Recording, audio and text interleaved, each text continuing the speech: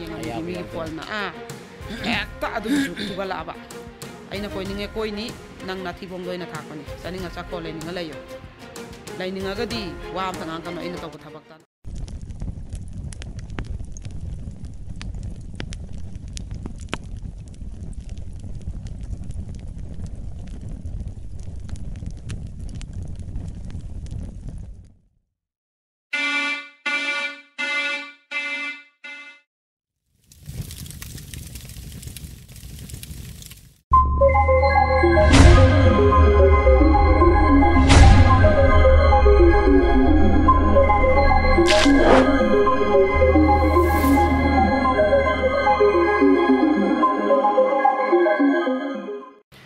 Mayam Kurumjari and a very good evening. Ipo media miyang tabi pun makpo ahan ba magtada Suraj Khongban tabam na taram nokcheri. Mayam ngasi Ipo media na mayam gidamakta series 9 every Wednesday amadi Saturday da puthokcheri ba Crime Diaries ke kunthra tare suba episode yengbiri ba singbo ahan ba magtada taram nokcha bagaluna harau tayamba amadi ekhoigi Crime Diaries ke family gi mipum khuding makpo nungai phaba mo iminasi haina thamjage. Ipo media na mayam gidamakta series 9 puthokcheri ba Crime Diaries kunthra tare suba yengbiri ba singbo su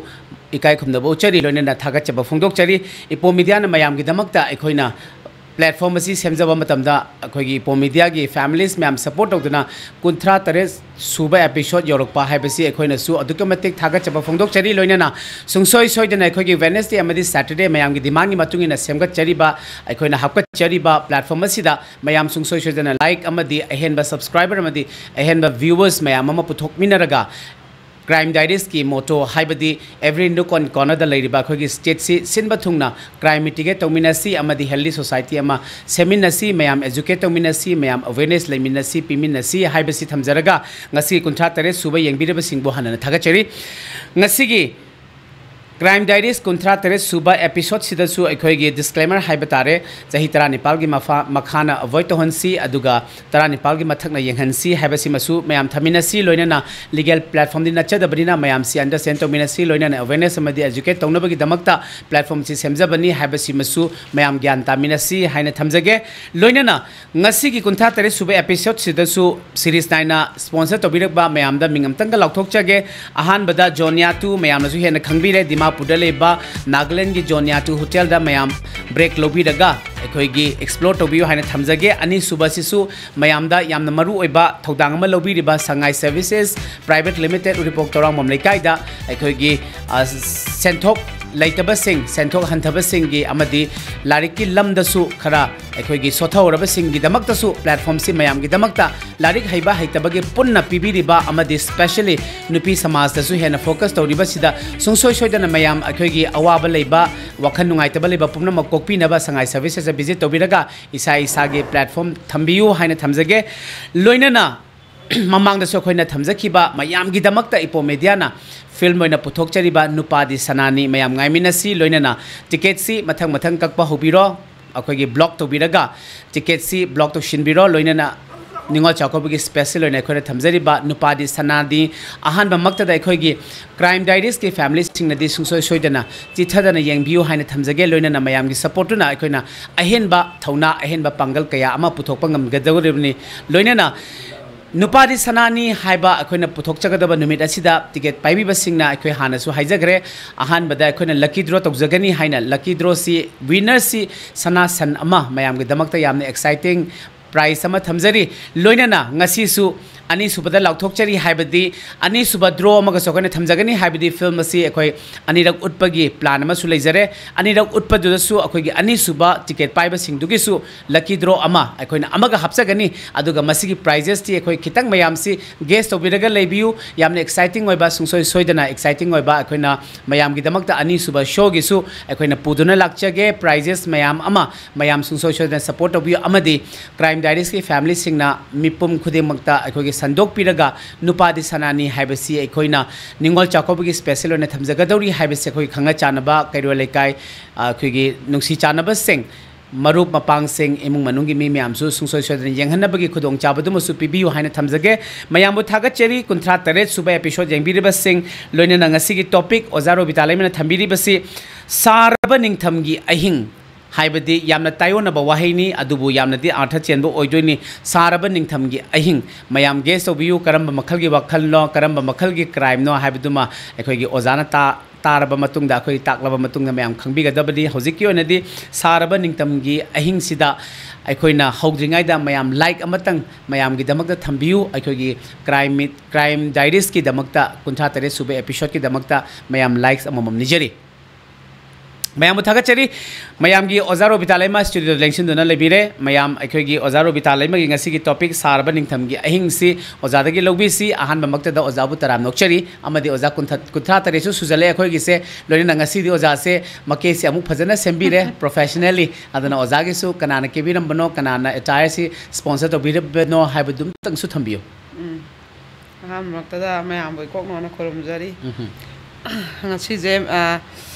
इनाउजिंगजिना makeup से तौगे तौगे पारेंग लैबादा cab संगदना मु cab जे लेपदा ngasi इचा नुपी मा हाइमनदनाने सेंजम विद्या इतम नुंगोइदगी मादी मयुमदा अदुम parlour कई हांगदे अदुम युमदा ओइना तौबने अदो इचाजिना mama ना अदुम high लेरबा ए बेमा लाओ लाओ ngasi अमुक केथोजी ना मुके रखबने अदो कनो इपो मेडियागी गेस से क्राइम डायरीज के अनि सुइबको अकेब रोबिता अमा केदब रोबिता अमा माने माने सायोन मखन अनि हाइबा तारे मिंगदि मानबा सायोन दे अनि ओइबा अदो ngasi वारी गैसिसु यामना सीरियस ओइबा वारी ngakतनी होय अदो होरेन अरोइबदजु दुर्गा पूजा मतमनिना दुर्गा पूजा गे हौगिबा याम नोकपा वारी उमखक्सु आई अरोइबदा लिजगे अदुगा आइना मयामदा आइगा याम कुपना खन्ना जनिंगबा मयामगा मफम खक्सु आई अरोइबदा फंगदोकसगे अदो ngasiगी वारी साख्रबा निंगथमगी अहिंगदुदा हाइदो कइदवै इंख्रबा निंगथमगी अहिंगदुदा हाइगदबदा साख्रबा हाइरैनो हाइबदो अदु वारी जि तारगा दुम खंगमिनराजिको कइनोजी जिकी नुपी जी इबेमा जे समाइ तौबने माजे याम लिसांग सिटना कुइरे माना खांगैबा मियोन मिनैजिको मसा अहुम लैरे अदा मासी हानबा माना मयुम पानबदा मनेमबोक्सी माना हानबा थेंगनारंबा कइनोजी चाइनाजिना मनेमबोकी चाइना नेबको मथंगना मुक माइ नुपागी ओइहौबनेबा याम आंगांग ओइना मयुम पानबा अदुगी कइनोजिना मनेमबोक्सिना आंगांग ओइना जु मयुम पाली मसकसु थी मसकसु फजदे मौजे आई पामदेना अदुम मा चेलकपो नुमितगी अदुम नुंगाइतबजे मा ngang खोटपा मी मचाजना मी मचाजना नुंगाइगद्रा आइना हाइजे तारगा ना अदु खंद्रबा दुगा अदुम ngang चैबजे तौग्रेबको अदुजु माजे ममंग अनि सुनिंगदबनिना अदुम लुहोंगेदना अदुम इसौजे लांगबा अदुम माना तौबा थबकसे अमता सिंथादबा अदै खोइगी कइनोजे माना चाकसे थीरेदना अदो इमा चाकसे चाथोअजी अन हारगा थांदो थंबजे अदुगिजो चानी चारोय खंगना चाकसे कदबे हाना थांदो थमिनो चाजिकसिदिन नोइ नापाना मापि जौसो हारगा याम दि फजद्रबा वाहाइजे को मानादि मथमोइदि याम चांगना हाइरमबनिना आई दुम हाइरगेबा पुखम मथक सिदा थीरिबा चाकति पुखम मथक दो काखलगना मापान थोक्सनबा याम साथी कइनो ओइबा अदगी तायोनबा मासे याम नुंगाइजबको अदगी मनेमबोक्सिदि ngसाइगी असेंग अमांगसे अमता खाइरमद्रेबा मोइ मुंगजे अदुगा अदुम ताप ताप दुम पाइसनबा अदुम चाक थोंजनबा इरुजद्रजु अदम मौजिना इमा इरुजद्रे एंगोंदा दम हाइबिरो आई दुम पिरके इरुजदना इमा चाखुम पाइबिरकनो हाइरेदना नंगना ताओने नंगना पालोने मुंगजे नंगना एंगोंदा अदु हाइ याब्रा ना अमुका जुंगा खलकपि हेक्ता अदुगिने खतनादनाने मौजिना खितंग इमा आइना हाइजिदि फजना पानजे हाइबने मुंगजे इमादा ताकपा नते आइना पानगे हाइबा नते इमा मयामगी चटनाबिदुनि आइना हाइजैजिदि अइना चाखुम जैरु जदर पुजंग जंग जु इमाना नुंगाइगद्रने ना हाइरुबदने नंगना अदु ngang याब्रा ना हेक्ता मयागा जे मखुचिदा चिंगथत्तना माजे को साइदगा अमाइ तौइ हाइबा दै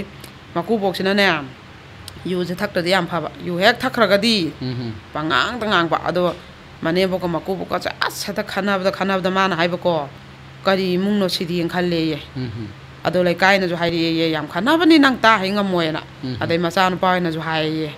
मोइदि नुंतिगी दुम खना लेरमेना अदु खनाबजे मचागा जु कानाम थोंना देये अदो नुंगाइतदनने मादि दुम थोकपा इमा तो ओ बाबा तो ओना अदमाइना इमुंगजे दुम अदा करी मतने बॉक्स एकता मसिनजे कनबदा हेक्तने ꯉꯥꯡꯅꯕꯁꯦ ꯉꯝꯗꯕ ꯃꯀꯨꯕꯣꯛꯀ ꯈꯟꯅꯕꯁꯤꯗꯀꯣ ꯀꯔꯤ ꯅꯨꯄꯤꯅꯣ ꯁꯤꯗꯤꯅ ꯃꯥꯅꯅꯦ ꯈꯜꯂꯦ ꯍꯥꯏꯌꯦꯕ ꯑꯗꯨꯃꯥꯏꯅ ꯍꯧꯔꯛꯈ꯭ꯔꯦꯕ ꯃꯥꯒꯤ ꯉꯜꯂꯤꯉꯩꯒꯤ ꯃꯧ ꯑꯣꯏꯔꯤꯉꯩꯒꯤ ꯃꯇꯝꯁꯤꯅꯀꯣ ꯑꯗꯨꯒ ꯑꯃꯨꯛ ꯃꯥꯁꯦ ꯃꯤꯔꯣꯟꯕ ꯀꯥꯟꯁꯤꯗꯒꯁꯦ ꯑꯩꯈꯣꯏꯒꯤ ꯆꯥꯅꯤꯡꯕ ꯃꯆꯥ ꯐꯪꯗꯕ ꯁꯤꯝꯇꯪ ꯆꯥꯅꯤꯡꯉꯦ ꯍꯩ ꯑꯃ ꯔꯥ ꯑꯃ ꯍꯥꯏꯕ ꯍꯦꯛ ꯉꯝꯖꯗꯕ ꯑꯗꯨꯒ ꯀꯩꯅꯣꯁꯦ ꯑꯩꯈꯣꯏ ꯌꯨꯝꯗ ꯄꯥꯟꯕ ꯍꯩꯀꯨꯒꯨꯝꯕ ꯑꯍꯣꯡꯕ ꯄꯨꯡꯗꯣꯟꯒꯨꯝꯕ ꯌꯨꯝ ꯂꯩꯀꯥꯏꯗꯒ ꯄꯥꯟꯕ ꯆꯝꯄ꯭ꯔꯥꯒꯨꯝꯕꯁꯦ ꯊꯤꯔ ꯆꯥꯖꯕ ꯃꯥꯅ ꯆꯥꯅꯤꯡꯕ ꯂꯨꯄꯥ ꯄꯤꯕꯝꯕꯨ ꯍꯦꯛ ꯂꯩꯔ ꯐꯪꯗꯕ ꯑꯩꯈꯣꯏꯒꯤ ꯑꯌꯨꯛꯀꯤ ꯅꯨꯡꯗꯥꯡꯒꯤ ꯃꯅꯦꯝ ꯃꯀꯨꯅ ꯊꯝꯕ ꯆꯦꯡ ꯆꯥꯛ ꯁꯤ ꯆꯥꯛ ꯏꯟꯖꯥꯡ ꯊꯣꯡꯉ ꯆꯥꯖꯕꯁꯤꯗꯒꯤ ꯍꯦꯟꯅꯅꯦ ꯐꯪꯖꯗꯕ ꯑꯗꯨꯃꯥꯏꯅ ꯂꯦꯜꯂꯛꯈꯤꯕ ꯑꯗ ꯃꯥꯅ ꯑꯉꯥꯡ ꯑꯃ ꯄꯣꯛꯑ ꯃꯇꯨꯡ ꯑꯉꯥꯡꯗꯨ ꯈꯔ ꯆꯥꯎꯔꯛꯑꯕ ꯃꯇꯨꯡ ꯃꯊꯪ ꯄꯣꯛꯂꯛꯄꯁꯦ ꯁꯤꯗ ꯑꯉꯥꯡ ꯃꯆꯥ ꯅꯨꯄꯥꯁꯤꯅꯅꯦ ꯀꯩꯅꯣꯗ ꯑꯩꯈꯣꯏꯒꯤ ꯀꯩꯊꯦꯜ ꯊꯣꯛꯄꯗ ꯃꯅꯦꯝꯕꯣꯛꯁꯤꯅꯗꯤ ꯑꯗꯨ ꯂꯩꯔꯛꯎꯅ ꯆꯞ ꯆꯥꯅ ꯄꯩꯁꯥꯁꯦ ꯄꯤꯔꯛꯄꯀꯣ ꯑꯗꯨꯒ ꯑꯉꯥꯡꯗꯨꯅꯅꯦ ꯄꯣꯠꯐꯝꯕꯤꯒꯤ ꯃꯃꯥꯡꯁꯤꯗ ꯑꯩꯈꯣꯏꯒꯤ ꯄꯀꯧꯔꯥꯁꯦ ꯀꯣꯝꯄꯥꯛꯇ ꯄꯤꯛ ꯊꯟꯅ ꯍꯥꯞꯄꯁꯦ ꯎꯕꯗ ꯑꯉꯥꯡꯗꯨꯅ ꯆꯥꯅꯤꯡꯉꯦꯗꯅ ꯐꯔꯕ ꯑꯣꯟꯕ ꯄꯀꯧꯔꯥꯁꯦ ꯆꯥꯒꯦꯅ ꯂꯨꯄꯥ ꯑꯃꯕꯨ ꯍꯦꯛ ꯄꯨꯊꯣꯛ ꯄꯀꯧꯔꯥ ꯃꯇꯨꯡ ꯑꯃꯗ ꯂꯨꯄꯥ ꯄꯤꯕꯀꯣ ꯑꯗꯨꯕꯨ ꯄꯨꯊꯣꯛꯑ ꯃꯥꯅ ꯂꯩꯕꯁꯦ ꯉꯝꯈꯤꯗꯕ ꯑꯗꯩꯗ ꯃꯥꯁꯦ ꯌꯥꯝ ꯊꯤꯅ ꯃꯉꯣꯟꯁꯤꯗ ꯅꯨꯡꯉꯥꯏꯈꯤꯗꯕ ꯑꯗꯨ ꯌꯥꯝ ꯃꯧ ꯅꯍꯥ ꯑꯣꯏꯅ ꯃꯥꯅ ꯉꯥ ꯌꯣꯜꯂꯦ ꯍꯥꯏꯌꯦꯕ ꯑꯗꯨꯒ ꯉꯥ ꯌꯣꯜꯂꯒ ꯅꯣꯡꯃꯒꯤ ꯂꯩꯀꯥꯏꯗ ꯌꯣꯜꯂꯒꯅꯦ ꯉꯥꯁꯦ ꯇꯤꯛꯎꯔꯒ ꯃꯣꯏꯒꯤ ꯑꯗꯨꯋꯥꯏꯗ ꯐꯥꯝ ꯂꯩꯕꯖꯥꯠꯅꯦꯕ ꯑꯗꯩ ꯇꯤꯛꯎꯔꯒ ꯂꯩꯔꯛ ꯂꯩꯀꯥꯏꯁꯤꯗ ꯃꯥꯅ ꯌꯣꯜꯂꯒ ꯑꯩꯈꯣꯏꯒꯤ ꯈꯤꯇꯪ ꯂꯨꯄꯥ 5-10 ꯂꯦꯝꯕꯁꯤꯅ ꯃꯆꯥꯈꯩꯒꯤ ꯑꯆꯥꯄꯣꯠ ꯂꯩꯔ ꯆꯥꯅꯔꯛꯑꯦ ꯍꯥꯏꯕ ꯑꯗ ꯃꯥ ꯅꯨꯄꯥꯁꯦ ꯑꯍꯥꯟꯕꯗ ꯑꯩꯈꯣꯏꯒꯤ ꯊꯕꯛꯁꯦ ꯑꯃꯨꯛ ꯇꯧꯔꯝꯃꯦ ꯑꯗꯨꯒ ꯇꯧꯔꯝꯃꯒꯅꯦ ꯊꯕꯛꯁꯦ ꯃꯥꯁꯦ ꯁꯥꯔꯇꯤꯐꯤꯀꯦꯠ ꯑꯔꯩꯕꯅ ꯇꯧꯔꯨꯔꯦꯕ ꯑꯗꯨ ꯈꯪꯅꯔꯛꯇꯅ ꯑꯃꯨꯛ ꯇꯠꯈ꯭ꯔꯕ ꯅꯨꯄꯥꯁꯦ ꯑꯍꯥꯟꯕꯗ ꯌꯥꯝ ꯐꯔꯝꯃꯦ ꯍꯥꯏꯕ ꯃꯥꯏ ꯅꯨꯄꯥꯁꯦ ꯑꯗꯨꯒ ꯑꯗꯨꯒꯤ ꯊꯕꯛ ꯇꯠꯈꯤꯕꯁꯤꯗꯒꯤ ꯏꯀꯥꯏ ꯅꯨꯡꯁꯤ ꯌꯥꯅꯔꯒ ꯃꯊꯥ ꯁꯥꯔꯒ ꯑꯗꯨꯝ ꯌꯨ ꯊꯛꯄ ꯉꯥꯎꯕꯁꯦ ꯍꯧꯈ꯭ꯔꯦꯕ ꯑꯗꯨꯝ ꯊꯛꯄꯤ ꯆꯥꯕꯤ ꯉꯥꯎꯕꯤꯁꯦ ꯑꯗꯨꯒ ꯃꯥꯅ ꯅꯨꯡꯉꯥꯏꯃꯟꯗꯗꯅ ꯃꯥꯅ ꯃꯦꯇ꯭ꯔꯤꯛꯁꯦ ꯊꯥꯗꯣꯛꯍꯜꯂꯕ ꯑꯗꯨꯒ ꯑꯃꯨꯛ ꯃꯥꯏ ꯅꯨꯄꯥꯁꯤꯅ ꯃꯄꯥꯗ ꯉꯪꯉꯒ ꯃꯥꯏ ꯂꯧꯁꯣꯛꯇꯣ ꯌꯣꯟꯖꯔꯒꯦ ꯑꯗꯨꯒ ꯑꯩ ꯊꯕꯛ ꯇꯧꯖꯒꯦꯅ ꯑꯃꯨꯛ ꯊꯕꯛꯁꯦ ꯅꯣꯝꯃꯦꯕꯀꯣ ꯑꯗꯨ ꯅꯣꯝꯃꯀꯥꯟꯗ ꯊꯕꯛꯇꯨꯗꯤ ꯑꯩ ꯀꯩꯅꯣꯗꯤ ꯍꯥꯏꯖꯔꯔꯣꯏꯒꯦꯕ ꯊꯕꯛꯁꯦ ꯑꯃꯨꯛ ꯅꯣꯝꯃꯦ ꯑꯗꯣ ꯃꯧꯁꯤꯅ ꯑꯗꯨꯝ ꯂꯥꯏꯁꯦ ꯈꯨꯔꯝꯖꯕ ꯊꯕꯛꯁꯤꯗꯗꯤ ꯑꯝꯇ ꯈꯟꯕꯤꯔꯣꯅ ꯂꯧꯁꯤꯡ ꯌꯣꯜꯂ ꯊꯕꯛ ꯄꯩꯁꯥ ꯄꯤꯔꯤ ꯃꯌꯥꯝꯁꯦ ꯂꯣꯏ ꯈꯜꯂꯛꯄꯗꯤ ꯅꯠꯇꯦꯗꯅ ꯑꯗꯣ ꯆꯤꯟꯅ ꯈꯜꯂꯛꯑꯕꯀꯣ ꯊꯕꯛꯁꯤꯅ ꯈꯜꯂꯛꯇ꯭ꯔꯒꯗꯤ ꯑꯩꯒꯤ ꯅꯨꯄꯥꯁꯦ ꯉꯥꯎꯁꯟꯅꯗꯅ ꯑꯗꯨꯝ ꯃꯥꯡꯈꯤꯕ ꯇꯥꯔꯦ ꯊꯥ ꯆꯥꯔꯒ ꯍꯜꯂꯛꯅꯤ ꯈꯪꯗ꯭ꯔꯦ ꯏꯃꯨꯡꯒꯤ ꯀꯩꯅꯣꯝ ꯇꯥꯟꯅꯕ ꯌꯥꯗ꯭ꯔꯦ ꯃꯥꯒꯤ ꯀꯩꯅꯣꯝꯗ ꯂꯩꯈ꯭ꯔꯦ ꯑꯗꯩ ꯁꯣꯝꯗꯗꯤ ꯅꯣꯏ ꯅꯊꯤꯕꯣꯡ ꯊꯥꯛꯑꯦ ꯂꯦꯝꯅ ꯊꯥꯛꯑꯦ ꯂꯦꯝꯖꯥ ꯆꯥꯔꯦ ꯐꯝꯖꯥ ꯆꯥꯔꯦ ꯃꯤꯔꯦꯝ ꯃꯌꯥꯝ ꯊꯥꯛꯑꯦꯅ ꯃꯅꯦꯝꯁꯤꯅ ꯉꯥꯡꯕꯗ ꯃꯥꯗꯤ ꯇꯥꯕ ꯍꯩꯕ ꯉꯝꯖꯕ ꯅꯠꯇ꯭ꯔꯦꯀꯣ ꯆꯔꯥꯗꯤ ꯍꯦꯟꯕ ꯉꯝꯗꯕꯅꯤꯅ ꯑꯗꯨꯝ ꯆꯥꯔꯤꯕ ꯍꯥꯏꯗꯨꯅꯦꯕ ꯑꯗꯩ ꯃꯥꯏ ꯅꯨꯄꯥꯅ ꯐꯪꯉꯤ ꯌꯨ ꯊꯛꯑ ꯑꯗꯨꯃꯥꯏꯅ ꯉꯥꯎꯔ ꯂꯩꯊꯣꯛꯈ꯭ꯔꯦ ꯑꯗꯨꯗꯤ ꯃꯥꯗꯤ ꯀꯃꯥꯏꯅ ꯇꯧꯅꯤꯅ ꯃꯥꯅ ꯂꯥꯏꯁꯦ ꯈꯨꯔꯝꯖꯕ ꯎꯆꯤꯟ ꯅꯥꯆꯤꯟ ꯊꯕꯛꯁꯤ ꯌꯥꯎꯔꯛꯑꯦꯕ ꯊꯕꯛꯁꯤ ꯌꯥꯎꯔꯛꯑꯦ ꯑꯗꯩꯗꯤ ꯇ꯭ꯔꯦꯅꯤꯡ ꯆꯠꯈ꯭ꯔꯦ ꯃꯥꯁꯦꯀꯣ ꯑꯗꯩ ꯇ꯭ꯔꯦꯅꯤꯡ ꯃꯅꯨꯡꯁꯤꯗ ꯃꯅꯦꯝꯕ ꯑꯣꯏꯅꯗꯤ ꯅꯣꯏ ꯊꯣꯛꯄ ꯉꯝꯗ꯭ꯔꯦ ꯑꯩꯈꯣꯏꯗꯤ ꯅꯣꯏ ꯊꯣꯛ ꯇꯧꯔꯣ ꯂꯧꯁꯨ ꯌꯣꯜꯂ ꯍꯣꯠꯅꯔꯦ ꯑꯅ ꯊꯣꯛ ꯏꯟꯊꯣꯛꯑꯦꯀꯣ ꯑꯗꯨ ꯇ꯭ꯔꯦꯅꯤꯡꯁꯤꯗꯗꯤ ꯃꯥꯅꯗꯤ ꯎꯅꯕ ꯂꯥꯛꯄꯗ ꯌꯦꯟ ꯊꯣꯡꯕ ꯆꯥꯅꯤꯡꯉꯤ ꯃꯐꯩ ꯆꯥꯅꯤꯡꯉꯤ ꯑꯗꯩ ꯉꯥꯅꯨ ꯑꯗꯨ ꯆꯥꯅꯤꯡꯉꯤ ꯑꯗꯥ ꯆꯥꯅꯤꯡꯉꯤ ꯍꯥꯏꯔꯛꯄꯁꯦ ꯃꯥꯅꯅꯦ ꯃꯆꯥꯒꯤ ꯃꯅꯥꯗ ꯁꯤꯕ ꯁꯅꯥ ꯃꯆꯥꯁꯦ ꯁꯤ ꯀꯥꯏꯊꯣꯛꯑꯒꯐꯧ ꯃꯥꯏ ꯅꯨꯄꯥꯁꯤꯒꯤ ꯄꯨꯔꯦꯕ ꯑꯗꯩ ꯈꯣꯡꯎꯞ ꯕꯨꯠ ꯄꯤꯔꯛꯎ ꯑꯗꯨ ꯋꯥꯠꯂꯛꯑꯦ ꯑꯗꯨ ꯂꯩꯔꯛꯎ ꯍꯥꯏꯔꯛꯄ ꯃꯌꯥꯝꯁꯦ ꯎꯅꯕ ꯊꯥꯒꯤ ꯆꯠꯄꯁꯤꯗ ꯑꯗꯨꯝ ꯄꯨꯅꯕ ꯍꯣꯠꯅꯕꯗꯅꯦ ꯃꯥꯁꯦ ꯃꯆꯥ ꯑꯅꯤꯁꯤꯒꯤ ꯁꯅꯥ ꯑꯃꯃꯝ ꯁꯤꯕꯁꯤꯐꯥꯎ ꯀꯥꯏꯊꯣꯛꯑꯒ ꯑꯗꯩ ꯑꯃꯨꯛ ꯑꯩꯈꯣꯏꯒꯤ ꯑꯗꯨꯅ ꯑꯃꯨꯛ ꯂꯣꯏꯈ꯭ꯔꯦ ꯃꯊꯪꯒꯤꯗꯅ ꯑꯃꯃꯨꯛ ꯍꯥꯏꯔꯛꯇꯣꯏꯕꯀꯣ ꯂꯨꯄꯥꯒꯤ ꯈꯣꯡꯖꯤ ꯃꯆꯥ ꯑꯇꯣꯝꯕꯗꯨꯅ ꯁꯤꯕꯁꯦ ꯂꯨꯄꯥ ꯈꯣꯡꯖꯤꯁꯤꯐꯧ ꯌꯣꯜꯂ ꯃꯥꯁꯦ ꯆꯠꯅꯤꯡꯉꯥꯏ ꯚꯔꯥꯐꯧ ꯂꯩꯇꯗꯅ ꯂꯨꯄꯥꯒꯤ ꯈꯣꯡꯖꯤ ꯍꯥꯏꯕꯁꯤ ꯇꯥꯡꯗꯅ ꯀꯌꯥꯝ ꯇꯥꯡꯗꯣꯏꯅꯣꯕ ꯍꯣꯡꯈ꯭ꯔꯕ ꯄꯣꯠꯅꯤꯗꯅ ꯑꯗꯨꯁꯦ ꯌꯣꯜꯂꯒꯅꯦ ꯆꯠꯂꯦꯌꯦ ꯚꯔꯥ ꯑꯣꯏꯅꯔꯒ ꯆꯠꯅꯤꯡꯉꯥꯏꯐꯧ ꯍꯦꯛ ꯂꯩꯇꯗꯅ ꯑꯗꯨꯒ ꯑꯃꯨꯛ ꯅꯨꯄꯥ ꯇ꯭ꯔꯦꯅꯤꯡ ꯂꯣꯏꯔꯒ ꯃꯥꯒꯤ ꯊꯕꯛ ꯃꯐꯝꯗ ꯇꯥꯔꯦꯀꯣ ꯑꯗꯨꯒꯗꯤ ꯐꯔꯛꯀꯗ꯭ꯔꯥ ꯊꯕꯛꯁꯦ ꯇꯧꯔꯃꯤꯅ ꯍꯥꯏꯔꯒꯅꯦ ꯊꯛꯄ ꯆꯥꯕꯅ ꯇꯣꯂꯣꯞ ꯆꯥꯈ꯭ꯔꯒ ꯃꯥꯗꯤ ꯄꯨꯔꯥ ꯑꯗꯨꯝ ꯃꯥꯒꯤ ꯊꯣꯛꯄ ꯁꯪꯁꯥꯔ ꯑꯃꯗ ꯍꯤꯡꯈ꯭ꯔꯕ ꯑꯗꯩ ꯃꯅꯦꯝꯕꯣꯛꯁꯤꯅ ꯑꯩꯈꯣꯏꯅ ꯋꯥꯅ ꯂꯧ ꯌꯣꯜꯂꯒ ꯊꯕꯛ ꯇꯧꯈ꯭ꯔꯃꯤꯅ ꯇꯣꯂꯣꯞꯅ ꯃꯧꯒꯤ ꯑꯣꯏꯒ꯭ꯔꯗꯕꯅꯤ ꯃꯧ ꯅꯨꯡꯉꯥꯏꯅꯕꯅꯤ ꯀꯔꯤꯝ ꯀꯥꯟꯅꯕ ꯅꯠꯇꯦꯅ ꯌꯥꯝ ꯏꯁꯧ ꯂꯥꯡꯕ ꯍꯦꯛ ꯃꯥꯒꯤ ꯇꯣꯂꯣꯞꯁꯦ ꯃꯧꯁꯤꯅ ꯇꯣꯂꯣꯞꯁꯦ ป้ꯏꯒꯤꯅꯤ ꯂꯧꯒꯤꯅꯤ ꯑꯅꯅꯦ ꯄꯥꯈꯠꯇꯅꯅꯦ ꯏꯕꯨꯡꯉꯣ ꯅꯪ ꯇꯣꯂꯣꯞ ꯐꯪꯒꯗꯕ ꯀꯌꯥꯝ ꯋꯥꯠꯂꯤ ꯂꯨꯄꯥ ꯑꯃ ꯋꯥꯠꯇꯅ ꯑꯩꯉꯣꯟꯗ ꯄꯤꯁꯜꯂꯛꯀꯗꯕꯅꯤ ꯂꯧ ꯌꯣꯜꯂ ꯍꯣꯠꯅꯕꯅꯤ ꯑꯗꯨꯅꯅꯦ ꯃꯆꯥꯅꯨꯄꯥꯁꯤꯗ ꯇꯥꯟꯅ ꯃꯆꯥꯅꯨꯄꯥꯁꯤ ꯅꯨꯡꯗꯥꯡ ꯊꯕꯛ ꯍꯜꯂꯦꯗꯅ ꯑꯗꯨ ꯇꯥꯟꯅ ꯍꯥꯏꯕ ꯆꯠꯂꯝꯗꯥꯏ ꯐꯪꯉꯤ ꯇꯥꯟꯅ ꯍꯥꯏꯕ ꯑꯗꯩ ꯃꯧꯁꯤꯅ ꯋꯥꯁꯛꯈꯤꯌꯦ ꯃꯥꯁꯦꯀꯣ ꯑꯩꯅ ꯄꯨꯟꯁꯤꯁꯤꯒꯤ ꯍꯤꯡꯉꯤꯉꯩꯗꯤ ꯅꯪꯒꯤ ꯇꯣꯂꯣꯞꯁꯦ ꯀꯌꯥ ꯐꯪꯉꯤ ꯇꯣꯂꯣꯞ ꯑꯩꯉꯣꯟꯗ ꯄꯤꯔꯛꯎ ꯍꯥꯏꯕ ꯋꯥꯍꯩꯁꯤꯗꯤ ꯑꯩ ꯁꯨꯡꯍꯥꯏ ꯍꯥꯏꯈ꯭ꯔꯔꯣꯏ ꯁꯤꯃ ꯋꯥꯠꯂꯦ ꯁꯤꯃ ꯂꯩꯇꯦ ꯑꯉꯥꯡꯒꯤ ꯐꯤ ꯊꯤꯌꯨ ꯏꯟꯖꯥꯡ ꯋꯥꯠꯂꯦ ꯑꯅ ꯅꯪꯉꯣꯟꯗ ꯍꯥꯏꯕ ꯅꯠꯇꯅ ꯑꯩꯅ ꯅꯪꯒꯤ ꯇꯣꯂꯣꯞ ꯂꯨꯄꯥ ꯑꯝꯇ ꯑꯩ ꯂꯧꯁꯜꯂꯣꯏ ꯍꯪꯁꯨ ꯍꯪꯉꯣꯏ ꯑꯅ ꯃꯥꯅ ꯋꯥꯁꯛꯈꯤꯕꯀꯣ ꯃꯊꯃꯣꯏ ꯆꯥꯛꯇꯅ ꯑꯗꯩꯗꯤ ꯑꯗꯨꯒꯗꯤ ꯅꯨꯄꯥꯁꯤꯗꯤ ꯑꯗꯨꯝ ꯌꯨꯁꯦ ꯊꯛꯈ꯭ꯔꯒ ꯑꯗꯨꯝ ꯉꯥꯎꯕ ꯃꯉꯣꯟꯗ ꯅꯩꯕ ꯍꯜꯂꯛꯑꯒ ꯊꯤꯅ ꯐꯨꯕꯁꯦ ꯑꯗꯨꯝ ꯍꯧꯔꯛꯈ꯭ꯔꯦꯕ ꯊꯕꯛ ꯍꯦꯛ ꯇꯧꯈꯤꯕꯗꯒꯤꯀꯣ ꯐꯔꯛꯀꯗ꯭ꯔꯥ ꯍꯥꯏꯔꯒ ꯑꯩꯅ ꯂꯥꯏ ꯈꯨꯔꯝꯖꯗꯅ ꯊꯕꯛ ꯇꯠꯄꯗꯩ ꯑꯩ ꯅꯨꯄꯥꯁꯦ ꯅꯤꯡꯕ ꯀꯥꯏꯗꯅ yu thaga lengre ko amu hana pharakna bana hona jagraga amu hena ngauna ba tare na ma de dum nungai magi hek chien ba nume se sidagi ma nungai ba loi khre ba adum awa ba gi saruk ngak to oi khre ba ko adai no ma ju koi gi nupa sina ne mangonda moi gi mapam da moi je lohong ba ma sat pa ada moi gi manau pi thok pam hong ya na adum mai nupa sina lo ba se la e ba ada masu mai ma sa gai du di lek hau ge akoi hayeng nong til kano long thin sat pa yaw gi ni lek hau ge na le hau re ba ko aduga thenge mana lai se adu mana lak pa sida ju koi gi nupi sina ju ma je kanom tau bani na ne masa ni je horen sok pa pan ba yaw ra di mana phu ba da mi pu sa pu je thi ra bani na ana thamam ba na ju phai na masa ni je thamam me ba ko aduga di lambi sida gari je mai car sida tong pa sida thau ba sida noi na pam ne na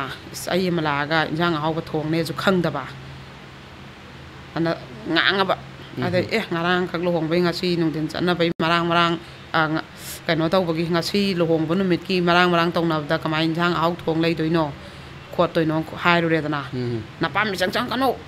taning de thau ting bane heli heng gai chat khenu na pam chat pa ya roi ne ta maram je sung cha da na ne ma je gai je kha ma ga yu je mo ha na ju tha ga la ba ne ye adu gong phul long su thau ra ba du ga gari manung je ma je phu da ne gai je thau na kin je nam krai da pa ni krai da kai dong ni khang da gai chok thin jalak pa adagi di khoi gi lai sang ama lai bung ama gi da ko gari je tok lau kha me ye khoi gi lai bung a je mak ta bu kaino mi ta da ba khun gi ma si ma tai lo bu kum ba ma ya jing ya da ta na dra adai mi khun ta ba hau dri ba khun lam ma ju loi gi ba jing ya gi la bu lam hang gi hang ba si da kum ma ga na jing da re ta ma je phu ba da ne mai khong pu china kaw ba net pa ga lai bung je da ma na koi chen ba ne ye ta maram je sung lai ta ba maram du gi jang aw thong am de ai la ga na ne phu ba ga net pa ga lai bung je da ma na ne koi chen le ye adai di phu ba ya ba phu ra ga ne ma di gari si da ne nang le haw ro ai di salani adu na ha ra ga gari si da tum khara ba ma se yu adum tum da ga ba no pa se to ma ju maning je tap na ka khala ga tong ga ma mi kap thol pa je ngai ra ba aduga ahing pung ani dai da mi kap se thola ga ban je hal le ado adum yu je ngau da ga na ni sa jina han ga na ka chu tok da ba ni sa jina hek lai khala ga na mai nu pi sa tai na ba adu mai na taw ga dum khana ba che maram chung lai ta ba chung cha da ba gi dum khana ba adai nu pi je ma je koi khal e ko nu pi je mai nu pi na message kya pha re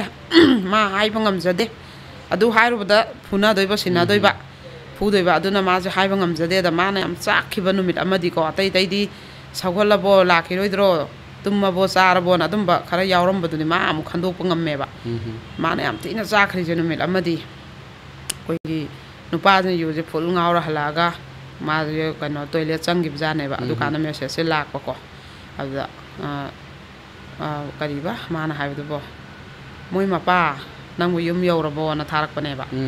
adu gi kaino se ma na yam nungai tre ba moi ma pa na tharak pa ngam ma ba se nu pi na ai gi nu pa da ma ba ni gi mari je a yaw ra ba ne na a jam nungai ta ba adu ga mu su nu pi sina khoi gi nang na yam yeng ning e dum hai ba do nang na ning thung o yeng je ro ko har ga ma gi ma sa gi ne ket photo je ka pa ga nu pi ma sa jina thare e ba asata nu pi ji kape ma ji kappa tum me kai ma ja de ma ko tum ina tum ja bani kappa ga ai gi nu pa je o yu zo mu phul ngaur ga ma nge hang da nu pi chung yaw khala ba kari no ma na taw ri ji bo na adu ga ai na kai su hai ba ngam da ba na ma ja ma thai jam nu ngai tang kappa le ja bane ba adai mai nu pa je sanga ga phone je yeng ob da di hoji ki kai no jing je la am ba ji da nang ai gi phone pai ram bra phone yeng am bra na taw khale ba adai nu pi du na yeng de hai re ba ai gi phone je sida thamam bani adu sida lai ram ji kari no ma de nu pi du di tarang jatra ma pham du di ona na tham gare ba man nang si yeng am mani si hangam mi ji di whatsapp se hangam mi ji di nang yeng ga nang yeng de hai kai no mi gi phone pai di kai no na ne yeng ne nang nu pi du na da main tharak pa na ma na oina hai ga dab du da phone pai ram mi kai gi no ai gi phone nang na ai ya yaw da kai no taw du yeng am mi gi phone na ta adu su kugala ba aina koi ninge koi ni nang na thi bong doi na thak pani saninga cha kho lai ninga lai yo lai ninga ga di wam tangang kan aina taw thabak ta na maram suklai leitana nupijida mu phubireba adugijuko nupijina nupi koibigano jo haibusna taba nang nupi message sare na harusna taba kaim haidaba adaidi majina kaidore aduju mai magi khupuje khupum leiba koigi mamai mamisla na thinjan ba kinjana makok mamai khangda gai kin hanjan thinjan bajiga koigi kaino jima thabak sida ne khongpak kaino jina ne makhong jina hanjan khauchan ba sijiga mai khupuje ko ayo ta ba khupuje ado kham ba je mi ta sang ngam da ba ma da kham ba sangu je mapa na sanga ga na ne mapa je phu ba adai lai kai chang edana lai kai noi na thau kai lai ana aduna tanna mi je sang dre ba dai thong je lon chala phu doi ne ba mana phuning ba ma ong da sidi pura ma je sugum ba je ado mana khang ba ne ba sum ba kaya kaya dai yam vial oi ba ayam kaino je oi ba dai di koi gi nong ma ju koi gi ma je nu pi je phaja na koi na ba ji dagi ma ban je no ma je nu pi ji ga ma ga tho ga khana khare ba ko phone je tong na ga khana khare nu pi je na lap tak tai khannari me di khangi adu ma jam changchan jab jungam jadre ba khannari me di khangi ma adu ne hanjal aga ne marang ju sungai dai jada bu pi du da ma pi ko ju kaim hai jungam jadra ba changjal aga ne pi ji thajani ngai am to oite nang di aina thabang pham da chakhingai da nang kana sangai kana loi nei nang kana koi nei mai pi ji di ma pholam di pai jai adu ju ma cha kai nei am ba pai ba adu ga di kana koi nei nang phone ji da kana message sanai ga na phone putro ga ha ga ko yenga loi kak thalam mani ne puran badi hairamina ga na phone ga je thugai dana nupi je thajani ngam to oide ga ga nupi du ga khanara mangon dam onjan bi ba adai mana nang yu nung thakpa thangning ba chaning ba ngau jo ai loi khangge yu nung tha ga phu badi ai khang ba ngame du nang na nupi koi ba sida di koi bi ga nu nupi koi ra nai badi ai khang ba ngam de madu da di koi bi ga nu na hajaru bagi ne nang na ingon da adu haya bra nang na koi nu har ga ai na to koi roi dra nang na khada ai je lai bra na hakta ne tharappi ne ma chamje sumai par phoi ra hakta singa ga ne lam yai je hakta kaw ba ne pa ga ta ma sa ga je pakhat na thakat na imai na ne ma sa ga je ta law khong na kap ne adai ma pa ji ga ne ma pam sa ji junong pha do khana ba je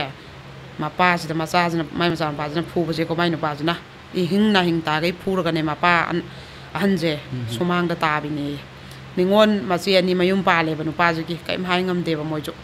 ipa da nang du phu ya bra atmai hai tau ya bra ga na la ga hai re pa da ne ningon ga do sakra ma pa do phu bi do ba moi gi mi bok da mana ba ngam dra ba ne ba adai di jiki nu pi ji ga ma ba ni ji ama nu pi koi ri ba ji yam henjan na koi na re moi je ana hai ba pau ji ta ba da gi ne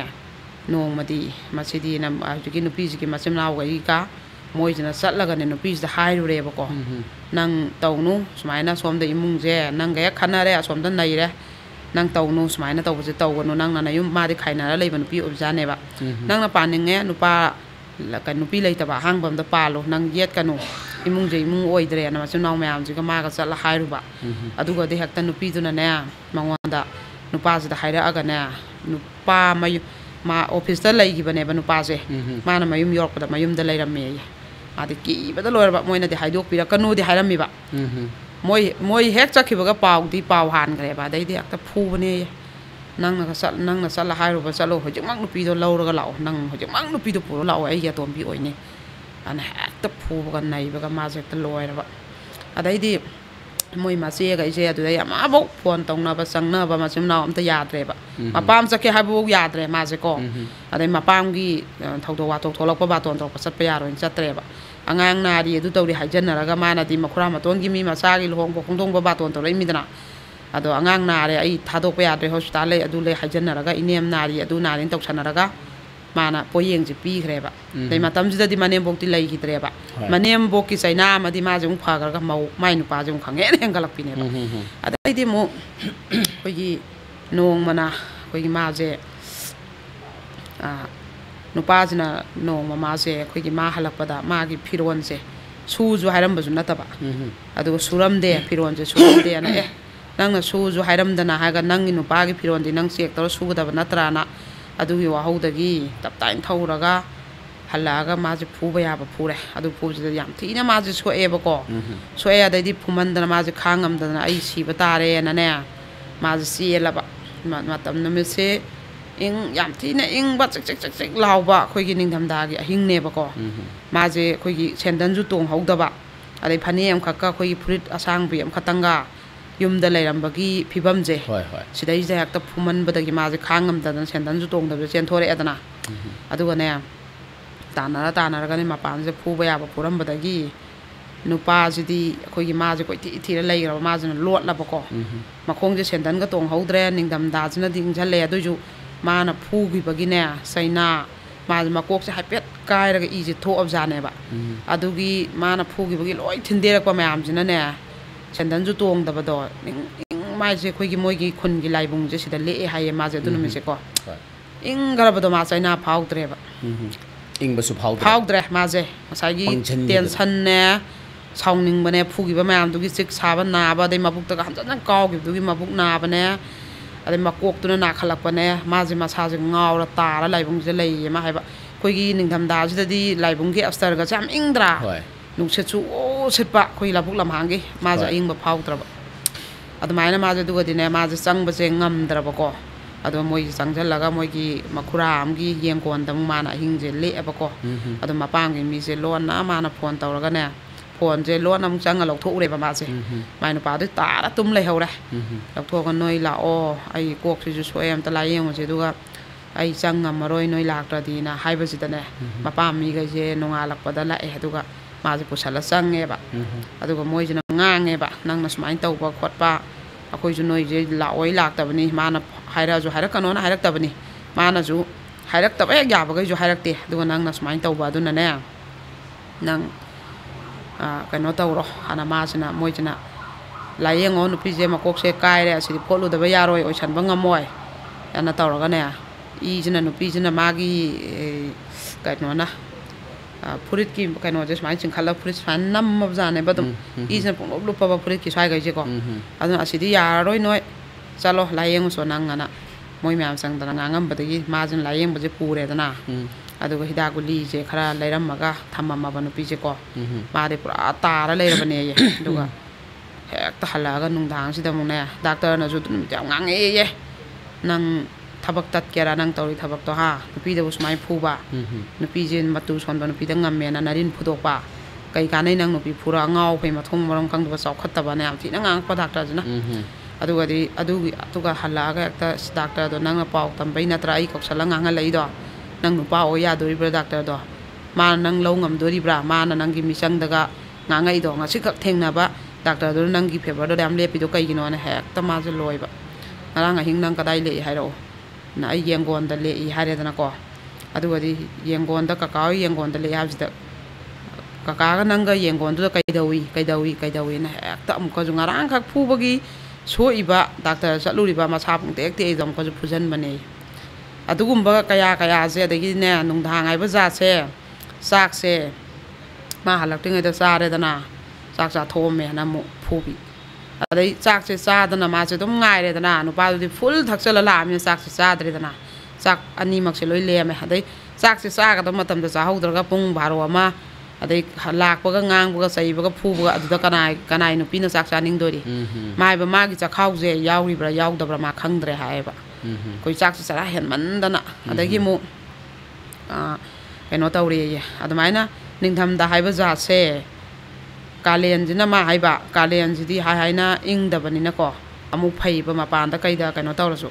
ꯑꯗꯨꯃꯥꯏꯅ ꯃꯄꯥꯟꯗ ꯑꯗꯨꯝ ꯇꯥꯡꯊꯣꯛꯄ ꯐꯨꯔꯒꯅꯦ ꯃꯥꯁꯨ ꯀꯤꯔꯝꯃꯤꯅ ꯂꯣꯠꯂꯦꯗꯅ ꯊꯣꯡꯁꯦ ꯂꯣꯟꯁꯤꯟꯈ꯭ꯔ ꯇꯨꯝꯈ꯭ꯔꯅꯤꯗꯅ ꯁꯨꯃꯥꯏꯅ ꯏꯪꯈ꯭ꯔꯕꯅꯦ ꯅꯤꯡꯊꯝꯒꯤ ꯑꯍꯤꯡ ꯀꯌꯥꯁꯦ ꯑꯏꯪꯕ ꯐꯥꯎꯗꯅꯅꯦ ꯐꯨꯕꯒꯤ ꯆꯩꯅꯥ ꯑꯣꯏꯅꯗꯤ ꯐꯥꯎꯕ ꯆꯩꯅꯥꯗ ꯑꯣꯏꯅ ꯈꯥꯡꯕ ꯑꯗꯨꯒ ꯃꯄꯥꯟꯗ ꯃꯥꯅ ꯂꯦꯛꯂꯛꯏꯁꯦ ꯂꯤꯁꯥꯡ ꯁꯤꯠꯅ ꯃꯁꯤꯡꯁꯦ ꯊꯤꯉꯝꯗ꯭ꯔꯦ ꯍꯥꯏꯌꯦꯕ ꯑꯗꯨꯒꯤ ꯐꯤꯕꯝꯁꯤꯗ ꯑꯗꯨꯝ ꯂꯥꯛꯈ꯭ꯔꯕ ꯃꯥꯒꯤ ꯄꯨꯟꯁꯤꯅꯦꯕꯀோ ꯑꯗꯩꯗꯤ ꯅꯣꯡꯃꯅ ꯅꯨꯄꯥꯁꯦ ꯃꯥꯒꯤ ꯊꯕꯛꯀꯤ ꯃꯄꯥꯟꯗ ꯆꯠꯀꯗꯕꯖꯥꯠꯅꯦꯕ ꯑꯗ ꯅꯨꯡꯗꯥꯡꯁꯤꯗ ꯀꯔꯤꯁꯨ ꯅꯠꯇꯕ ꯋꯥꯍꯧꯒꯤꯅꯦ ꯑꯗꯨꯁꯨ ꯈꯠꯅꯔꯒ ꯐꯨꯔꯕ ꯑꯗꯨꯒ ꯑꯌꯨꯛꯁꯤꯗ ꯃꯥꯁꯦ ꯇꯥꯔꯒ ꯍꯧꯒꯠꯄꯁꯦ ꯉꯝꯗꯅ ꯂꯩꯔꯕ ꯑꯩ ꯍꯌꯦꯡ ꯆꯠꯇꯣꯔꯤꯁꯦ ꯈꯪꯕ ꯅꯠꯇ꯭ꯔꯥ ꯐꯤꯔꯣꯟꯁꯦ ꯀꯅꯥꯅ ꯁꯨꯗꯣꯏꯅೋ ꯆꯥꯛ ꯏꯁꯤꯡ ꯀꯅꯥꯅ ꯊꯣꯡꯗꯣꯏꯅೋ ꯅꯪꯅ ꯇꯨꯝꯃ ꯑꯗꯨꯝ ꯂꯩꯗꯣ ꯑꯩ ꯎꯁꯤꯠꯇ꯭ꯔꯤ ꯅꯠꯇ꯭ꯔꯥꯅ ꯑꯃꯨꯛꯀꯁꯨ ꯅꯦꯠꯊꯔꯛꯄꯅꯦ ꯍꯦꯛꯇ ꯁꯤ ꯃꯌꯥꯡꯂꯦꯟꯁꯤꯗ ꯉꯝꯗ ꯃꯥꯁꯦ ꯍꯧꯒꯠꯂꯒ ꯐꯤꯁꯦ ꯁꯨꯔꯕ ꯍꯦꯛꯇ ꯁꯨꯃꯥꯏꯅꯅꯦ ꯇꯤꯡꯈꯠꯄꯐꯥꯎ ꯉꯝꯗꯗꯅꯅꯦ ꯀꯣꯜꯂꯒ ꯐꯤꯁꯦ ꯁꯨꯔꯦꯌꯦ ꯃꯆꯥ ꯑꯅꯤꯗꯨꯅꯅꯦ ꯑꯃꯅ ꯏꯁꯤꯡ ꯁꯣꯛꯂꯛꯑꯦꯌꯦ ꯑꯃꯅ ꯃꯃꯥ ꯑꯩ ꯅꯣꯏꯔꯛꯑꯒꯦ ꯅꯪ ꯐꯤꯗꯣꯅꯅꯦ ꯌꯥꯎꯕꯤꯔꯛꯑꯦꯌꯦ ꯑꯗꯨꯃꯥꯏꯅ ꯇꯧꯔꯒ ꯕꯧ ꯃꯥꯁꯦ ꯑꯗꯨꯒꯤ ꯆꯥꯡꯁꯦ ꯃꯥ ꯈꯪꯉꯛꯑꯕ ꯑꯗꯨꯒ ꯁꯤꯗꯩꯗ ꯂꯤꯔꯤꯕꯁꯤꯗꯗꯤ ꯌꯥꯎꯔꯤꯕ ꯐꯨꯕꯁꯤꯗꯤ ꯑꯩꯈꯣꯏꯅ ꯃꯥꯒꯤ ꯐꯨꯈꯤꯕ ꯅꯨꯡꯇꯤꯒꯤꯗꯣ ꯂꯤꯕ ꯉꯝꯃꯣꯏ ꯁꯤꯗꯤ ꯑꯅꯤꯍꯨꯝ ꯈꯛꯇꯅꯦꯕꯀꯣ ꯃꯉꯣꯟꯗꯗꯤ ꯑꯣꯠꯄꯤꯔꯕ ꯑꯗꯩ ꯅꯣꯡꯃꯅ ꯍꯦꯛ ꯇꯨꯃꯤꯟꯅ ꯇꯥꯔ ꯉꯥꯎꯔꯒ ꯂꯥꯎ ꯈꯣꯡꯉ ꯂꯥꯛꯑꯒ ꯑꯗꯨꯝ ꯇꯥꯔ ꯇꯨꯝꯈꯤꯕ ꯅꯣꯡꯃꯅ ꯃꯉꯣꯟꯗ ꯅꯩꯔꯒ ꯐꯨꯅꯤꯡꯕ ꯐꯨꯔ ꯇꯨꯝꯈꯤꯕ ꯑꯗꯨꯝ ꯃꯁꯤꯡꯁꯦ ꯊꯤꯉꯝꯗ꯭ꯔꯕ ꯑꯗꯨ ꯃꯥꯅ ꯅꯨꯄꯥꯁꯤꯅ ꯉꯁꯤ ꯀꯔꯤ ꯇꯧꯔꯛꯀꯅꯤ ꯍꯌꯦꯡꯅ कई तौरकनी हाबजे नुमित की नुपाजे हलक मागी लाइबकसे नोंगी लाइबकनेबा कोई मियोबगी लाइबक अना हाइनबजे मागिना नोंमगिनेबा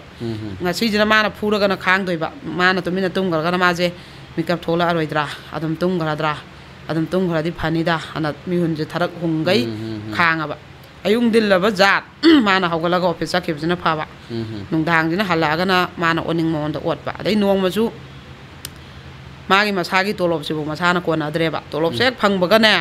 मा बेंदर की पैसा सिंगिबदा तोलोब तंखाय हेन लोइग्रेबा अदै इमुंगिनाने मंगोदै लुपा बौनिबा यादे कोदै मकुबोक्सिनाने nga चाक लु थुम खरा फाइ लु थुमोका कै खरा सायबको अदुना मकुबोक्सिदि याम फबा अदुजिनाने मा मकुबोक्सु मसाना पाइ साराइजे खंगबनिनाने पैसाजे मोइदे अमता लौद्रेबा मकुबोक्सिना अदु योला मौनंग ककै लयु हेना पैसाजे दमाइ पिरा मोइजे हिंगोंदा हौबेंजांग नापि खरा सौबि छनाव खरा तौरगा दुम पंचा चारा चारा हेंदनाबा नुपाजी तोलोबसिगदि मोइदि सोउबा पलुबा ngamba नत्रे अदै निंगोन मचा कौदोरे तोलोब तो खरा पैसा खरा पियु सिनगे हाबा ngamba नत्रे को अदुना नुपीजिना लौसिंग कुममेरगाने कन्ना लौ यैबा मतमदा खोगी लौ यैबा मतमदा तालहौ पैसाजना निंगोन चाकौबजे मागी पुबै लांबगा सोमगी निंगोन चाकौबै निंगोनगे हापगा सिसिजिनाबा अदै अंगांगे मिंग चनबै खोटबै सुंबजे अदुदा लौजे चाही थामदै थामबौ लौ कुमिङै मतमजे कुमगा माना तालहौबा अदै लौ पेंगबा मतमसिदने लौसे पेंगागा माइ मपामदा कोइ चैरावबगुंबा चटपगी पोयेंगे चायेंगे पैसाजे माना 1,30,000 अमा तांजहौबा अदुमाइना तौरगा माजे दुम होनरेबा अदै मचा मसु चाबै थकपैना अदुमाइना मकुबोंग टेक टेक तौबन चारेबको मसागी तोलोब फौ मसान थकपै कोनाददा था खुदिंगी पैसाबु थब नुपा ओइरेबा नुपासुदि अमादै खरा तोलोब अमा चारबनिना ममानबमदै खरा पुरु अदै लेकाइदै खरा पुरु तौबना 1,20,000 पुसन 1,30 पुसन तौदनाने पैसाजे लुपा लाख 4-5 यौसलाबा नुपासे अदुगदि लोन लौथोमु सिंगरे अदुदि लोन दो तंखाय कखरबिना अदु लोन जिगी लाख 10 लौबजना अरेम पैसाजे ngauthokhreba tha amani da juru tumgre admaina loan ju kakre पैसा ju tolop tंखाय कखरे याम जु लेमद्रेदना admai oire ma thabak torga nungai ni khalamba punsi pungloi loire tauram dabana fareba adai nongmana ne nongonda पैसा पियो ne am ngangne bako maram de haite पैसा पियो ne am ngangba ada mana ne mana dai sana ma sang khak nu pi ji yancha bako mama na ningon ja ko da hapak pane haiba adu je che na pi khraba aduga madi asai gi sana je kai thoraga ok leira hanjale hai ma je adu je thonga sare dana aduga sakhraba aduga mana koi gi hemle sida phone je yepaga mai nu pi koinari badu da tawbada masa matandare ko to tawsanjagi ba adu nu pi jina hala nungdang ma ju nu pa je tunggra khokraga mai nu pa je nu pi koiribra tokhibra marang mak the yenge bako adu dai jane be ko che matham thanda dum yawramaba mana loin taraba is akoi nu pi sana ina nganga kai thore adu ok so haung thonga sare nang gi ju teng kolam pore adu nang ya ngang ming chan bagi paisa do pore ming chan thora ji bani chalaga nang thoklo ga na wari ga je sana ba do as noi baba as noi mapa nang khatani kaino ai damak lei di je ai di chai ming chan ngamdre na kaptana leiramami gaina nang mung nung sibje kai dei loruni gaina ne no pijina ga wari ga sana je mana loin tare ba moi gi juma sa gi ming chandri ba matam je isa gi bong ming chandri ba du ga ai gi na da ipam de iman ningon chako bi dakina na hapok ji bu mana पैसा पियो नंग ngangmandana kai thoga puraga nupi gi masana ming chan bana ma je ma thai je adutagi yam tina mana khang ba singamdreba duga mana ne hundu omaga sat pasu ngamdaba masa kai je loi pura sale ma pamda masa om du pura sabsi ikai ba adai maku bok tu di solaba maku bok to lanju lanja de nong ta moi gai ngamna ba sa jari maku bok ju hundu oma sat pasu ma su nungai ta ba adugum bagi sum khanga leijaba adutagi di masa ani ne lai hai bako competition yam yawe ba khoi met ki competition gumba science gumba tawse adu je satle ba competition je mapa je ga satpana satle dana adu ne macha je tholak pa ai dingai ngamdre ai ngamaroi na hundu ma sakhi doiba paisa ju bara lu pam ju piram daba mamam sa moy hungi bara di ne lu pa sam lu pa sa hum ne ba adu nu pi jina kappa ga ne ga je tonga ga ne ma pam da phon tor ga ne ꯒꯥꯔꯤ ꯗ꯭ꯔꯥꯏꯚꯔꯒꯤ phone number ꯂꯧꯔꯒꯅꯦ ꯃꯄꯥꯝꯅ ꯚꯔꯥꯁꯦ ꯀꯥꯞꯄꯛꯇꯣꯏꯅꯦꯕ ꯗ꯭ꯔꯥꯏꯚꯔꯗꯨꯗ ꯑꯗꯨ ꯀꯥꯞꯄꯒ ꯑꯗꯨꯃꯥꯏꯅ ꯍꯜꯂꯛꯄ ꯑꯗꯩꯗꯤ ꯅꯣꯡꯃꯅ ꯃꯥꯁꯤꯅ ꯀꯩꯅꯣ ꯇꯧꯒꯦ ꯀꯃꯥꯏꯅ ꯇꯧꯒꯦꯗ ꯑꯗꯨꯁꯨ ꯑꯗꯨꯃꯥꯏꯅ ꯀꯝꯄꯤꯇꯤꯁꯟ ꯑꯃ ꯆꯠꯄꯗꯅꯦ ꯏꯃꯨꯡꯁꯤꯗꯗꯤ ꯈꯟꯅꯕ ꯆꯩꯅꯕ ꯅꯩꯅꯕꯁꯦ ꯑꯗꯨꯝ ꯁꯨꯡꯂꯦꯞ ꯂꯦꯞꯄ ꯅꯠꯇ꯭ꯔꯦꯕꯀꯣ ꯑꯗꯩꯗꯤ ꯄꯩꯁꯥꯁꯨ ꯑꯗꯨꯝ ꯂꯣꯟꯁꯨ ꯂꯧꯗꯅ ꯀꯛꯑꯕꯗꯨꯃꯛꯇꯗꯅꯦ ꯑꯃꯗꯩ ꯑꯃꯨꯛ ꯄꯨꯁꯜꯂꯝ ꯑꯃꯗꯩ ꯑꯃꯨꯛ ꯄꯨꯁꯜꯂꯝ ꯃꯊꯣꯡꯁꯦ ꯈꯪꯗ꯭ꯔꯦ ꯑꯗꯩꯗꯤ ꯑꯃꯨꯛ ꯅꯣꯡꯃꯁꯨ ꯑꯗꯨꯃꯥꯏꯅ ꯀꯝꯄꯤꯇꯤꯁꯟꯁꯦ ꯆꯠꯄꯁꯤꯗ ꯍꯨꯟꯗꯣꯛꯑꯝꯃꯦꯕꯀꯣ ꯑꯗꯣ ꯃꯃꯥ ꯃꯆꯥ ꯃꯣꯏꯁꯦ ꯒꯥꯔꯤꯁꯦ ꯇꯣꯡꯈꯠꯂꯛꯑꯦ ꯚꯔꯥ ꯀꯥꯞꯄꯣꯛꯑꯣ ꯍꯥꯏꯔꯁꯤ ꯅꯕꯣ ꯍꯣꯏꯗꯥꯅ ꯍꯥꯏꯕꯗ ꯍꯥꯏꯔꯤꯕ ꯅꯨꯃꯤꯠꯁꯤꯗꯤ ꯃꯣꯏꯒꯤ ꯐꯥꯔꯝ ꯏꯁꯤꯠꯄꯒꯤꯅꯦ ꯐꯣꯟꯁꯦ ꯃꯣꯏꯗꯤ ꯀꯅꯥꯝ ꯄꯥꯏꯔꯛꯇ꯭ꯔꯦꯕ ꯃꯅꯥꯎꯄꯥꯁꯨ ꯄꯥꯏꯔꯛꯇ꯭ꯔꯦ ꯃꯆꯦꯈꯩꯁꯨ ꯄꯥꯏꯔꯛꯇ꯭ꯔꯦ ꯃꯃꯥꯁꯨ ꯄꯥꯏꯔꯛꯇ꯭ꯔꯦ ꯀꯅꯥꯝ ꯄꯥꯏꯔꯛꯇ꯭ꯔꯕ ꯑꯗꯨꯒꯅꯦ ꯃꯥꯗꯤ ꯒꯥꯔꯤꯁꯦ ꯃꯣꯏꯁꯦ ꯂꯨꯄꯥ 100ꯒꯤ ꯚꯔꯥꯅꯤ ꯄꯨꯡꯃꯨꯛꯀꯤ ꯂꯝꯕꯤꯅꯦꯕ ꯏꯝꯐꯥꯜꯗꯒꯤꯀꯣ ꯐꯣꯟꯁꯦ ꯀꯅꯥꯃꯨꯛ ꯄꯥꯏꯔꯛꯇ꯭ꯔꯦ ꯒꯥꯔꯤꯁꯤꯗꯤ ꯇꯣꯡꯉꯨꯔꯦ ꯑꯩꯗꯤ ꯚꯔꯥꯁꯦ ꯀꯃꯥꯏꯅ ꯇꯧꯅꯤ ꯏꯃꯥ ꯏꯆꯥ ꯑꯩꯈꯣꯏ ꯌꯨꯝꯒꯤ ꯚꯔꯥꯁꯦ ꯀꯃꯥꯏꯅ ꯇꯧꯅꯤꯅ ꯃꯥꯁꯦ ꯁꯥꯡꯈ꯭ꯔꯕ ꯂꯝꯁꯦ ꯌꯧꯕ ꯈꯪꯍꯧꯗꯕꯒꯨꯝ ꯑꯣꯏꯔꯦ ꯃꯉꯣꯟꯗꯗꯤ ꯑꯗꯩ ꯌꯧꯗ꯭ꯔꯦ ꯃꯥꯁꯦ ꯀꯞꯄꯕ ꯃꯄꯤꯁꯦ ꯑꯣꯔꯣꯔꯣ ꯇꯥꯔꯒꯅꯦ ꯚꯔꯥ ꯄꯤꯊꯣꯛꯑꯁꯦ ꯌꯧꯗꯣꯔꯃꯤꯅꯥꯅ ꯍꯥꯏꯔꯛꯄꯁꯤꯗ ꯃꯥꯗꯤ ꯑꯣꯔꯣꯔꯣ ꯇꯥꯔ ꯀꯞ ꯂꯩꯔꯕꯗ ꯃꯌꯥꯝꯅꯅꯦ ꯃꯥꯗꯤ ꯈꯥꯡꯉꯝꯗꯅ ꯈꯣꯡꯒꯩ ꯑꯗꯨꯝ ꯒꯥꯔꯤꯁꯦ ꯃꯅꯨꯡꯗ ꯀꯞꯊꯣꯛꯎꯔꯦ ꯃꯆꯥ ꯑꯅꯤꯁꯤꯅꯁꯨ ꯏꯃꯥ ꯇꯣꯛꯑꯣꯅ ꯃꯆꯥ ꯑꯃꯁꯤꯅ ꯌꯨꯝꯗ ꯂꯩꯍꯧꯕꯀꯣ ꯏꯃꯥ ꯇꯣꯛꯑꯣꯅꯅꯦ ꯀꯩꯅꯣ ꯍꯥꯏꯔꯦꯕ ꯃꯌꯥꯝꯁꯤꯅ ꯑꯗꯨ ꯃꯌꯥꯝꯁꯤꯅ ꯚꯔꯥꯁꯦ ꯈꯥꯏꯒꯠꯅꯔꯒꯅꯦ ꯃꯥꯅ ꯋꯥꯔꯤꯁꯦ ꯂꯤꯔꯦꯕ ꯀꯞꯄꯒ ꯑꯩ ꯅꯨꯄꯥꯅ ꯁꯨꯃꯥꯏꯅ ꯍꯨꯟꯗꯣꯛꯑꯝꯕꯅꯤ ꯚꯔꯥ ꯄꯤꯔꯝꯗ꯭ꯔꯦ ꯑꯗꯣ ꯏꯄꯥꯝꯗ ꯐꯣꯟ ꯇꯧꯕꯅꯤ ꯃꯥꯁꯦ ꯊꯕꯛ ꯆꯠꯃꯤꯟꯅꯔꯒ ꯁꯨꯃꯥꯏꯅ ꯍꯨꯟꯗꯣꯛꯑꯝꯃ ꯆꯠꯂ ꯉꯥꯃꯨꯛꯁꯨ ꯏꯄꯥꯝꯅ ꯖꯤꯄꯦꯗ ꯀꯥꯞꯄꯛꯄꯅꯤ ꯑꯗꯣ ꯉꯁꯤꯗꯤ ꯑꯩꯁꯨ ꯏꯄꯥꯝꯁꯨ ꯐꯣꯟ ꯑꯝꯇ ꯄꯥꯏꯈꯠꯇ꯭ꯔꯦ ꯃꯣꯏ 3 ꯑꯩꯁꯦ ꯑꯗꯨꯒꯤꯅꯦꯅ ꯍꯥꯏꯕꯁꯤꯗ ꯃꯌꯥꯝꯅ ꯑꯩꯈꯣꯏꯒꯩ ꯈꯥꯏꯒꯠꯅꯔ ꯄꯤꯔꯁꯤ ꯑꯩ 50 ꯄꯨꯊꯣꯔꯛꯑꯒꯦ ꯑꯩ 10 ꯄꯨꯊꯣꯔꯛꯑꯒꯦ ꯍꯥꯏꯔꯒ ꯇꯣꯡꯉꯤꯕ ꯃꯤꯈꯩꯁꯤ나 ꯂꯨꯄꯥ 100 ꯈꯥꯏꯔꯒ ꯗ꯭ꯔꯥꯏꯚꯔꯁꯤꯅ 100 ꯂꯧꯔꯔꯣꯏꯒꯦꯅ ꯑꯗꯨꯃꯥꯏꯅ ꯇꯧꯔꯒ ꯄꯤꯔꯕ ꯑꯗꯩꯗꯤ ꯃꯣꯏꯁꯦ ꯉꯁꯤꯗꯤ ꯑꯩ ꯍꯟꯖꯜꯂꯔꯣꯏ ꯑꯩꯈꯣꯏ ꯏꯄꯥꯝꯗ ꯑꯣꯏꯅ ꯆꯠꯂꯁꯤ ꯅꯪ ꯑꯉꯥꯡꯗꯣ ꯂꯧꯊꯣꯛꯎꯔꯣꯅ ꯑꯉꯥꯡ ꯑꯇꯣꯝꯕꯗꯣ ꯃꯆꯥꯅꯨꯄꯤ ꯑꯍꯟꯁꯤꯗ ꯆꯪꯉꯒ ꯂꯧꯊꯣꯛꯍꯜꯂꯨꯔꯦꯕꯀꯣ ꯅꯄꯨꯗꯣ ꯌꯥꯝꯗꯤ ꯅꯨꯡꯉꯥꯏꯇꯦ ꯑꯩ ꯃꯇꯝ ꯈꯔ ꯑꯩꯈꯣꯏ ꯏꯃꯥꯒꯤ ꯃꯄꯥꯝꯗ ꯂꯩꯒꯦ ꯏꯄꯨ ꯕꯕꯥꯁꯦ ꯒ꯭ꯌꯥꯟ ꯇꯥꯅꯕꯅ ꯅꯪ ꯍꯥꯏꯔꯝꯃꯨ 이마나 하이래 하이라무 이마디 장아로이나 장아호드래나 바바나 바라 비드나 이마도 오콩가이다 까삐인 떡드나 마수즈나 두기 빠우지 마푸즈 로이 땀메바 매암나 가이가나 삐이나 거 아드나 아다이디 뭐 이제 마밤다 마맘사 뭐이가 이제 살레 마콩나고 pungai muki mo je pat lambi da sat pajane pa mapam jina ma chan min re mam sa mo je do yau ki baga ne mo je na pham da gi khoi gi nung dang wairam oi ra pham gi sit pa loi ra ka ra ga khoi gi nga sa khandok khanjin isilu bai mam je mo je chumang da loi tok le ram ba he yau gi baga ne ma di o khong gai ne mangon yau ding da chumang je kap tho ba pen na kap tho ba ma je ma khong je sang na ting tho ga do ma yam na kaidaure habse wari bo li bangam dre masa gai duna li re adai di mapam na zo saluranu koi gi sida hingon samban yam sawi no yara ga di yung kai da na bana hai be wani koi sida hingon pi ge lai ro kaidauru doi no du gi mi phu sak phu du bo na ne adamai tawe ba dai nong ma su koi gi masi ema gi masa gi ipan chat pa da ne mai nu pa na chat pa yaroi na sugumba ipan nong ban di hayang ai bo mari kakna ni ai nong ma phadok sak saram saw ge na di ai chalaroi chasu chate nangna yada dana do sumba jidi ai chatta ba hayang tungbo moina jo khoi gi da la oi changna da do oi ni sidang di chat ke na adu poyeng hek pi ba nang da ne thada ba la ka da me na nupa ji ga chat min na re dana adu mama ji ne be ma ngai khone plau khita hap khi ge na ba kau challaga plau ji hapak pa ko noi nama na kari hai re ai ngon da ga kaurak te ne noi nama do na ningon mo mana ima khoi lai na kau gadab je noi nama do ngon da kau rakte na mama du mai kai da do nu sidramina am ta kau tre ba moi mi gai na ju ko ipan do bok chat pa yaro in thinge ma sanga ngak tang la ga phalau dan thada lamaga tholo an chakra ni na kana na kau ning do ri mangon da adu di kau de ne ana ta gari manung ji da du gi chu no pi jam ti na phu gi hai ba aduna ma sa je loi na thindek ta na ne ma na phu gi ba kai gi ko ado maje amukta mapun sigi mapam da sateba ado mana wa sakhi ba ai sa loi kaigumba aina khang ba ngam da ba sang yaura ga di aina sakhi baduna khong thang dor khi baduna aroi bani aina amuk khong thang dor khra ba thang jala roi ana mana wa sakhi ba adu dai di kau ba je ahing ji da ne khoi gi yu je full ngao ga lak toi ne ye adai the ta moi le kai je ngak na ba moi le kai gi mi kun tha ni phu thok ba je nupa ji mathan da ga pa na ngam da ba tam kam pe tha da na ne koi gi ꯁꯨꯃꯥꯡꯁꯤꯗ ꯂꯥꯎ ꯈꯣꯡꯕꯁꯤꯗꯅꯦ ꯃꯌꯥꯝ ꯆꯪꯗ ꯐꯨꯔꯒꯁꯨ ꯊꯥꯔꯕ ꯑꯗꯨꯃꯛꯇꯗ ꯍꯟꯗꯕ ꯈꯔꯅꯤ ꯂꯩꯔꯒ ꯑꯃꯨꯛ ꯂꯥꯛ ꯃꯥꯟꯅꯕꯁꯦ ꯇꯟꯅꯗꯅ ꯊꯣꯡꯁꯦ ꯂꯣꯟꯁꯤꯟꯅꯔꯕ ꯊꯣꯡꯁꯦ ꯂꯣꯟꯁꯤꯜꯂꯒꯅꯅꯦ ꯃꯤꯗꯨꯅ ꯉꯥꯎꯔꯛꯑꯗꯤ ꯏꯀꯥꯏ ꯈꯪꯉꯛꯇ꯭ꯔꯗꯤ ꯃꯕꯨꯡ ꯃꯧꯄ꯭ꯋꯥ ꯁꯥꯒꯩ ꯅꯥꯇꯩ ꯃꯌꯥꯝ ꯂꯩꯔꯁꯨ ꯃꯤꯁꯨ ꯇꯟꯅꯔꯛꯏ ꯃꯤꯗꯣ ꯑꯇꯇꯥꯏꯗꯤ ꯅꯠꯇꯃꯤꯅ ꯇꯧꯔꯛꯑꯕꯅꯤꯅ ꯑꯗꯩ ꯊꯣꯡꯁꯦ ꯂꯣꯟꯁꯤꯜꯂꯒ ꯂꯩꯅꯔꯒꯅꯅꯦ ꯂꯥꯎꯒꯩ ꯂꯥꯎꯔꯒ ꯒꯦꯠꯇꯒ ꯅꯨꯡꯒ ꯊꯥꯖꯤꯜꯂꯒ ꯃꯈꯣꯡꯒ ꯀꯥꯎꯁꯜꯂꯒꯅꯦ ꯂꯣꯏ ꯀꯤꯅꯔꯕ ꯅꯠꯇ꯭ꯔꯣ ꯅꯔꯥ ꯂꯩꯔꯝꯃꯤꯅ ꯑꯁ ꯅꯣꯏ ꯁꯥꯒꯩ ꯁꯨꯛ ꯆꯥꯎꯕꯁꯤ ꯀꯅꯥꯝ ꯊꯣꯛꯂꯛ ꯉꯝꯗꯦ ꯀꯥꯏꯅ ꯑꯗꯩ ꯆꯦꯟꯊꯣꯛꯑꯒ ꯑꯃꯨꯛ ꯐꯨꯔꯨꯕ ꯃꯣꯏꯒꯤ ꯃꯅꯥꯎꯄꯥ ꯈꯔꯅ ꯅꯪ ꯎꯁꯤꯠꯇ꯭ꯔꯤꯔ ꯅꯪ ꯑꯅ ꯑꯗꯨꯃꯥꯏꯅ ꯇꯧꯗꯅꯅꯦ ꯂꯥꯛꯀꯅꯨ ꯍꯥꯏꯔꯁꯨ ꯂꯥꯛꯄꯤ ꯇꯧꯕꯗꯒꯤ ꯃꯣꯏꯅ ꯄꯨꯂꯤꯁꯇ ꯑꯃꯨꯛꯇꯪꯗꯤ ꯇꯧꯔꯀꯥꯟꯗ ꯑꯗꯨꯒꯤ ꯃꯇꯨꯡꯗꯗꯤ ꯂꯥꯛꯈꯤꯗ꯭ꯔꯦ ꯍꯥꯏꯌꯦꯕꯀꯣ ꯐꯥꯍꯜꯂ ꯃꯇꯨꯡꯗ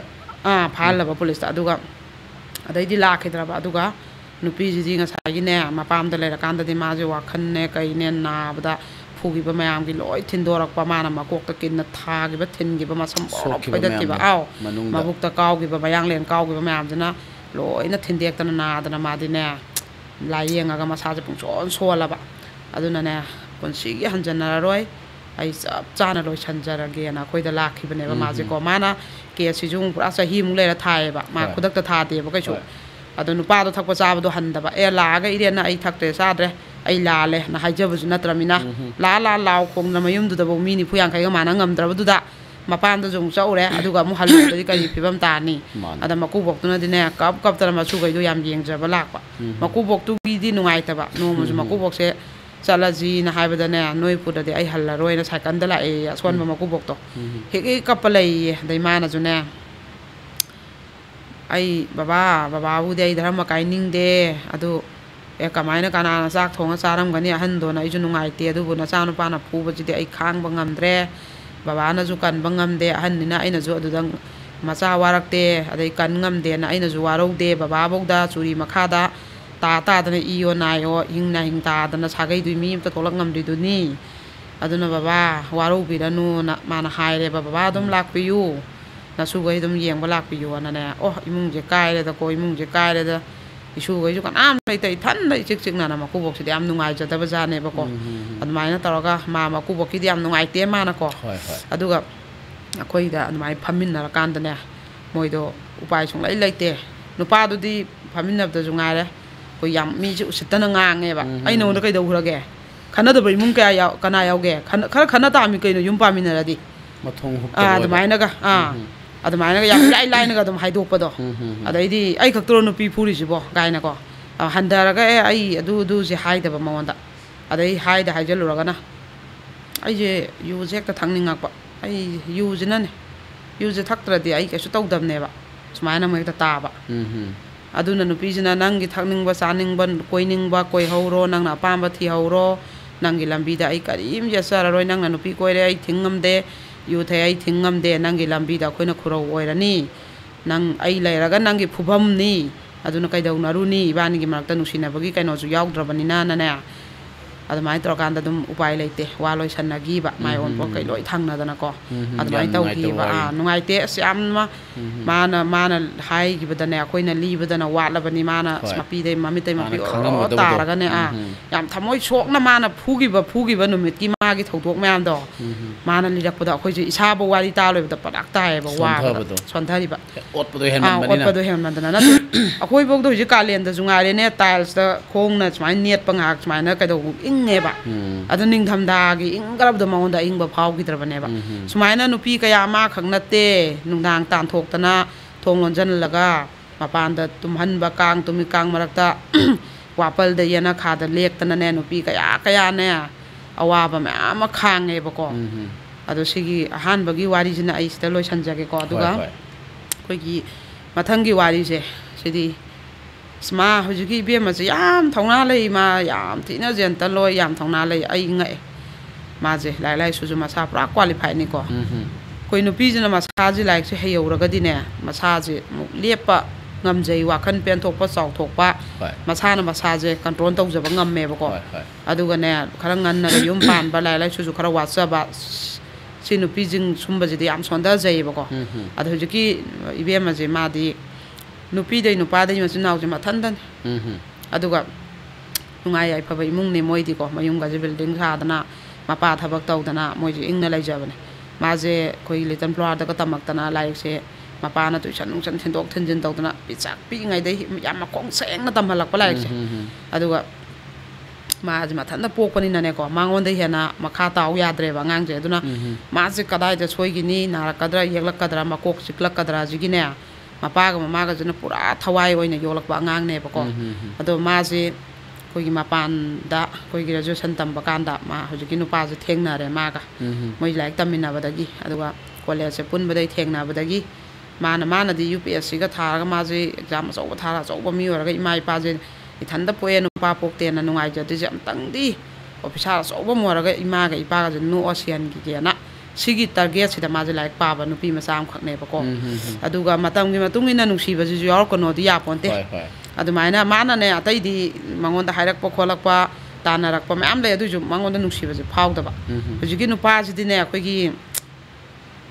mi je mutak tor ga ne khoi gi mara sa jam lei ba nok pa da ga jam nungsi ba man he gi yeng da phat ka hek mangonda yeng ga nok lak pa dum hek gieng le ram ba nok mi sum ba gi ma ban je hek college sat pai moi bus to mi na ba halak pai sida mangonda da yeng a lap tak mana swain ka thok lau na ga smaina hek mi cha thok lau yeng do nong mi tro yeng le ba du gi ma je admain sum nungsi ba sum phau na gre ba ko adu nu pa jina phong do re adu kan da ma jina kai daw re bus ki bara ka kai je koi gi nupi jina dum thang dok tana khotana pi dana dai ma ban je sum nungsi na re ba sa po sa min na dana khotana da nu pa jina ju moi di mung je wai ba ma sim nau yam ba ni na ado ma lai tam ba ga lai je ma na yam tam ning ba gi ma pan da aduga kano mama pan di sa da wat pagi thaning da ba adugi koi hang naraga ne tharak pa da tha khoting gi theng ba suk nang yang nang na da ba koi gi ka bara pi bagi oro ma gi oro sum ba mam je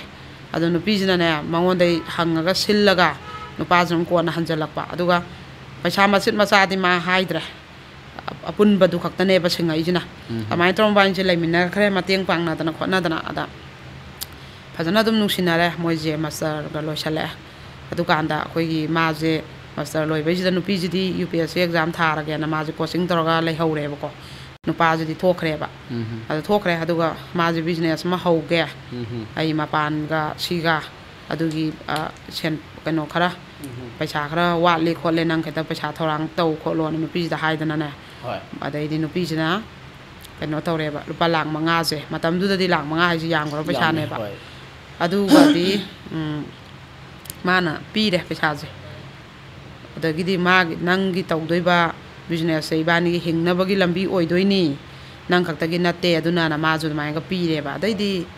nupa jina business gi ma ju CL business taw adai nupi je lai sam kan na pari ko da mi na hai ba kai no tawi ne noi gi sai do smaina nupi ma koi kholi mana muk lam ma da lai gre ba ma pan di loi oi ba ma palam da di ado nupi ma koi kholi ne nang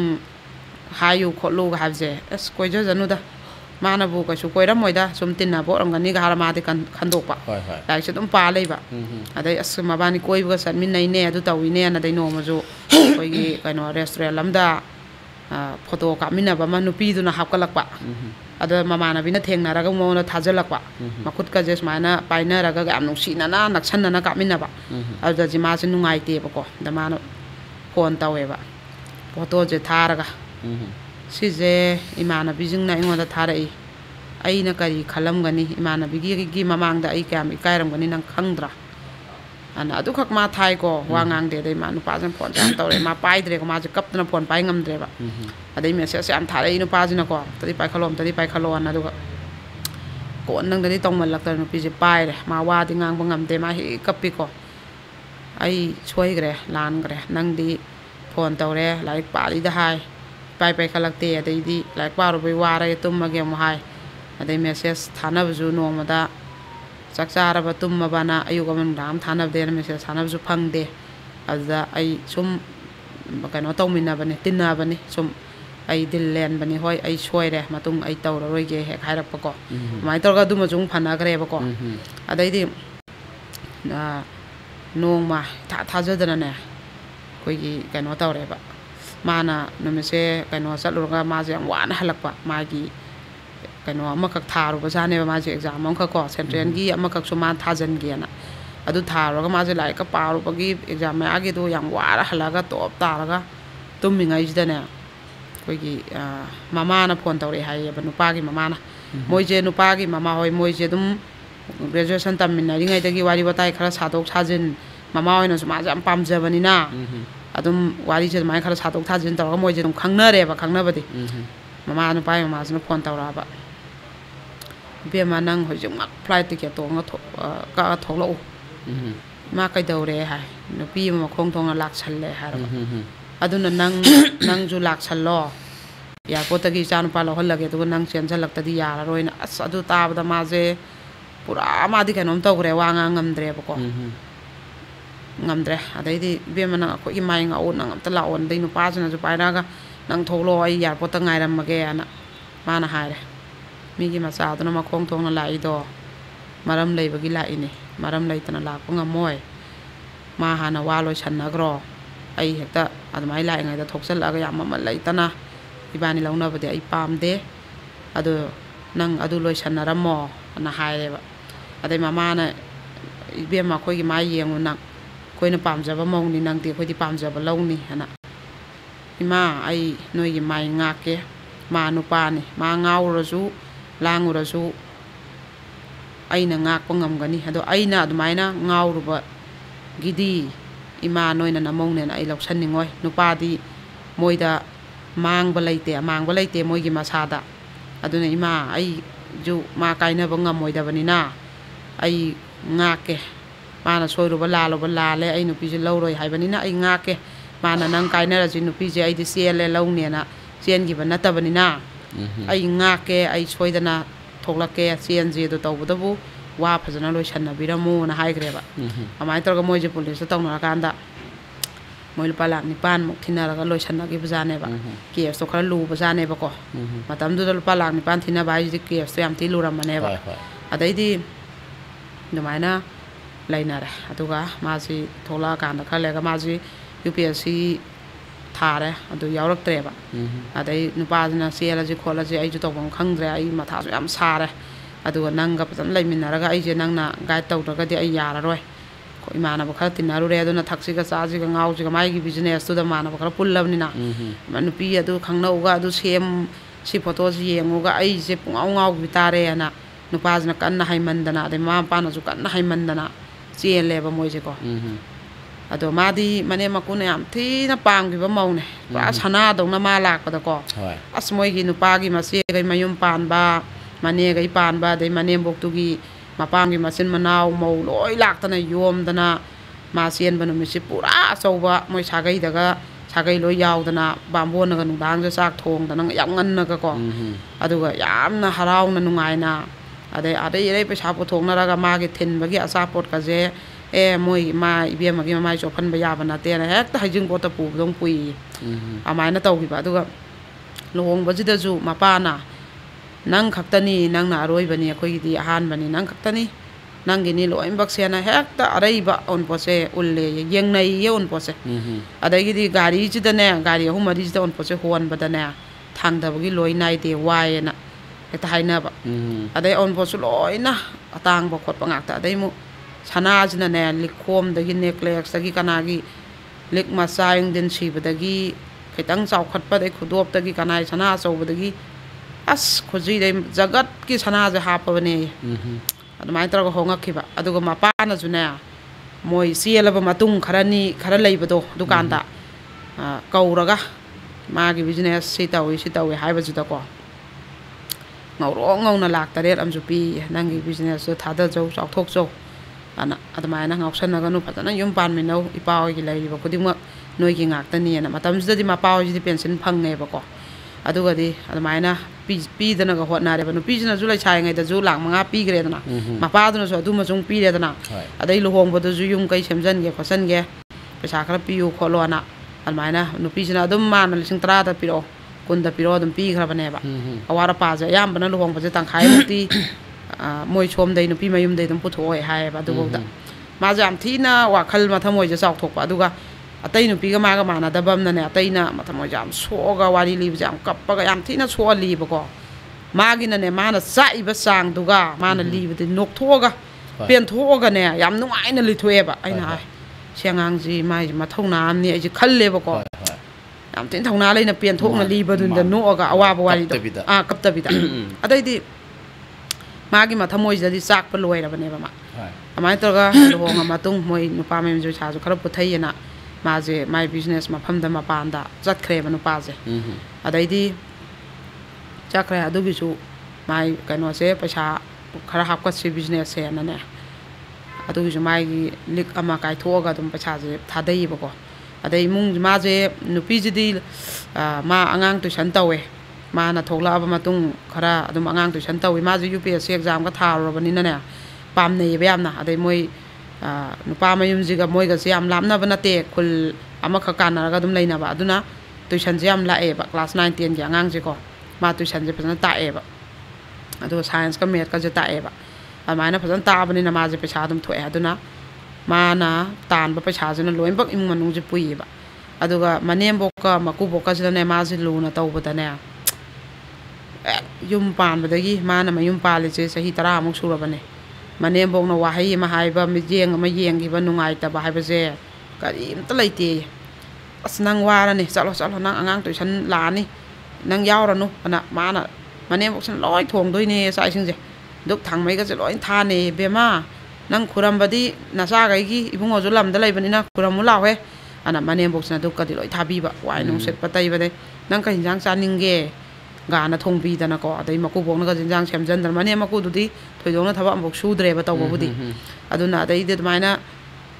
ꯃꯃꯧ ꯅꯨꯄꯤꯁꯤꯅ ꯆꯠꯂꯝꯗꯥꯏꯒꯤ ꯅꯪꯅꯕ ꯑꯗꯩ ꯍꯜꯂꯛꯄꯒꯤ ꯆꯔꯥ ꯋꯥꯟꯕꯒꯤ ꯃꯅꯦꯝꯕꯣꯛ ꯆꯥꯃꯤꯟꯅꯗꯅ ꯆꯥꯃꯛꯇ ꯊꯛꯑꯁꯨ ꯃꯅꯦꯝꯕꯣꯛꯁꯤꯅ ꯂꯣꯜꯂꯛꯇꯅ ꯃꯤ ꯀꯅꯥꯝꯗꯗꯤ ꯃꯅꯦꯝꯅ ꯆꯥ ꯂꯣꯜꯂ ꯃꯧꯅ ꯊꯛꯄ ꯌꯥꯗꯦ ꯀꯥꯟꯅ ꯇꯧꯅꯩꯃꯤꯗꯅ ꯑꯗꯩ ꯃꯧꯅ ꯆꯥꯕ ꯂꯨꯈꯥꯛ ꯃꯅꯦꯝꯅ ꯐꯦꯡ ꯌꯥꯗꯦ ꯀꯥꯟꯅ ꯂꯩꯅꯩꯌꯦꯕ ꯃꯥꯗꯤ ꯍꯩ ꯆꯠꯂꯣ ꯆꯠꯂꯣ ꯅꯪ ꯊꯦꯡꯉꯅꯤ ꯆꯠꯂꯣ ꯑꯅ ꯃꯃꯧꯁꯤꯅ ꯃꯌꯥꯅ ꯆꯥꯕ ꯂꯨꯈꯥꯛꯁꯦ ꯃꯅꯦꯝꯁꯦ ꯑꯩ ꯆꯤꯡꯉꯒꯅꯦ ꯐꯦꯡꯕ ꯃꯅꯦꯝꯅꯦ ꯍꯥꯏꯕ ꯑꯍꯟꯁꯤꯡꯁꯤꯗꯤ ꯑꯐꯕ ꯌꯥꯝ ꯊꯤꯅ ꯄꯥꯝꯅ ꯌꯥꯝ ꯃꯃꯜ ꯂꯩꯅ ꯂꯧꯕꯀꯣ ꯑꯗꯩꯗꯤ ꯑꯗꯨꯃꯥꯏꯅ ꯇꯧꯔꯀꯥꯟꯗ ꯀꯃꯥꯏꯅ ꯇꯧꯒꯦꯗ ꯃꯥꯁꯦ ꯅꯨꯄꯥꯁꯤ ꯑꯑꯣꯟꯕ ꯑꯍꯣꯡꯕꯀꯣ ꯃꯥꯁꯤ ꯂꯥꯛꯑꯦꯕ ꯅꯨꯄꯥꯁꯦ ꯑꯩꯈꯣꯏꯒꯤ ꯄꯥꯎꯁꯦ ꯇꯥꯔꯦ ꯃꯄꯥꯟꯗ ꯂꯩꯕꯈꯩꯁꯤꯅ ꯄꯥꯎ ꯄꯤꯔꯛꯑꯦ ꯃꯉꯣꯟꯗꯀꯣ ꯁꯨꯃꯥꯏꯅ ꯃꯥꯁꯦ ꯂꯩꯁꯥꯕꯤ ꯃꯆꯥ ꯑꯃ ꯀꯣꯏꯔꯦ ꯈꯣꯠꯂꯦꯅ ꯐꯣꯇꯣꯒꯁꯦ ꯊꯥꯔꯛꯑꯦꯕ ꯃꯕꯥꯅꯤ ꯀꯣꯏꯕ ꯆꯠꯃꯤꯟꯅꯕꯒꯤ ꯐꯣꯇꯣꯒꯁꯦꯗ ꯃꯥꯅ ꯂꯩꯁꯥꯕꯤ ꯃꯆꯥꯁꯦ ꯀꯅꯥꯅꯣꯅ ꯊꯤꯒꯠꯄꯗ ꯃꯥꯒ ꯉꯋꯥꯏ ꯑꯩꯈꯣꯏꯒꯤ ꯃꯥꯁꯦ ꯑꯩꯈꯣꯏꯒꯤ ꯀꯩꯅꯣꯗ ꯒ꯭ꯔꯦꯖꯨꯑꯦꯁꯟ ꯂꯣꯏꯔ ꯃꯇꯝ ꯈꯔ ꯌꯨꯝꯗ ꯂꯩꯕꯗꯅꯦ ꯐꯤꯠꯅꯦꯁ ꯁꯦꯟꯇꯔ ꯑꯃꯗ ꯁꯥꯟꯅꯕ ꯌꯥꯎꯔꯝꯃꯦꯕ ꯍꯧꯖꯤꯛꯀꯤ ꯅꯨꯄꯤꯁꯦ ꯑꯗꯨꯗ ꯁꯥꯟꯅꯃꯤꯟꯅꯈꯤꯕ ꯅꯨꯄꯤ ꯑꯉꯥꯡ ꯃꯥꯅ ꯆꯍꯤ 5 ꯇꯨꯛ ꯍꯟꯕ ꯆꯦꯆꯦꯅ ꯃꯣꯏꯁꯦ ꯀꯩꯅꯣꯒ ꯄꯣꯔꯛꯄ ꯆꯥꯅꯕ ꯈꯣꯠꯅꯕꯒ ꯄꯣꯔꯛꯄꯁꯦ ꯆꯥꯃꯤꯟꯅꯕ ꯐꯤꯠꯅꯦꯁ ꯃꯐꯝꯁꯤꯗꯀꯣ ꯑꯗꯨꯝꯕ ꯑꯉꯥꯡꯅꯦꯕ ꯍꯧꯖꯤꯛ ꯀꯣꯏꯅꯔꯝꯃꯤꯕ ꯅꯨꯄꯤ ꯂꯩꯁꯥꯕꯤ ꯃꯆꯥꯁꯦ ꯃꯥꯅ ꯍꯧꯖꯤꯛꯀꯤ ꯀꯩꯅꯣ ꯃꯐꯝꯗꯨꯗ ꯃꯥꯁꯨ ꯀꯝꯄꯦꯅꯤꯒꯤ ꯊꯕꯛ ꯑꯃ ꯇꯧꯔ ꯂꯩꯕꯅꯦꯕ ꯂꯩꯁꯥꯕꯤꯁꯦꯀꯣ ꯑꯗꯨꯒ ꯃꯥꯁꯦ ꯌꯥꯝ ꯅꯨꯡꯉꯥꯏꯇ꯭ꯔꯦꯕ ꯑꯗꯩ ꯃꯥꯅ ꯃꯥꯏ ꯅꯨꯄꯥꯁꯤꯗ ꯍꯥꯏꯕꯁꯨ ꯉꯝꯗꯕ ꯑꯗꯨꯝꯕꯒꯤ ꯋꯥꯒꯁꯦ ꯍꯥꯏꯕꯗ ꯃꯁꯥꯅ ꯇꯟꯕꯗꯣ ꯃꯥꯗꯤ ꯌꯥꯝ ꯊꯥꯛ ꯍꯟꯗꯕ ꯀꯩꯅꯣꯅꯤ ꯒꯥꯏꯅꯀꯣ ꯅꯪꯅ ꯅꯨꯄꯤ ꯀꯣꯏꯕ ꯈꯣꯠꯄ ꯒꯥꯏꯅ ꯉꯪꯅꯕ ꯑꯁ ꯌꯥꯝ ꯇꯟꯕ ꯌꯥꯝ ꯏꯀꯥꯏꯖꯕ ꯂꯦꯝꯕ ꯑꯗꯨꯒꯗꯤ ꯃꯥꯗꯤ ꯑꯌꯨꯛꯀꯤ ꯇꯨꯏꯁꯟ ꯅꯨꯡꯗꯥꯡꯒꯤ ꯇꯨꯏꯁꯟ ꯅꯨꯡꯊꯤꯟꯒꯤ ꯇꯨꯏꯁꯟꯒ ꯍꯣꯠꯅꯖꯔꯒ ꯌꯥꯝ ꯀꯩꯅꯣꯝꯗ ꯂꯩꯖꯩꯅꯤꯗꯅ ꯄꯩꯁꯥꯒꯁꯦ ꯃꯥ ꯅꯨꯄꯥꯁꯤꯗ ꯍꯦꯛ ꯂꯨꯍꯣꯡꯕꯗꯒꯤꯅꯦ ꯂꯨꯄꯥ ꯑꯃꯐꯥꯎ ꯍꯥꯏꯗꯦ ꯃꯥꯒꯤ ꯇꯨꯏꯁꯟꯒꯤ ꯄꯩꯁꯥ ꯅꯨꯡꯁꯥꯗꯨꯅ ꯑꯗꯨꯝ ꯃꯅꯦꯝ ꯃꯀꯨꯗꯐꯥꯎ ꯄꯤ ꯃꯅꯦꯝ ꯃꯀꯨꯅ ꯑꯣꯏꯅ ꯂꯣꯏꯅ ꯊꯣꯛꯆꯕꯅꯤꯅ ꯀꯩꯁꯨ ꯍꯥꯏꯗꯦꯕ ꯅꯪꯒꯤ ꯕꯤꯖꯤꯅꯦꯁꯇꯣ ꯄꯩꯁꯥ ꯀꯌꯥ ꯇꯣꯡꯉꯤꯅꯣ ꯀꯌꯥ ꯂꯦꯝꯃꯤꯅꯣ ꯁꯤꯈꯩꯁꯤꯅ ꯅꯪꯅ ꯇꯧꯍꯦꯒꯁꯦ ꯍꯥꯏꯕꯤꯕ ꯅꯠꯇꯦꯕꯀꯣ ꯀꯩꯝꯇ ꯃꯥ ꯑꯗꯨ ꯈꯪꯗꯦꯕꯀꯣ ꯑꯗꯣ ꯃꯥꯏ ꯅꯨꯄꯥꯁꯤꯅ ꯃꯣꯏ ꯂꯨꯍꯣꯡꯕꯗ ꯃꯔꯨꯞ ꯊꯥꯡꯂꯨꯞ ꯌꯥꯎꯔ ꯀꯛꯈꯤꯕ ꯈꯔ ꯃꯤꯒꯤ ꯄꯩꯁꯥ ꯄꯨꯔꯨꯕ ꯈꯔꯗꯤ ꯏꯟꯇꯔꯦꯁ ꯀꯩꯀꯩꯗꯤ ꯍꯨꯟꯅꯩ ꯍꯥꯏꯌꯦꯕ ꯅꯨꯄꯥꯗꯨꯅ ꯑꯗꯩꯗꯤ ꯃꯣꯏꯁꯦ ꯑꯗꯨꯃꯥꯏꯅ ꯇꯧꯗꯅ ꯃꯌꯨꯝ ꯄꯥꯟꯕꯁꯤ ꯆꯍꯤ 4ꯃꯨꯛ ꯐꯥꯔꯛꯄ ꯁ꯭ꯋꯥꯏꯁꯦ 4ꯃꯨꯛ ꯐꯥꯔꯛꯄ ꯁ꯭ꯋꯥꯏꯁꯦ ꯃꯣꯏꯅ ꯉꯋꯥꯏꯒꯤ ꯅꯨꯄꯤ ꯃꯥ ꯄꯥꯈꯪꯉꯣꯏꯗ ꯏꯖꯠ ꯑꯃ ꯂꯥꯛꯑꯒ ꯀꯦꯁ ꯇꯧꯅꯒꯤ ꯏꯖꯠꯗꯥꯕꯤ ꯄꯤꯈꯤꯗꯅ ꯑꯗꯨꯒꯤ ꯄꯩꯁꯥꯁꯦ ꯃꯣꯏꯅ ꯃꯣꯏꯒꯤ ꯂꯩꯔꯤꯕ ꯍꯤꯡꯒꯣꯜꯁꯦ ꯕꯟꯗꯣꯞ ꯊꯝꯃ ꯄꯤꯕ ꯑꯣꯏꯔꯝꯃꯦꯕꯀꯣ ꯑꯗꯨꯒꯤꯁꯦ ꯃꯣꯏ ꯏꯃꯨꯡꯗꯨꯒꯤ ꯃꯆꯥ ꯂꯨꯍꯣꯡꯗꯣꯔꯤ ꯍꯤꯡꯒꯣꯜꯁꯦ ꯍꯜꯂꯣꯅ ꯇꯛꯈꯠꯂꯛꯑꯦꯕ ꯆꯍꯤ 4ꯃꯨꯛ ꯐꯥꯔꯛꯑꯕꯅꯤꯅ ꯑꯗꯨ ꯆꯍꯤ 4ꯃꯨꯛꯀꯤ ꯂꯥꯛ ꯀꯩꯅꯣꯒꯤ 9ꯒꯤ ꯁꯦꯟꯗꯣꯏꯗꯤ ꯄꯨꯟꯅ ꯂꯥꯛ 23 ꯇꯥꯔꯦꯕꯀꯣ ꯏꯟꯇꯔꯦꯁꯀ ꯄꯨꯟꯅ ꯍꯜꯂꯣꯅ ꯇꯛꯈꯠꯂꯛꯄꯁꯦ ꯃꯣꯏ ꯏꯃꯨꯡꯁꯦ ꯃꯊꯥꯁꯦ ꯁꯥꯟꯅꯔꯦ ꯃꯣꯏ ꯍꯥꯏꯁꯤꯅ ꯍꯤꯡꯒꯣꯜꯁꯦ ꯇꯪꯈꯥꯏ ꯑꯃ ꯌꯣꯟꯊꯣꯛꯑꯁꯤꯅ ꯃꯣꯏꯁꯦ ꯈꯟꯅꯔꯦꯕꯀꯣ ꯑꯗ ꯌꯣꯟꯊꯣꯛꯈ꯭ꯔꯒꯗꯤꯅꯦ ꯃꯣꯏꯁꯦ ꯍꯦꯛ ꯆꯪꯉꯛꯄꯒ ꯁꯨꯃꯥꯡ ꯃꯆꯥ ꯑꯃꯈꯛ ꯁꯪꯒꯣꯏ ꯃꯆꯥ ꯑꯃ ꯂꯩꯔꯒ ꯌꯨꯝꯁꯦ ꯂꯩꯔꯒ ꯌꯨꯝꯒꯤ ꯃꯅꯤꯡꯈꯩꯁꯦ ꯂꯣꯏ ꯌꯣꯟꯈꯤꯗꯣꯔꯦꯕ ꯑꯗꯨꯒ ꯃꯣꯏꯒꯤ ꯌꯨꯝꯁꯤꯁꯨ ꯌꯥꯝ ꯆꯥꯎꯕꯁꯨ ꯅꯠꯇꯦꯕꯀꯣ ꯑꯗ ꯃꯧꯁꯤꯅ ꯅꯨꯡꯉꯥꯏꯇꯗꯅ ꯏꯃꯥ ꯃꯣꯏꯅꯗꯤ ꯅꯪ ꯁꯅꯥ ꯂꯨꯄꯥꯈꯩꯗꯣ ꯀꯥꯏꯔ ꯇꯧꯁꯦꯗꯤ ꯍꯥꯏꯕꯗꯤ ꯉꯝꯗ꯭ꯔꯦꯕ ꯑꯗ ꯏꯃꯥ ꯌꯥꯔꯦ ꯑꯩꯅ ꯊꯣꯛꯄ ꯁꯤꯜꯂꯒꯦ ꯍꯥꯏꯔ ꯃꯥꯅ ꯑꯩꯈꯣꯏꯒꯤ ꯃꯄꯥꯅ ꯍꯥꯞꯄꯛꯈꯤꯕ ꯂꯤꯈꯣꯝ ꯑꯆꯧꯕ ꯁꯅꯥ ꯑꯆꯧꯕ ꯅꯦꯛꯀ꯭ꯂꯦꯁ ꯁꯨꯃꯥꯏꯅ ꯀꯥꯏꯔ ꯍꯥꯏꯔ ꯄꯩꯁꯥꯗꯣ ꯄꯤꯊꯣꯛꯈ꯭ꯔꯦ ꯑꯗꯨꯈꯩꯗꯣ ꯀꯥꯏꯕꯗ ꯑꯗꯨꯝ ꯀꯣꯟꯅꯈ꯭ꯔꯦꯕ ꯂꯤꯀꯣꯡꯒ ꯍꯥꯏꯁꯤꯗꯤ ꯃꯤꯒꯤ ꯁꯟ ꯆꯥꯝꯃꯃꯨꯛꯅ ꯁꯥꯕ ꯄꯣꯠꯅꯦꯕꯀꯣ ꯐꯥꯁ ꯉꯥꯛꯇꯗꯗꯤ ꯚꯦꯂꯨꯗꯣ ꯌꯥꯝ ꯊꯤꯅ ꯌꯥꯝꯃꯦꯕꯀꯣ ꯑꯗꯩꯗꯤ ꯑꯗꯨꯃꯥꯏꯅ ꯇꯧꯔꯒ ꯑꯗꯨꯝ ꯄꯤꯊꯣꯛꯈ꯭ꯔꯦꯕ ꯗ ꯑꯗꯨꯃꯥꯏꯅ ꯄꯤꯊꯣꯛꯈ꯭ꯔꯦ ꯑꯗꯨꯒꯗꯤ ꯀꯩꯗꯧꯔꯦ ꯃꯥꯅ ꯃꯤꯒꯤ ꯉꯋꯥꯏꯒꯤ ꯃꯥꯏ ꯅꯨꯄꯤꯒꯤ ꯄꯤꯈꯤꯕ ꯏꯖꯗꯥꯕꯤꯗꯨꯐꯥꯎ ꯃꯥꯅ ꯄꯤꯊꯣꯛꯏꯅꯦꯕ ꯃꯥꯒꯤ ꯄꯨꯛꯆꯦꯟ ꯈꯨꯆꯥꯎꯗꯣꯀꯣ ꯑꯗ ꯅꯨꯡꯉꯥꯏꯇꯕ ꯀꯔꯤꯝ ꯐꯥꯎꯕꯤꯕ ꯃꯤ ꯅꯠꯇꯦꯕ ꯑꯗꯩ ꯃꯥꯗꯤ ꯁꯅꯥ ꯂꯤꯀꯣꯟꯒꯁꯦ ꯂꯤꯛ ꯃꯆꯥ ꯑꯗꯨꯝ ꯀꯟꯅ ꯃꯆꯥ ꯁꯅꯥ ꯃꯆꯥ ꯑꯃꯈꯛꯁꯤꯗ ꯀꯔꯤꯝ ꯁꯤꯕꯤꯕ ꯅꯠꯇꯦ ꯎꯄꯨꯗ ꯂꯣꯏ ꯇꯥ ꯂꯩꯕꯤꯅꯦꯕ ꯃꯄꯥꯝꯗ ꯍꯥꯞꯄꯛꯄ ꯁꯅꯥꯗꯣ ꯑꯗꯩ ꯃꯄꯥꯝꯁꯤꯅꯁꯨꯅꯦ ꯃꯦꯟꯕ ꯌꯥꯕ ꯃꯄꯥꯁꯤꯅ ꯉꯥ ꯑꯆꯧꯕ ꯑꯗꯩ ꯁꯪꯒꯣꯝꯒꯨꯝꯕ ꯌꯦꯔꯨꯝꯒꯨꯝꯕ ꯑꯆꯥꯄꯣꯠꯁꯦ ꯑꯇꯥꯡ ꯑꯇꯥꯡꯕ ꯍꯥꯎꯕ ꯃꯆꯥꯁꯤꯒꯤ ꯃꯥꯅ ꯆꯥꯅꯤꯡꯕ ꯖꯦ ꯈꯜꯂꯒ ꯑꯗꯨꯃꯥꯏꯅ ꯄꯤꯖꯈꯤꯕꯅꯤꯅꯀꯣ ꯑꯗꯨꯝ ꯊꯤꯟꯖꯔꯦꯕ ꯃꯆꯥꯅ ꯃꯌꯨꯝ ꯄꯥꯜꯂꯁꯨ ꯑꯗꯩ ꯉꯥꯏꯁꯦꯟꯁꯨ ꯌꯥꯝ ꯅꯨꯡꯁꯤꯅꯩ ꯃꯃꯥ ꯃꯄꯥ ꯀꯩꯁꯦ ꯃꯣꯏ ꯃꯃꯥ ꯃꯄꯥ ꯂꯥꯛꯑꯦ ꯍꯔꯥꯎ ꯍꯔꯥꯎ ꯇꯧꯏ ꯃꯅꯦꯝ ꯃꯀꯨꯅ ꯑꯗ ꯃꯅꯦꯝ ꯃꯀꯨꯒꯁꯦ ꯌꯥꯝ ꯅꯨꯡꯉꯥꯏꯖꯩꯌꯦꯕ ꯉꯁꯥꯏꯒꯤ ꯀꯩꯅꯣ ꯃꯃꯥ ꯃꯄꯥꯁꯦ ꯌꯥꯝ ꯅꯨꯡꯉꯥꯏꯖꯕ ꯃꯅꯦꯝ ꯃꯀꯨꯅ ꯃꯣꯏ ꯂꯥꯛꯄꯗ ꯍꯔꯥꯎ ꯍꯔꯥꯎ ꯇꯧꯕꯗꯣ ꯑꯗꯒꯤꯗꯤ ꯃꯣꯏꯔꯣꯝꯗꯒꯁꯦ ꯉꯥ ꯑꯆꯧꯕ ꯑꯃ ꯊꯣꯡꯉꯒ ꯃꯅꯦꯝ ꯃꯀꯨꯅꯦ ꯃꯣꯏ ꯄꯨꯂꯞ ꯆꯥꯛ ꯍꯦꯛ ꯆꯥꯃꯤꯟꯅꯕꯤ ꯅꯣꯡꯃꯥꯏꯖꯤꯡꯒꯨꯝꯕꯗ ꯑꯗꯨꯅ ꯌꯥꯝ ꯊꯤꯅ ꯑꯗꯨꯃꯥꯏꯅ ꯅꯨꯡꯁꯤꯅꯩꯕ ꯑꯗꯨꯝꯕꯒꯤ ꯃꯔꯤ ꯃꯌꯥꯝꯁꯦ ꯃꯥꯅ ꯇꯠꯍꯟꯅꯤꯡꯗꯕ ꯑꯗꯨꯅ ꯃꯥꯅ ꯃꯅꯦꯝ ꯃꯀꯨꯗꯁꯨ ꯃꯥ ꯀꯔꯤꯝ ꯍꯥꯏꯗꯦ ꯃꯥꯅ ꯅꯨꯄꯤ ꯀꯣꯏꯕꯁꯦ ꯑꯗꯣ ꯀꯣꯏꯕꯗꯤ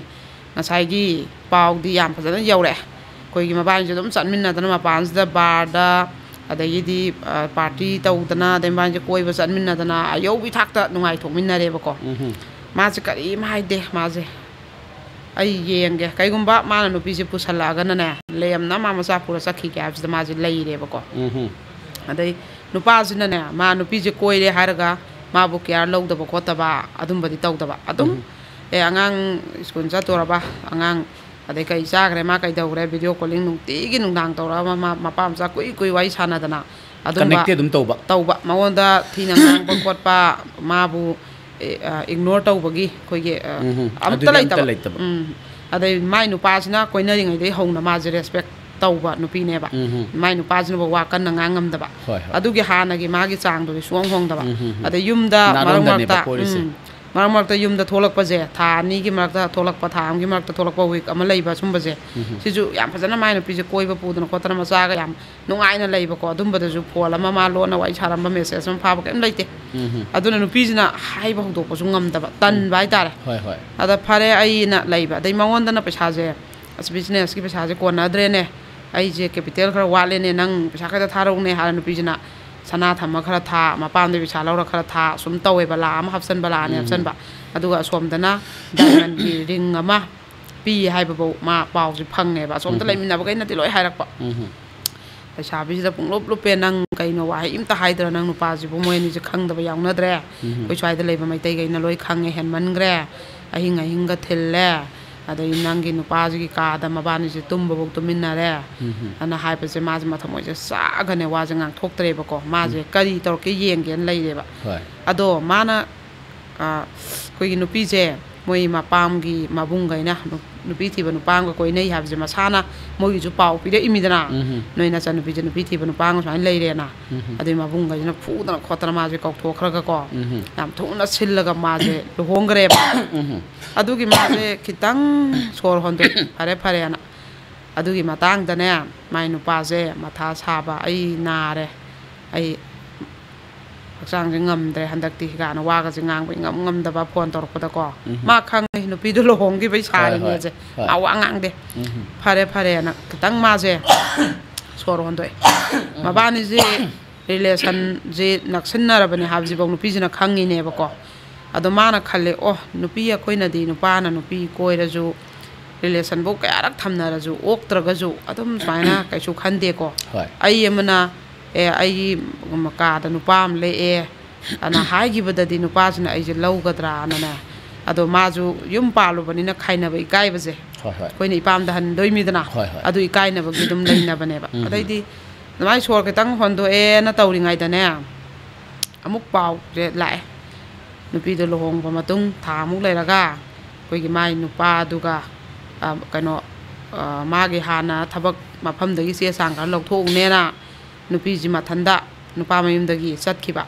ꯑꯗꯨ ꯆꯠꯈ꯭ꯔꯒ ꯅꯪꯒꯤ ꯅꯨꯄꯥꯁꯤꯒ ꯂꯣꯏꯅꯩ ꯈꯣꯠꯅꯩꯅ ꯄꯥꯎꯁꯦ ꯐꯪꯗꯅ ꯅꯨꯄꯥ ꯃꯌꯨꯝꯅ ꯃꯕꯥꯅꯤꯅ ꯑꯥꯗ ꯆꯠꯃꯤꯟꯅꯈꯤꯕ ꯈꯣꯠꯈꯤꯕꯁꯤ ꯈꯠꯅꯗꯅ ꯃꯣꯏꯁꯦ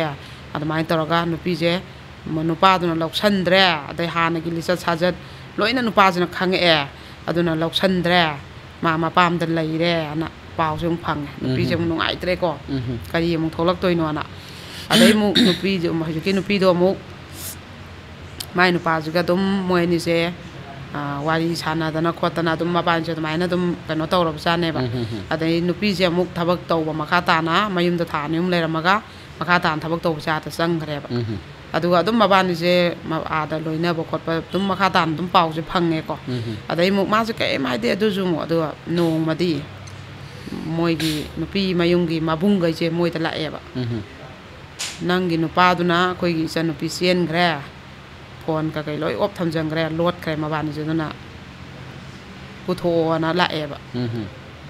ꯅꯨꯄꯤꯁꯦ ꯄꯨꯡꯉꯛ ꯉꯛꯑꯦ ꯃꯣꯏꯒꯤ ꯃꯃꯥ ꯃꯄꯥꯒꯁꯦ ꯂꯣꯏ ꯉꯛꯑꯦꯀꯣ ꯑꯗꯩ ꯂꯣꯏ ꯉꯛꯑꯦ ꯃꯃꯥ ꯃꯄꯥꯒꯁꯦ ꯑꯗꯨꯒ ꯃꯣꯏꯅ ꯑꯩꯈꯣꯏꯗꯤ ꯀꯔꯤꯝ ꯈꯪꯗꯦ ꯑꯗꯨꯝ ꯍꯥꯏꯔꯦꯕ ꯈꯪꯉꯦ ꯍꯥꯏꯔꯨꯕꯗ ꯅꯣꯏꯗꯤ ꯃꯃꯥ ꯃꯄꯥꯗꯨꯗꯤ ꯈꯪꯗꯦꯗꯅ ꯑꯗꯨꯝ ꯈꯪꯗꯦ ꯑꯗꯨꯝ ꯍꯥꯏꯔꯦꯕ ꯅꯨꯄꯤꯗꯨꯁꯨ ꯀꯔꯤꯝ ꯍꯥꯏꯗ꯭ꯔꯦꯕ ꯃꯥ ꯀꯔꯤꯝ ꯋꯥ ꯉꯥꯡꯗ꯭ꯔꯦ ꯊꯣꯛꯁꯨ ꯊꯣꯛꯇ꯭ꯔꯦ ꯑꯗꯨꯝꯕꯗ ꯃꯥ ꯊꯣꯛꯄ ꯌꯥꯎꯕ ꯇꯜꯂꯦꯕ ꯑꯗꯨꯒꯗꯤ ꯑꯗꯨꯃꯥꯏꯅ ꯄꯨꯊꯣꯛꯑ ꯈꯣꯠꯂꯦ ꯑꯩꯈꯣꯏꯗꯤ ꯃꯣꯏꯗꯤ ꯃꯃꯥ ꯃꯄꯥꯗꯤ ꯄꯨꯡꯉꯛ ꯉꯛꯑꯕ ꯑꯗ ꯃꯧꯁꯤꯗ ꯍꯥꯏ ꯏꯕꯦꯝꯃ ꯁꯨꯃꯥꯏꯅ ꯇꯧꯏ ꯍꯥꯏꯅꯦ ꯑꯩꯈꯣꯏ ꯃꯃꯥ ꯃꯄꯥꯁꯨ ꯌꯥꯝ ꯏꯀꯥꯏꯖꯕ ꯃꯃꯧꯁꯤꯒꯤ ꯃꯃꯥꯡꯗ ꯃꯆꯥꯅ ꯐꯠꯇꯕꯗꯨꯗꯀꯣ ꯃꯃꯥꯡꯗꯁꯨ ꯊꯧꯗꯣꯛ ꯊꯣꯛꯈ꯭ꯔꯕ ꯅꯨꯄꯥꯅꯤꯗꯅ ꯑꯗꯨꯒꯤ ꯌꯥꯝ ꯏꯀꯥꯏꯖꯕ ꯃꯅꯦꯝ ꯃꯀꯨꯁꯤꯁꯨ ꯑꯗꯨꯒꯗꯤ ꯑꯃꯨꯛ ꯅꯨꯄꯤꯗꯣ ꯆꯦꯜꯂꯝꯗ꯭ꯔꯦꯅꯅꯦ ꯍꯜꯂꯛꯑꯦꯅ ꯑꯃꯨꯛ ꯑꯗꯨꯃꯥꯏꯅ ꯀꯩꯝꯕꯧ ꯑꯃꯨꯛ ꯍꯥꯏꯔꯛꯈꯤꯗ꯭ꯔꯦꯕ ꯑꯗꯩ ꯃꯕꯨꯡ ꯃꯧꯄꯥꯅ ꯀꯧꯊꯣꯛꯑꯒ ꯑꯃꯨꯛ ꯃꯌꯨꯝꯗ ꯊꯝꯈ꯭ꯔꯦꯅꯀꯣ ꯑꯗꯩꯗꯤ ꯑꯃꯨꯛ ꯅꯨꯄꯤꯁꯦ ꯃꯁꯥ ꯃꯊꯟꯇ ꯃꯥꯁꯦ ꯅꯨꯡꯉꯥꯏꯖꯗꯦꯕ ꯌꯥꯝꯅ ꯑꯗꯣ ꯃꯥꯅ ꯑꯩꯉꯣꯟꯗ ꯋꯥꯔꯤ ꯂꯤꯕ ꯂꯥꯛꯑꯝꯃꯤꯁꯦ ꯃꯥꯒꯤ ꯊꯃꯣꯏꯗꯗꯤ ꯐꯨꯡꯒꯠꯂꯒ ꯄꯦꯟꯗꯕ ꯃꯥꯏ ꯅꯨꯄꯥꯗꯁꯨ ꯃꯥ ꯍꯥꯏꯔꯔꯣꯏ ꯑꯩ ꯆꯤꯟꯅ ꯄꯜꯂꯔꯣꯏ ꯊꯤꯔꯛꯑꯒꯅ ꯊꯤꯔꯛꯄꯩ ꯊꯣꯛꯄ ꯇꯧꯔꯅꯤꯅꯁꯨ ꯂꯩꯕ ꯑꯗꯨꯒ ꯃꯥꯒꯤ ꯍꯦꯛ ꯃꯥꯅ ꯂꯩꯁꯥꯔꯤꯉꯩꯗꯒꯤ ꯃꯥꯒꯤ ꯑꯣꯏꯒꯗꯕ ꯕꯣꯔꯗꯨꯗꯤ ꯃꯥꯅ ꯍꯥꯏꯌꯦꯕ ꯌꯥꯝ ꯁꯦꯡꯕ ꯃꯥ ꯈꯛꯇꯪꯒꯤ ꯑꯣꯏꯕ ꯕꯣꯔꯗꯤ ꯑꯣꯏꯅꯤꯡꯈꯤꯕꯅꯤ ꯑꯗꯨꯕꯨ ꯑꯃꯥꯡꯕ ꯕꯣꯔꯗꯤ ꯑꯣꯏꯈ꯭ꯔꯕꯅꯦꯕ ꯂꯩꯁꯥꯔꯤꯉꯩꯗꯒꯤ ꯍꯧꯅ ꯑꯇꯣꯞꯄ ꯅꯨꯄꯤ ꯑꯃꯁꯨ ꯃꯈꯣꯡ ꯊꯣꯡꯅ ꯂꯥꯛꯇꯅꯀꯣ ꯑꯗꯩ ꯑꯃꯨꯛꯁꯨ ꯌꯨꯝ ꯄꯥꯜꯂ ꯃꯇꯨꯡꯗꯁꯨ ꯑꯃꯨꯛ ꯂꯩꯁꯥꯕꯤꯗꯨꯒꯤ ꯑꯃꯨꯛꯁꯨ ꯂꯩꯇ꯭ꯔꯥ ꯑꯗꯨꯅ ꯑꯩ ꯇꯁꯦꯡꯅꯗꯤ ꯅꯨꯡꯉꯥꯏꯇꯦ ꯑꯩꯒꯤ ꯅꯨꯄꯥꯁꯨ ꯂꯝꯆꯠ ꯃꯣꯠꯂꯦ ꯂꯩꯅꯥ ꯇꯤꯟꯅꯥ ꯄꯛꯂꯛꯄ ꯌꯥꯏ ꯑꯗꯨꯕꯨ ꯑꯩꯉꯣꯟꯗ ꯐꯨꯏ ꯑꯣꯠꯂꯤ ꯅꯩ ꯍꯥꯏꯕ ꯅꯠꯇꯦ ꯁꯤꯒꯤ ꯀꯩꯅꯣꯁꯤꯗꯤ ꯑꯩ ꯈꯥꯡꯕꯁꯨ ꯉꯝꯗꯕꯤ ꯍꯥꯏꯅꯕꯁꯨ ꯇꯟꯕꯤ ꯑꯗꯨꯒꯤ ꯍꯟꯊꯕ ꯊꯥꯛꯇꯨꯗ ꯈꯟꯅꯕꯁꯨ ꯇꯟꯕꯤ ꯑꯗꯨꯕꯨ ꯑꯩꯅ ꯉꯁꯤꯐꯥꯎꯁꯦ ꯄꯦꯟꯊꯣꯛꯑꯀꯥꯟꯗ ꯂꯣꯏꯅꯃꯛ ꯑꯩ ꯑꯔꯥꯛꯄ ꯈꯨꯗꯤꯡꯃꯛ ꯊꯦꯡꯅꯔꯒꯦ ꯀꯩꯗꯧꯔꯨꯗꯣꯏꯅꯣ ꯈꯜꯂꯒ ꯍꯟꯕ ꯏꯀꯥꯏꯕꯒꯤꯗꯃꯛ ꯑꯩ ꯂꯩꯕꯅꯤ ꯑꯗꯨꯕꯨ ꯃꯥꯅ ꯒ꯭ꯌꯥꯟꯁꯦ ꯈꯠꯅꯔꯒ ꯉꯥꯡꯅꯔꯒ ꯒ꯭ꯌꯥꯟ ꯇꯥꯗꯣꯏ ꯁꯔꯨꯛ ꯃꯥꯅ ꯃꯁꯥ ꯃꯊꯟꯇ ꯉꯥꯎꯔꯨꯔꯁꯨ ꯃꯥ ꯒ꯭ꯌꯥꯟ ꯇꯥꯔꯛꯄꯗꯣ ꯑꯩ ꯉꯥꯏꯕꯅꯤ ꯃꯥꯅ ꯍꯦꯟꯖꯜꯂꯛꯑꯕ ꯅꯨꯄꯤꯗ ꯄꯨꯁꯜꯂꯛꯑꯕ ꯅꯨꯄꯤ ꯊꯤꯔꯛꯇ꯭ꯔꯤꯉꯩꯗꯤ ꯃꯥ ꯍꯥꯏꯁꯦ ꯃꯥ ꯂꯩꯅꯤ ꯅꯨꯄꯤ ꯍꯦꯛ ꯊꯤꯔꯛꯄ ꯅꯨꯃꯤꯠꯇꯗꯤ ꯂꯣꯏꯅꯅꯤ ꯍꯥꯏꯕ ꯑꯩ ꯏꯄꯥꯝꯗ ꯏꯊꯟꯇꯅꯤ ꯏꯃꯥ ꯏꯄꯥ ꯀꯣꯟꯅ ꯂꯩꯔꯨꯅꯤꯅ ꯍꯥꯏꯕ ꯑꯗꯩꯗꯤ ꯑꯗꯨꯃꯥꯏꯅ ꯃꯥꯁꯨ ꯋꯥꯔꯤꯗꯣ ꯅꯨꯄꯥꯁꯤꯡꯁꯤꯅ ꯇꯧꯔꯤꯕ ꯀꯩꯅꯣ ꯃꯌꯥꯝꯁꯦ ꯃꯥꯁꯨ ꯄꯦꯟꯖꯗꯕꯒꯤ ꯋꯥꯔꯤꯁꯦ ꯂꯤꯅꯤꯡꯕꯒꯤꯅꯦ ꯂꯥꯛꯄꯅꯦꯕꯀꯣ ꯑꯗꯨꯗꯩꯗ ꯉꯁꯥꯏꯒꯤ ꯑꯩꯅ ꯍꯥꯏꯔꯦ ꯅꯪ ꯏꯕꯦꯝꯃ ꯍꯥꯏꯔꯣ ꯐꯖꯅ ꯋꯥꯔꯤ ꯁꯥꯗꯣꯛꯎ ꯅꯪꯅ ꯁꯨꯝ ꯍꯥꯏꯗꯕ ꯉꯥꯡꯗꯕꯅ ꯊꯃꯣꯏꯗꯗꯤ ꯐꯨꯟꯒꯠꯄ ꯑꯗꯨ ꯅꯪ ꯋꯥꯈꯜ ꯂꯩꯅꯥꯕꯨ ꯂꯥꯛꯀꯅꯤ ꯑꯗꯩ ꯅꯨꯄꯥꯁꯤꯅꯗꯤ ꯅꯪꯁꯦ ꯁꯨꯛꯈꯪ ꯍꯦꯛ ꯈꯪꯗ ꯃꯥꯅꯤꯗꯀꯣ ꯃꯥꯁꯦꯅꯒ ꯍꯦꯟꯅꯁꯨ ꯉꯥꯎꯔꯛꯀꯅꯤ ꯅꯪ ꯈꯪꯉꯦ ꯍꯥꯏꯕꯝꯗꯤ ꯅꯪ ꯈꯪꯍꯜꯂꯣ ꯅꯨꯄꯥꯗꯨꯗ ꯋꯥꯔꯤ ꯁꯥꯗꯣꯛꯑꯣ ꯑꯅ ꯍꯥꯏꯌꯦꯕ ꯑꯩꯅ ꯑꯗꯩ ꯑꯃꯨꯛ ꯑꯉꯥꯡ ꯃꯈꯥ ꯇꯥꯅꯕ ꯇꯧ ꯑꯉꯥꯡ ꯑꯃꯈꯛꯅ ꯌꯥꯔꯛꯑꯣই ꯑꯗꯩ ꯃꯥꯅ ꯑꯥꯗ ꯕꯤꯖꯤꯅꯦꯁ ꯇꯧꯔꯤꯃꯦꯅ ꯂꯩꯔꯤꯗꯣ ꯏꯃꯨꯡꯗꯁꯨ ꯂꯨꯄꯥ ꯑꯃ ꯀꯥꯟꯅꯗꯕ ꯅꯣꯏꯗꯒꯤ ꯑꯣꯏꯅ ꯄꯩꯁా ꯁꯨꯝ ꯇꯥꯟꯕ ꯑꯗꯨ ꯀꯩ ꯀꯥꯟꯗꯣꯏꯅꯣ ꯅꯨꯄꯥꯅ ꯑꯥꯗ ꯂꯩꯔꯦ ꯅꯪꯅ ꯁꯤꯗ ꯂꯩꯔꯦ ꯏꯃꯨꯡꯗ ꯑꯗꯨꯝ ꯀꯪꯖꯥꯏ ꯄꯨꯖꯥꯏ ꯇꯥꯔꯛꯀꯅꯤ ꯅꯨꯄꯥꯗꯣ ꯅꯨꯄꯤꯒ ꯂꯩꯃꯤꯟꯅꯗ꯭ꯔꯃꯤꯅ ꯑꯗꯨꯝ ꯉꯥꯎꯔꯛꯀꯅꯤ ꯃꯁꯥꯅꯁꯨ ꯃꯔꯝꯆꯠ ꯐꯠꯇ꯭ꯔꯃꯤꯅ ꯑꯗꯨ ꯀꯧꯊꯣꯛꯑꯒ ꯌꯨꯝꯗ ꯇꯧꯕ ꯌꯥꯕ ꯕꯤꯖꯤꯅꯦꯁ ꯑꯣꯏꯅ ꯇꯧꯍꯜꯂꯨ ꯅꯄꯥꯝꯒꯤ ꯃꯇꯦꯡ ꯂꯧꯔꯒ ꯗꯨꯀꯥꯟꯕꯨ ꯆꯥꯎꯅ ꯐꯝꯃꯤꯟꯅꯔꯁꯨ ꯍꯣꯜꯁꯦꯜꯒꯤ ꯑꯃꯒꯤ ꯗꯤꯄꯥꯔꯠꯃꯦꯟꯇꯦꯜ ꯁ꯭ꯇꯣꯔꯒꯨꯝꯕ ꯐꯝꯃꯁꯨ ꯌꯥꯝ ꯂꯦꯝꯅ ꯅꯕꯥꯅꯤ ꯇꯧꯃꯤꯟꯅꯕ ꯌꯥꯕ ꯑꯣꯏꯅ ꯇꯧ ꯑꯗꯣ ꯅꯨꯄꯥꯅ ꯕꯤꯖꯤꯅꯦꯁ ꯇꯧꯕꯗ ꯃꯊꯟꯇ ꯊꯥꯗꯣꯛꯄ ꯍꯥꯏꯕꯁꯦ ꯀꯩꯗꯧꯉꯩꯗ ꯁꯦꯟꯗꯣꯡ ꯈꯪꯉꯔꯣꯏꯗꯕꯅꯤ ꯌꯥꯝ ꯀꯨꯞꯄ ꯕꯤꯖꯤꯅꯦꯁꯁꯦ ꯌꯥꯝ ꯍꯩꯕ ꯌꯥꯝ ꯂꯤꯁꯥꯡꯁꯤꯗ ꯇꯧꯔꯛꯑꯕ ꯅꯨꯄꯥꯅꯕꯨ ꯍꯩꯕꯩ ꯋꯥꯅꯤ ꯅꯨꯄꯥꯁꯤ ꯃꯁꯥꯒꯤ ꯃꯈꯨꯠ ꯄꯧꯋꯦ ꯆꯥꯎꯒꯜꯂꯦꯕ ꯑꯗꯨꯅ ꯅꯪꯅ ꯀꯌా ꯇꯣꯡꯕ ꯀꯌా ꯊꯥꯗꯕ ꯅꯪꯅ ꯍꯤꯁꯥꯞ ꯍꯣꯠꯇ꯭ꯔꯒꯗꯤ ꯑꯩꯗꯤ ꯈꯪꯗꯦꯅ ꯂꯩꯔꯒꯗꯤ ꯁꯨꯡꯆꯥꯎ ꯆꯥꯎꯈꯠꯂꯔꯣꯏꯅ ꯑꯩꯅ ꯌꯥꯝ ꯐꯖꯅ ꯃꯉꯣꯟꯗ ꯍꯥꯏꯈꯤꯕꯀꯣ ꯑꯗ ꯃꯥꯅ ꯍꯣꯏ ꯅꯨꯄꯥꯁꯦ ꯑꯗꯨꯃꯥꯏꯅ ꯋꯥꯔꯤ ꯁꯥꯔꯒ ꯀꯧꯊꯣꯛꯑꯒ ꯌꯨꯝꯗ ꯑꯗꯨꯃꯥꯏꯅ ꯇꯧꯅꯕ ꯁꯤꯟꯒꯦ ꯈꯣꯠꯀꯦ ꯑꯩꯅ ꯃꯥꯁꯨ ꯑꯗꯨꯃꯥꯏꯅ ꯆꯠꯈꯤ ꯑꯗ ꯑꯩꯅ ꯉꯛꯏ ꯃꯥꯒꯤ ꯖꯦꯟꯇꯟ ꯈꯣꯏꯗꯣ ꯑꯩ ꯉꯛꯏ ꯌꯥꯝ ꯊꯤꯅ ꯃꯥ ꯃꯊꯧꯅꯥ ꯂꯩꯅ ꯅꯣꯛꯊꯣꯛꯑꯒ ꯈꯥꯡꯕ ꯊꯦꯡꯅꯕ ꯉꯝꯕꯗꯣ ꯍꯣꯏ ꯑꯗꯨꯕꯨ ꯃꯥꯅ ꯂꯥꯏꯔꯤꯛ ꯂꯥꯏꯁꯨ ꯍꯩꯍꯧꯕꯒꯤ ꯃꯄꯥꯝꯅ ꯅꯨꯡꯉꯥꯏꯍꯧꯕꯒꯤ ꯃꯥ ꯃꯁꯥꯁꯨ ꯂꯥꯏꯔꯤꯛ ꯂꯥꯏꯁꯨ ꯄꯩꯁꯥ ꯅꯨꯡꯁꯥ ꯐꯖꯅ ꯊꯣꯛꯄꯒꯤ ꯅꯨꯄꯥꯗꯨꯅ ꯗꯤꯄꯦꯟ ꯇꯧꯗꯕꯒꯤ ꯃꯥꯅ ꯍꯥꯏꯅꯤꯡꯉꯤꯕ ꯄꯣꯏꯟꯇꯤ ꯑꯗꯨꯅꯦꯕ ꯅꯨꯄꯥꯗꯕꯨ ꯋꯥꯈꯟꯗꯗꯪ ꯗꯤꯁꯇꯔꯕ ꯑꯣꯏꯕ ꯃꯥꯒꯤꯗꯨꯅ ꯑꯗꯨꯒ ꯅꯨꯄꯥꯅ ꯄꯨꯁꯜꯂꯛꯑꯒ ꯅꯨꯄꯥꯗꯒꯤ ꯅꯤꯔ ꯆꯥꯔꯨꯕ ꯅꯨꯄꯤꯈꯩꯁꯤꯅꯦꯕ ꯂꯥꯟꯊꯦꯡꯅꯕ ꯉꯝꯗ꯭ꯔꯤꯁꯦ ꯄꯩꯁꯥꯗꯨꯒꯤ ꯑꯗꯨꯗꯨꯅ ꯃꯁꯥꯅ ꯄꯩꯁా ꯊꯣꯛꯍꯧꯔꯗꯤ ꯃꯥ ꯃꯌꯨꯝ ꯍꯦꯛ ꯄꯥꯟꯕꯗꯩ ꯍꯧꯖꯤꯛꯐꯥꯎꯗ ꯅꯨꯄꯥꯗꯣ ꯂꯨꯄꯥ ꯑꯃ ꯅꯤꯗ꯭ꯔꯤꯃꯤ ꯀꯩꯅꯣ ꯑꯗꯨꯃꯥꯏꯅ ꯁꯦꯟꯊꯣꯛ ꯑꯃ ꯂꯩꯍꯧꯕ ꯍꯥꯏꯕꯁꯦ ꯅꯨꯄꯥꯗꯨꯅꯁꯨ ꯍꯦꯟꯖꯤꯟꯕ ꯉꯝꯗ꯭ꯔꯦ ꯍꯣꯏ ꯑꯗꯩ ꯃꯥꯅꯁꯨ ꯃꯔꯨ ꯑꯣꯏꯅ ꯅꯨꯄꯤꯈꯩꯗ ꯍꯥꯏꯅꯤꯡꯉꯤꯁꯦ masage ma well educated oibako like sama patana adu chan hayauba aduidi mi je thengna bada kai tong na bada yam idai lai na ngamme bako adu ma gi mai kai dei nupi gai jida like se khoi gi ading ba school da ma pan da paisa mam sang na tam ba khak na hai hai ba nate sa gi graduation master niam su na tam bi gi ba do khoi adu mai na di hai ni nge na ma hai ram me ba adu mai na nupi jing jina makhan makhan gi awa ba je khangi ko adu wari atai khara jidi mu break matung dam li jara ke mani yam achum bani yam nungai je habidi ngasi gi wari ani si yamna su important oi ba yamna su maru oi ba aduga awa ba makhal ani se ngasi di ozana yamna akhoi gi level amamam da puthoga wari si yam thina interesting su oi aduga ahan bagi wari do adukki matik nupi do chamjabagi matik wa ba se hena wa ba se pishil laga mangonda khamtheng na wahan ba phangki ba aduga ani su ba wari sina haziki nupi si yam gentle oraga masa se lembagi matik lem gre lembagi matik ta akhoi gi nupa no sumonda kari gumbi haizen mangam de tobadabu yumba londam di kairak pa nupa na khitang akhoi gi seranaba akhoi gi lamchet khara yawbuduna mangonda mental pressure amadi mangonda wakhal gi nungai taba amadi adum thambi ba tobadabu akhoi gi masadi independent oina masagi wata padana leba mahai masing masagi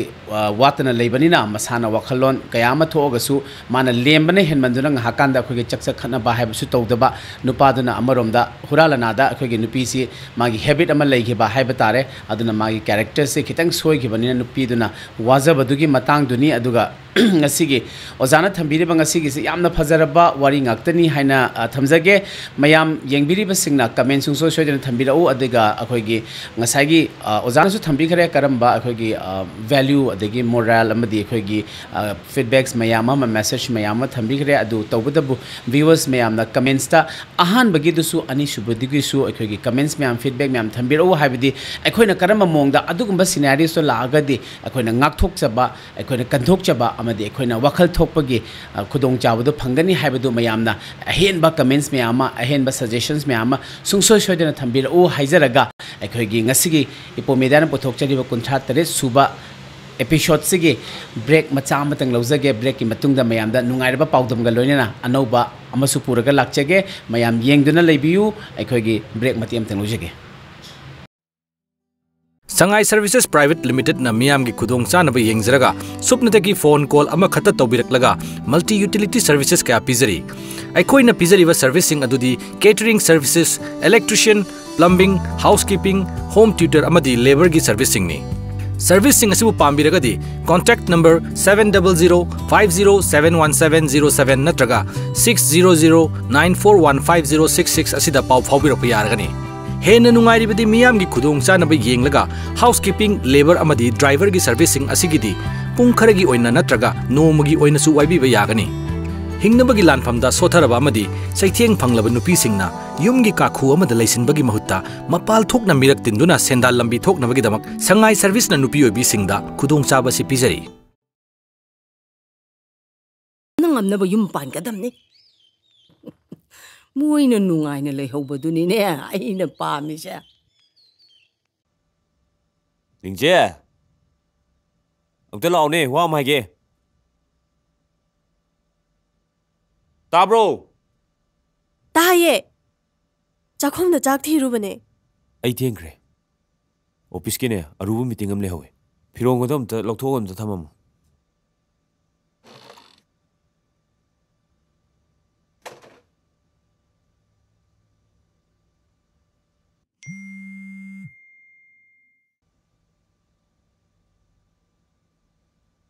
Kanai message no Masiam tabu yenge Magi phone se Thi phaiba changba wa pusan mane Ngasi di kawra male Am tabu check tawge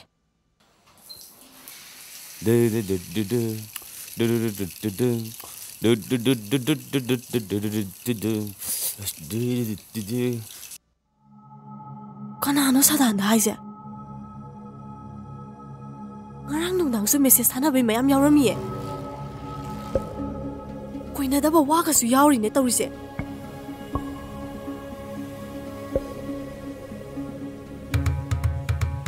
Dang da dang da dang da dang da dang da dang da dang this dang da dang da dang this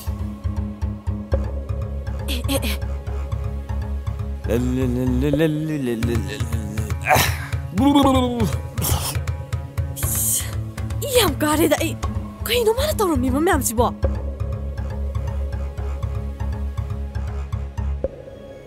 Bang bang bang kata tina panata bang bang bang kata tina amata patina bang bang bang. Hello, Damohen. Ay dukaan da laiye. Kari hai ba? Ay gi yumda chatkani hai ba? Yam saure ba? Oh, laksanu kaino. Asing bado hairaga loire. Damohen yarok toiro. Yaroi ba? Taram nokchering asi mayam ni yengbiri ba khoi ipo media na series 9 mayam ge damak ta every Wednesday amadi Saturday puthokchari ba Crime Diaries 37 suba episode ngasi gi 37 suba episode yengbiri ba singbu su hanana thagachari loinena mamang gi khoi gi break ki mamang da thamjaki ba ozagi wari ani duda mayam sungsoi soidana khoi comments amam pibir o comments natraga feedback natraga suggestions thambiro mayam khanasi mayam naina minasi loinena khoi gi Manipur da crime si mitigate tawna bagi khoi gi khudong chabadu lomina si haibase thamjage loina na akhoi makha chathadringai mangoina mayamda yamna exciting oiba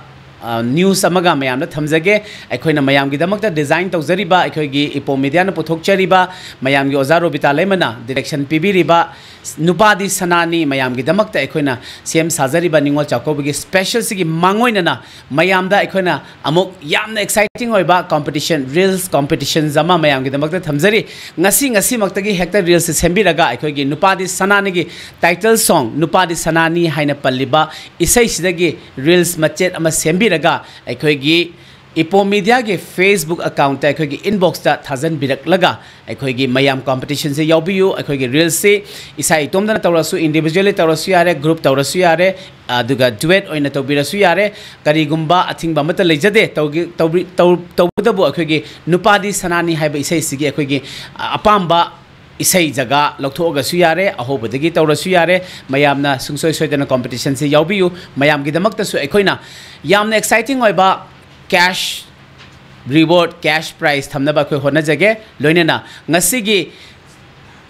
dance akhoi reels si dance na dance ki form da mayam reels se sembira kadabani aduga mayamna individually natraga akhoi duet natraga group oresu adum yai haina agina thamjakiba sigi mawungda tawbirau haibadi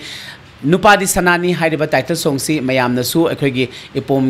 ipom media ge akhoi kanoda channel su uba phangbigani mayam adudagi yengbiraga isagi apamba areas lokthok piraga reels se sembirau dance oina dance ki form da aduga Facebook ki ipo media ge Facebook ki account ta thousand birau ngasi makta ge sembi ba yare aduga akhoi last date si October ki tang manga haina thamjage October ki tang manga phawbagi manungda sembiraga thousand birau loinena akhoi na hojiki thousand lakliba akhoi reels dance mayam du akhoi Facebook ta mu upload taraga competition gi akhoi rules haiba tare likes comments amade share hen baduda akhoi winner si lauthok chagani aduga winner si akhoi mayam gi damakta yamna exciting oiba cash prize oina attractive oiba cash reward oina thamjarage mayam sungsoi soidana simasu participate tawbiyu aduga nupadi sanani haiba title song sida sungsoi soidana sebira u aduga athuba matamda akhoi Facebook ki page ta akhoi account ta thousand birau loinana hek thajalakpaga akhoi screen taro matungda mayam gi damakta upload taraga like subscribe amadi akhoi comments mayam duda complete tawminna si haina thamjage aduga makha chathar jarakpa si akhoi ozada sinajage habding asigi ipo media na mayam gi damakta puthokchariba Crime Diaries 53 subagi break ki matung si ozada amuka sinajage hojiki reels matek mayamna kaaga thagat piyo na haibagi matang je aina sida hajaningi jijo isai je tang phajana munna tabiyo tang ngawai isai ji hapkat pa kuire ko na padi sanani title song je do ngawai khoigi wakhan khan khalok na yeng bas yaung gani ado hojik amuka hanna isai domta no padi sanani title song na dum kano nammaga dum yeng biyo am mun na duga mayamna nupadi sanani thole na yam saw nupi gai ju yai do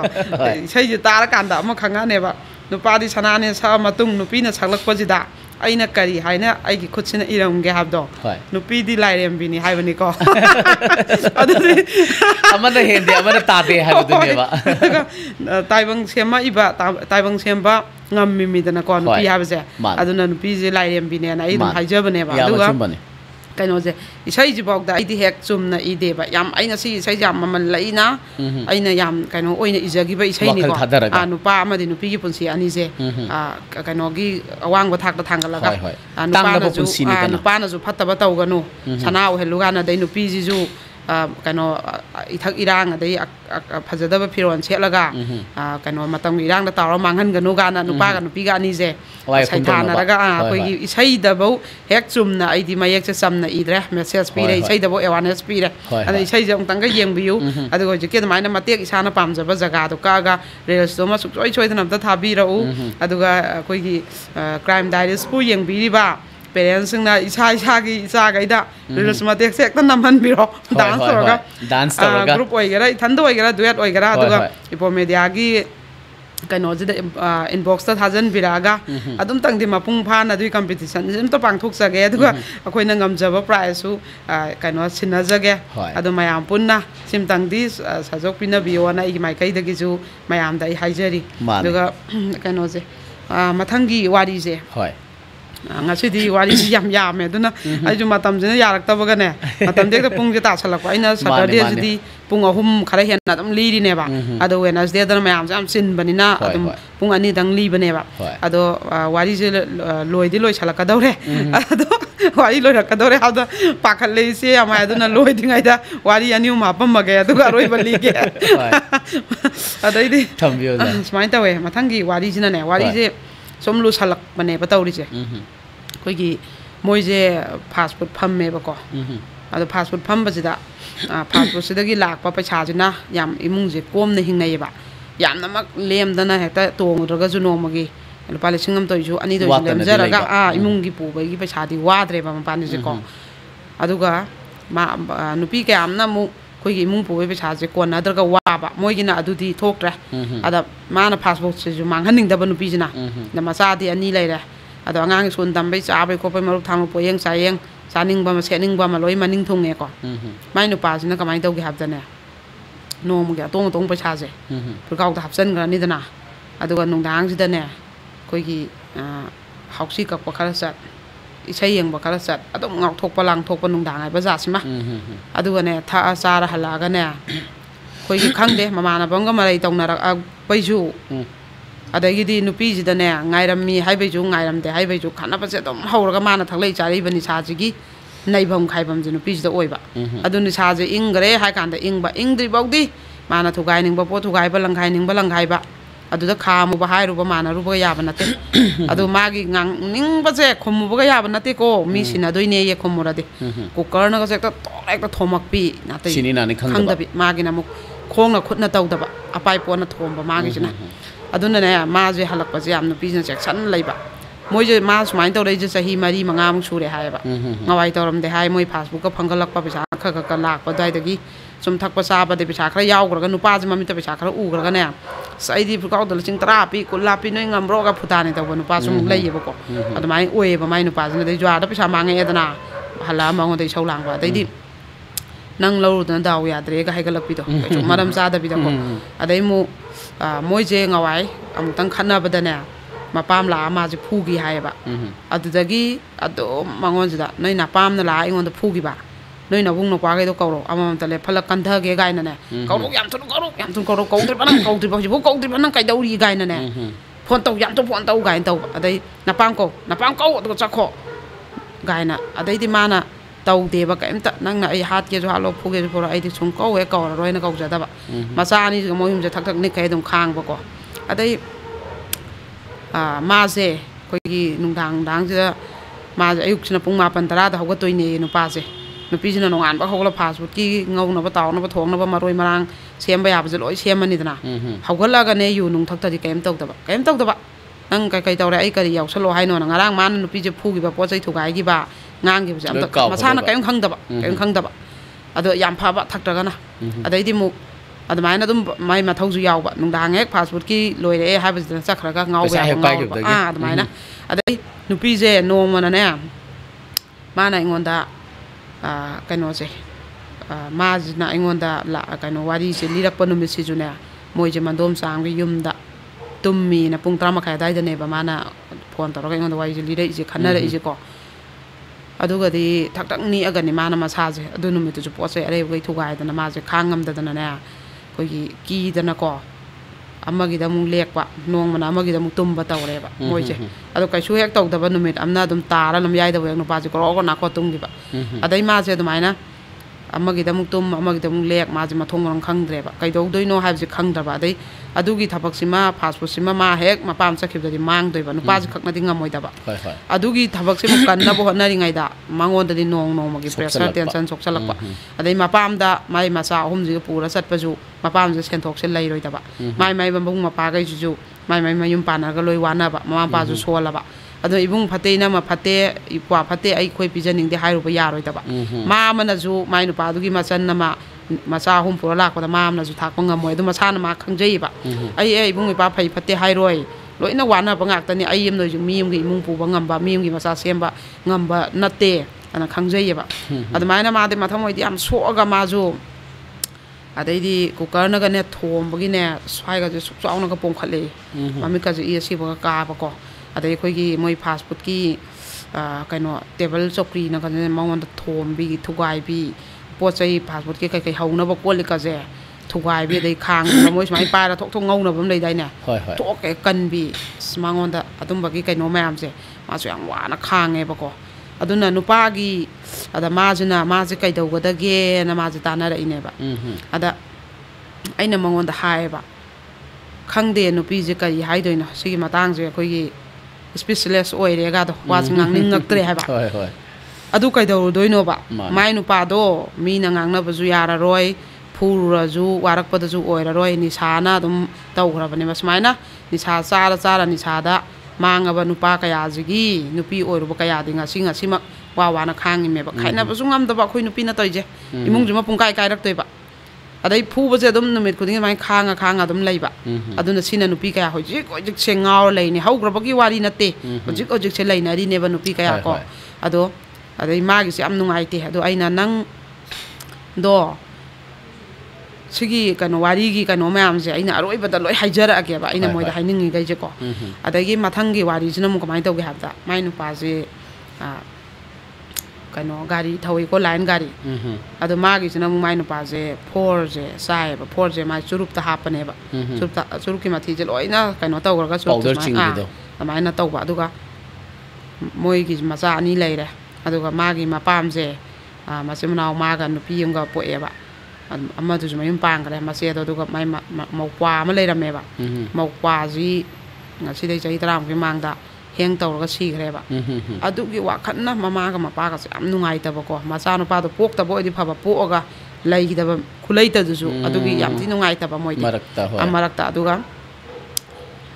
ꯃꯥꯁꯤꯅꯅꯦ ꯃꯄꯥꯝꯗ ꯑꯃꯨꯛ ꯆꯠꯈ꯭ꯔꯒꯗꯤ ꯃꯥꯁꯦ ꯃꯄꯥꯅ ꯁꯨꯡꯊꯥ ꯊꯥꯔꯛꯑꯔꯣꯏꯕ ꯃꯄꯥꯁꯦ ꯌꯥꯝ ꯊꯤꯕꯀꯣ ꯑꯃꯨꯛꯁꯨ ꯃꯥꯅ ꯈꯥꯡꯉꯝꯗꯗꯅ ꯐꯨꯃꯟꯗꯅ ꯆꯠꯂꯨꯕꯗꯅꯦ ꯃꯄꯥꯁꯤꯅ ꯃꯥꯏ ꯅꯨꯄꯥꯁꯦ ꯃꯥ ꯀꯧꯕ ꯂꯥꯛꯄꯗ ꯌꯥꯝ ꯊꯤꯅ ꯐꯨꯈꯤ ꯍꯥꯏꯌꯦꯕ ꯑꯗꯨꯅ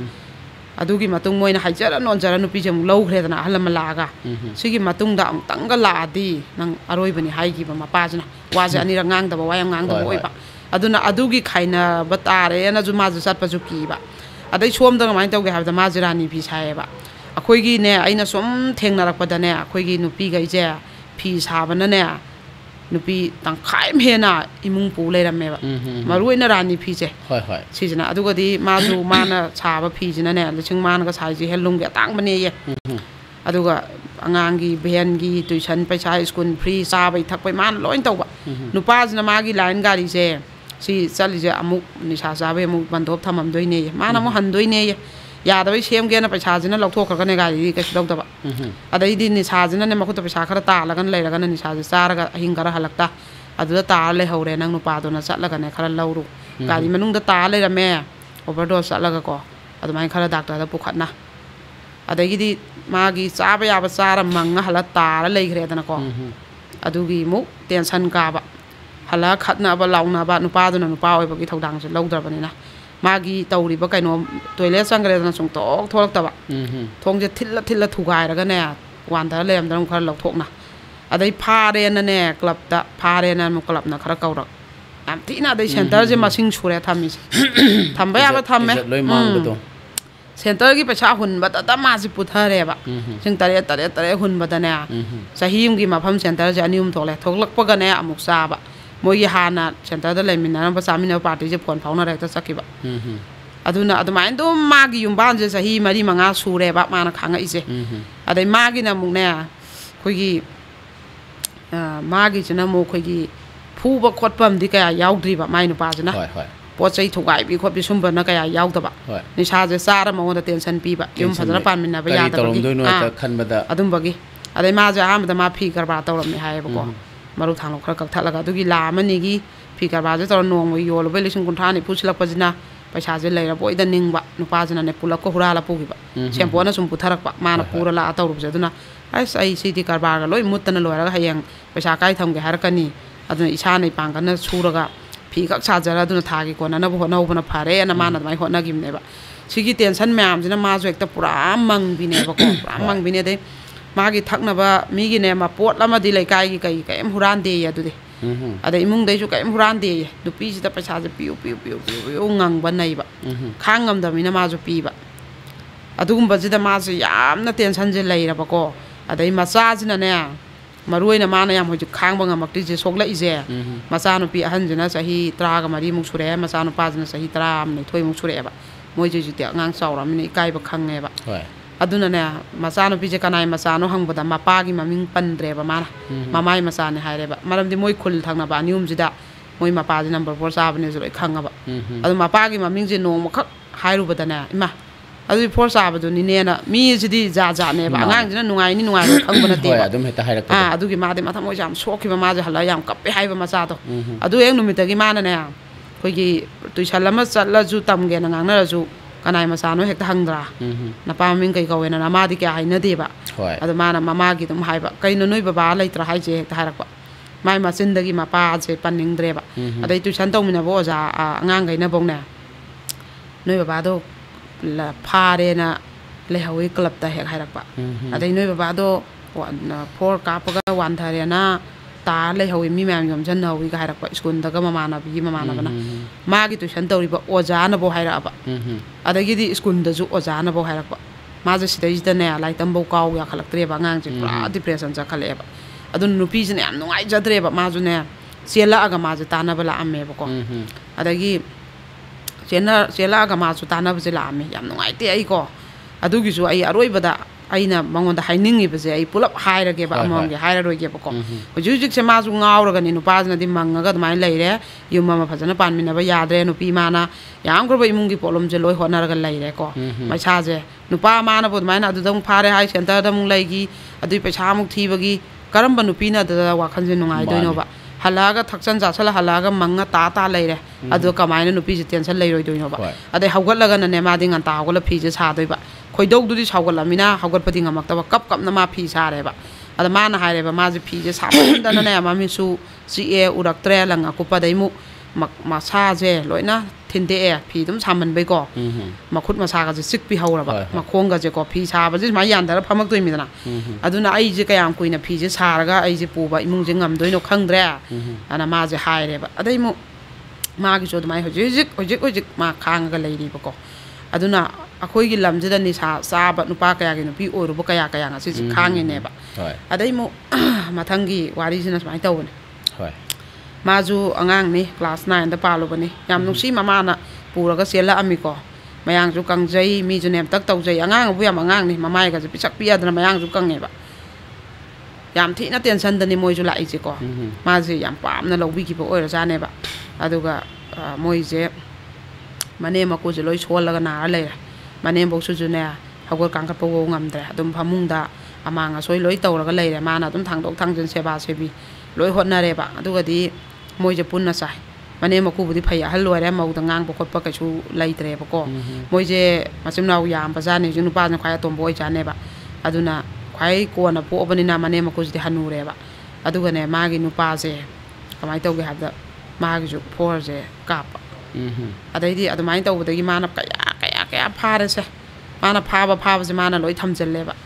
ꯃꯥꯅꯅꯦ ꯕꯦꯒꯇꯩ ꯄꯨꯊꯣꯛꯄꯁꯦ ꯁ꯭ꯋꯥꯏꯃꯨꯛ ꯌꯥꯝꯃꯤꯁꯦ ꯁꯤꯔꯤꯟꯁ ꯑꯗꯒꯤ ꯐꯣꯔ ꯀꯧꯇꯥ ꯃꯆꯥ ꯄꯨꯔꯛꯑꯦꯕ